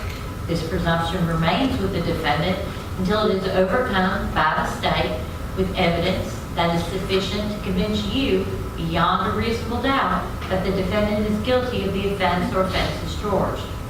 No person should be convicted of any crime unless and until each element of the crime is proven beyond a reasonable doubt.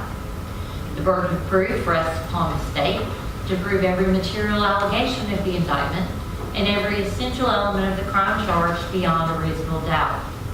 There is no burden of proof upon the defendant whatsoever, and the burden never shifts to the defendant to prove innocence or to introduce evidence. However, the state is not required to prove the guilt of the accused beyond all doubt or to a mathematical certainty. A reasonable doubt means just what it says. It's a doubt of a fair-minded, impartial juror who's honestly seeking the truth. A reasonable doubt is a doubt based upon common sense and reason. It does not mean a vague or arbitrary doubt, but it's a doubt for which a reason can be given, arising from a consideration of the evidence, lack of evidence, or conflict in the evidence. After giving consideration to all the facts and circumstances of the case, if your minds are wavering, unsettled, or unsatisfied, then that's the doubt of the law, and you must acquit this defendant. But if such doubt does not exist in your mind as to the guilt of the accused, then you would be authorized to convict the defendant. If the state fails to prove the defendant's guilt beyond a reasonable doubt, it would be your duty to acquit. Facts and circumstances that merely place upon the defendant a grave suspicion of the crime charge, or that merely raise a speculation or conjecture of the defendant's guilt, are not sufficient to authorize a conviction of this defendant. Now, members of the jury, it is my duty and responsibility to determine the law that applies to this case and to instruct you on that law. Obviously, that's what I'm doing now. You are bound by these instructions. It is your responsibility to determine the facts of the case from all the evidence that's been presented. Then you must apply the law that I'm giving you in this charge to the facts as you find them to be. Your oath requires that you decide this case based on the evidence. Evidence is simply the means by which any fact that is put in issue is either established or disproved. Evidence includes all of the testimony of the witnesses and any exhibits that were admitted during the trial. Evidence does not include the indictment, the plea of not guilty, the opening or closing remarks of the attorneys, or the questions asked by the attorneys, only the answers given by the witnesses. Evidence may be either direct or circumstantial or both. In considering the evidence, you may use reasoning and common sense to make deductions or reach conclusions. You should not be particularly concerned about whether the evidence is direct or circumstantial, but I am going to define those for you. Direct evidence is the testimony of a person who asserts that he or she has actual knowledge of a fact, such as an eyewitness. Circumstantial evidence is proof of a set of facts and circumstances that tend to prove or disprove another fact by inference. That is, by consistency with such fact or elimination of other facts. There is no legal difference in the weight you may give to either direct or circumstantial evidence. You would be authorized to convict only if the evidence, whether direct, circumstantial, or both, excludes all reasonable theories of innocence and proves the guilt of the accused beyond a reasonable doubt. Now, as jurors, you must determine the credibility of witnesses. In deciding this, you may consider all the facts and circumstances of the case, including the witness's manner of testifying, their means and opportunity for knowing the facts about which they testified, the nature of the facts about which they testified, the probability or improbability of their testimony, their interest or lack of interest in the outcome of the case, and their personal credibility insofar as you were able to observe it. Now, testimony has been given in this case by certain witnesses who are termed experts. Expert witnesses are those who, because of their training and experience, possess knowledge in a particular field that's not common knowledge or known to the average citizen. The law permits witnesses to give their opinions based upon that training and experience. You're not required to accept the testimony of any witness, expert or otherwise. Testimony of an expert, like that of all witnesses, is to be given only such weight and credit as you think it's properly entitled to receive. To impeach a witness is to show that witness is unworthy of belief. A witness may be impeached by disproving the facts to which that witness testified. Your assessment of a trial witness's credibility may be affected by comparing or contrasting that testimony to statements or testimony of that same witness before the trial started. It is for you to decide whether there is a reasonable explanation for any inconsistency in a witness's pretrial statements and testimony when compared to the same witness's trial testimony. As with all issues of witness credibility, the jury must apply your common sense and reason to decide what testimony you will believe or what testimony you do not believe. The testimony of a single witness, if believed, is sufficient to establish a fact. Generally, there is no legal requirement of corroboration of a witness, provided you find the the evidence to be sufficient. A statement that the defendant has made has been offered for your consideration. Before you may consider this as evidence for any purpose, you must determine whether the defendant's statement was voluntary, and if the statement was given in custody, whether the defendant was properly advised that these statements were not given in custody.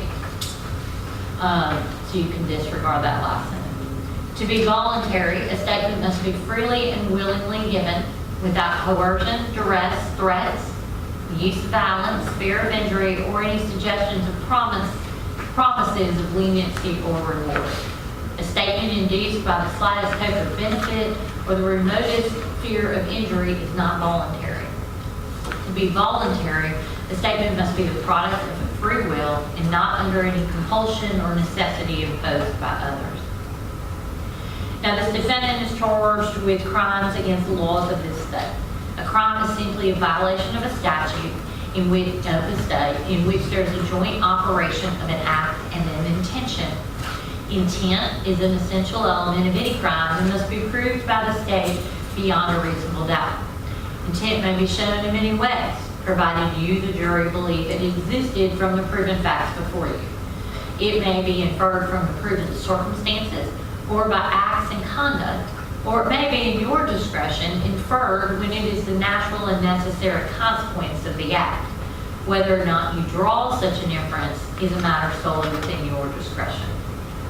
The defendant will not be presumed to have acted with criminal intent, but you may find such intention or the absence of it upon a consideration of the words, conduct, demeanor, motive, or other circumstances connected with the act for which the accused is being prosecuted. Every person is presumed to be of sound mind and discretion, but this presumption may be rebutted. You may infer, if you wish to do so, that the acts of a person of sound mind and discretion are the product of that person's will. A person of sound mind and discretion intends the natural and probable consequences of those acts. Whether or not you make such an inference or inferences is a matter solely within the discretion of the jury. Now, you should know every party to a crime may be charged with and convicted of the commission of a crime. A person is directly a party to a crime only if that person directly commits a crime, intentionally helps in the commission of the crime, intentionally advises, encourages, hires, counsels, or procures another to commit the crime.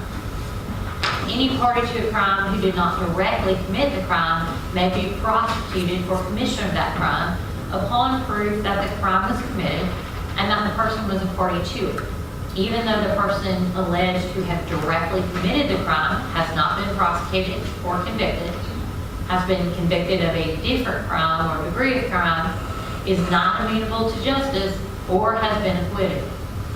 Knowledge on the part of this defendant that the crimes alleged here were being committed and that the defendant knowingly and intentionally participated in or helped in the commission of such crime must be proved by the state beyond a reasonable doubt. If you find from the evidence in this case that this defendant had no knowledge that a crime was being committed, or that the defendant did not knowingly and intentionally commit, participate, or help, or was not a conspirator in the alleged offense, then it would be your duty to acquit the defendant. On the other hand, should you find beyond a reasonable doubt that the defendant had knowledge that the crime charged here was being committed, and that the defendant knowingly, intentionally participated or helped in the commission of it, you would be authorized to convict. A jury is not authorized to find a person who is merely present on the scene of the commission of a crime at the time of its perpetration guilty of, consent in, and concurrence in the commission of the crime unless the evidence shows beyond a reasonable doubt that such person committed the alleged crime, helped in the actual perpetration of the crime, or participated in the criminal endeavor. The jury is not authorized to find a person who is merely associated with other persons involved in the commission of a crime, guilty of consent in or concurrence in the commission of the crime, unless the evidence shows, beyond a reasonable doubt, that such person helped in the actual perpetration of the crime or participated in the criminal endeavor. Now, members of the jury, the law of our state sets a time limit upon the state in starting the prosecution of most criminal offenses. The accused is on trial for the offenses of murder, aggravated assault, cruelty to children in the first and second degree. Under Georgia law, there is no statute of limitations for any of the types of murder charged. However, prosecution for the offenses of aggravated assault, cruelty to children in the first degree, and cruelty to children in the second degree must begin within 4 years after the offense has been committed. If you find from the evidence that the indictment in this case was not filed within 4 years after the offense was committed, it would be your duty to acquit this defendant. The law provides that criminal actions shall be tried in the county in which the crime was committed. We call that venue. That's the crime was committed in Houston County. And that's a jurisdictional fact that must be proved by the state beyond a reasonable doubt as to each crime charged in the indictment, just as any element of the offense. Venue may be proved by direct or circumstantial evidence or both. Criminal homicide shall be considered as having been committed in the county in which the cause of death was inflicted. All right, let's talk about the specific charges. For malice murder, the state must prove that the defendant caused the death of another person unlawfully and with malice aforethought. The killing must have been done with malice to be malice murder. Malice, as the term is used here, is not necessarily ill will or hatred. Rather, it is the unlawful intent to kill without justification, excuse, or mitigation. You may find malice when the circumstances show that the defendant acted with the deliberate intention to unlawfully take the life of another person. You may also find malice when there does not appear to be significant provocation and all circumstances of the killing show an abandoned and malignant heart. The state does not have to prove premeditation to prove murder. If the killing is done with malice, it is murder, regardless of how briefly the malicious intent existed. No specific length of time is required for malice to arise in the defendant's mind. Malice may be formed in a moment, and instantly a fatal wound may be inflicted. If malice was in the defendant's mind at the time of the act of the killing and moved the defendant to do it, that is enough for the killing to be murder. The state does not have to prove motive to prove murder. Any evidence of motive that's been admitted for your use in determining the defendant's state of mind at the time of the killing. All right, for felony murder, the state must prove that the defendant caused the death of another person by committing a felony. The state does not have to show that the defendant acted with malice to prove felony murder. Count 2 charges felony murder with cruelty to children in the first degree as the underlying felony. So I want to define cruelty to children for you, and that would be the same definition for Count 2's felony murder portion and Count 3, which is the actual cruelty to children in the first degree. Okay, so I'm going to define that for you now. For cruelty to children in the first degree, the state must prove that the defendant maliciously caused cruel physical pain to a child under the age of 18. In deciding whether the defendant acted maliciously, understand that malice is not ill will or hatred. Malice in this context, means an intent to cause the pain without justification or excuse. Malice also means willfully doing an act while aware of a strong likelihood that the pain may result. Count 4 charges felony murder with aggravated assault as the underlying felony, and count 5 is the aggravated assault. I'm going to define aggravated assault for both of those. And felony murder is the same, right? And the cause to death and the commission of felony. But in counts 4 and 5, that underlying felony is aggravated assault, okay? Aggravated assault, the state must prove that the defendant assaulted another person with an offensive weapon. An offensive weapon is any object that is likely to or actually does cause death or serious bodily injury if used against someone. In deciding whether the unknown object charged here is an offensive weapon, you may consider all of the following factors: the nature and extent of any injury inflicted, the character and capabilities of the weapon, the manner in which it is used, any display of it to the jury, and any other circumstances of the case. Count 6 is murder in the second degree. For murder in the second degree, the state must prove that the defendant caused the death of another person by committing cruelty to children in the second degree. The state does not have to show that the defendant acted with malice in order to prove murder in the second degree. Cruelty to children in the second degree is the count number 7. I'm going to define that for you now, and that should also be the definition you use in considering count number 6, the murder in the second degree.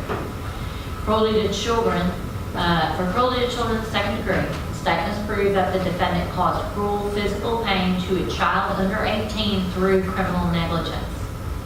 Criminal negligence is a failure to act which shows a willful, wanton, or reckless disregard for the safety of others who might reasonably be expected to be injured by the failure to act. Now, an accident is an event that occurs without the defendant planning, expecting, or anticipating it. You may not find the defendant guilty of a crime if the alleged criminal act was committed by accident and there was no criminal scheme, criminal intent, or criminal negligence by this defendant. I want to define criminal negligence for you in this context. Criminal negligence is a failure to act which shows a willful, wanton, or reckless disregard for the safety of others who might reasonably be expected to be injured by that failure to act. If the defendant raises the defense of accident, the state has the burden to disprove the accident beyond a reasonable doubt. All right. You must reach a verdict as to, let me try again. If after considering testimony and the evidence produced to you, together with the charge of the court, you should find and believe beyond a reasonable doubt that the defendant in Houston County, Georgia, did on or between November 15th through 17th of 2020 commit one, some, or all of the offenses as alleged in this indictment, then you would be authorized to find the defendant guilty. In that event, the form of your verdict would be, we the jury as to whichever count, find the defendant guilty. If you do not believe that the defendant is guilty of one, some, or any of these offenses as alleged, or if you have any reasonable doubt as to the defendant's guilt, then it would be your duty to acquit the defendant. In which event, the form of your verdict would be, we the jury as to whichever counts, find the defendant not guilty. A conviction on one count of the indictment does not require there be a conviction on other counts. It is the duty of the jury to consider each charge of the indictment separately.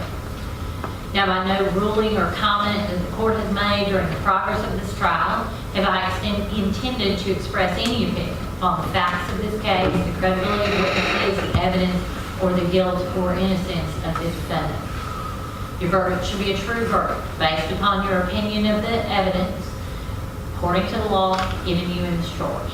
It's your duty to consider the facts objectively, without favor, affection, or sympathy to either side.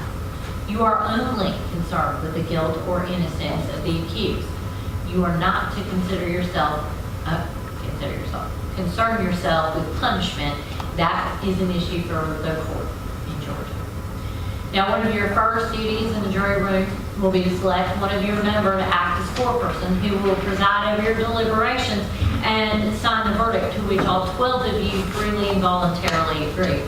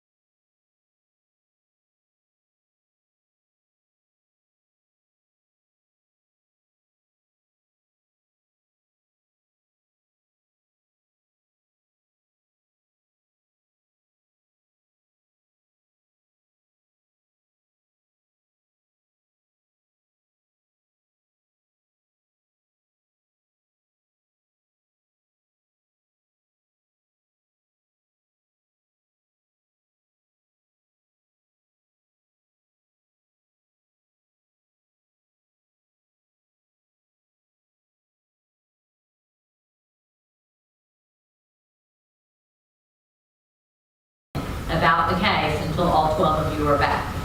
So I'm gonna let you retire to the jury and take a break, just a minute, but don't start deliberating until all 12 of you are back in there. I have 2 alternates in this case. That's gonna be Mr. Reuter, am I saying it right? Reuter, and Ms. Jones. Ms. Jones, okay. So you guys will be in a separate room. We will not participate in deliberations unless that becomes necessary because one of the others cannot finish, okay? With that, y'all take a break, retire to the jury room, please.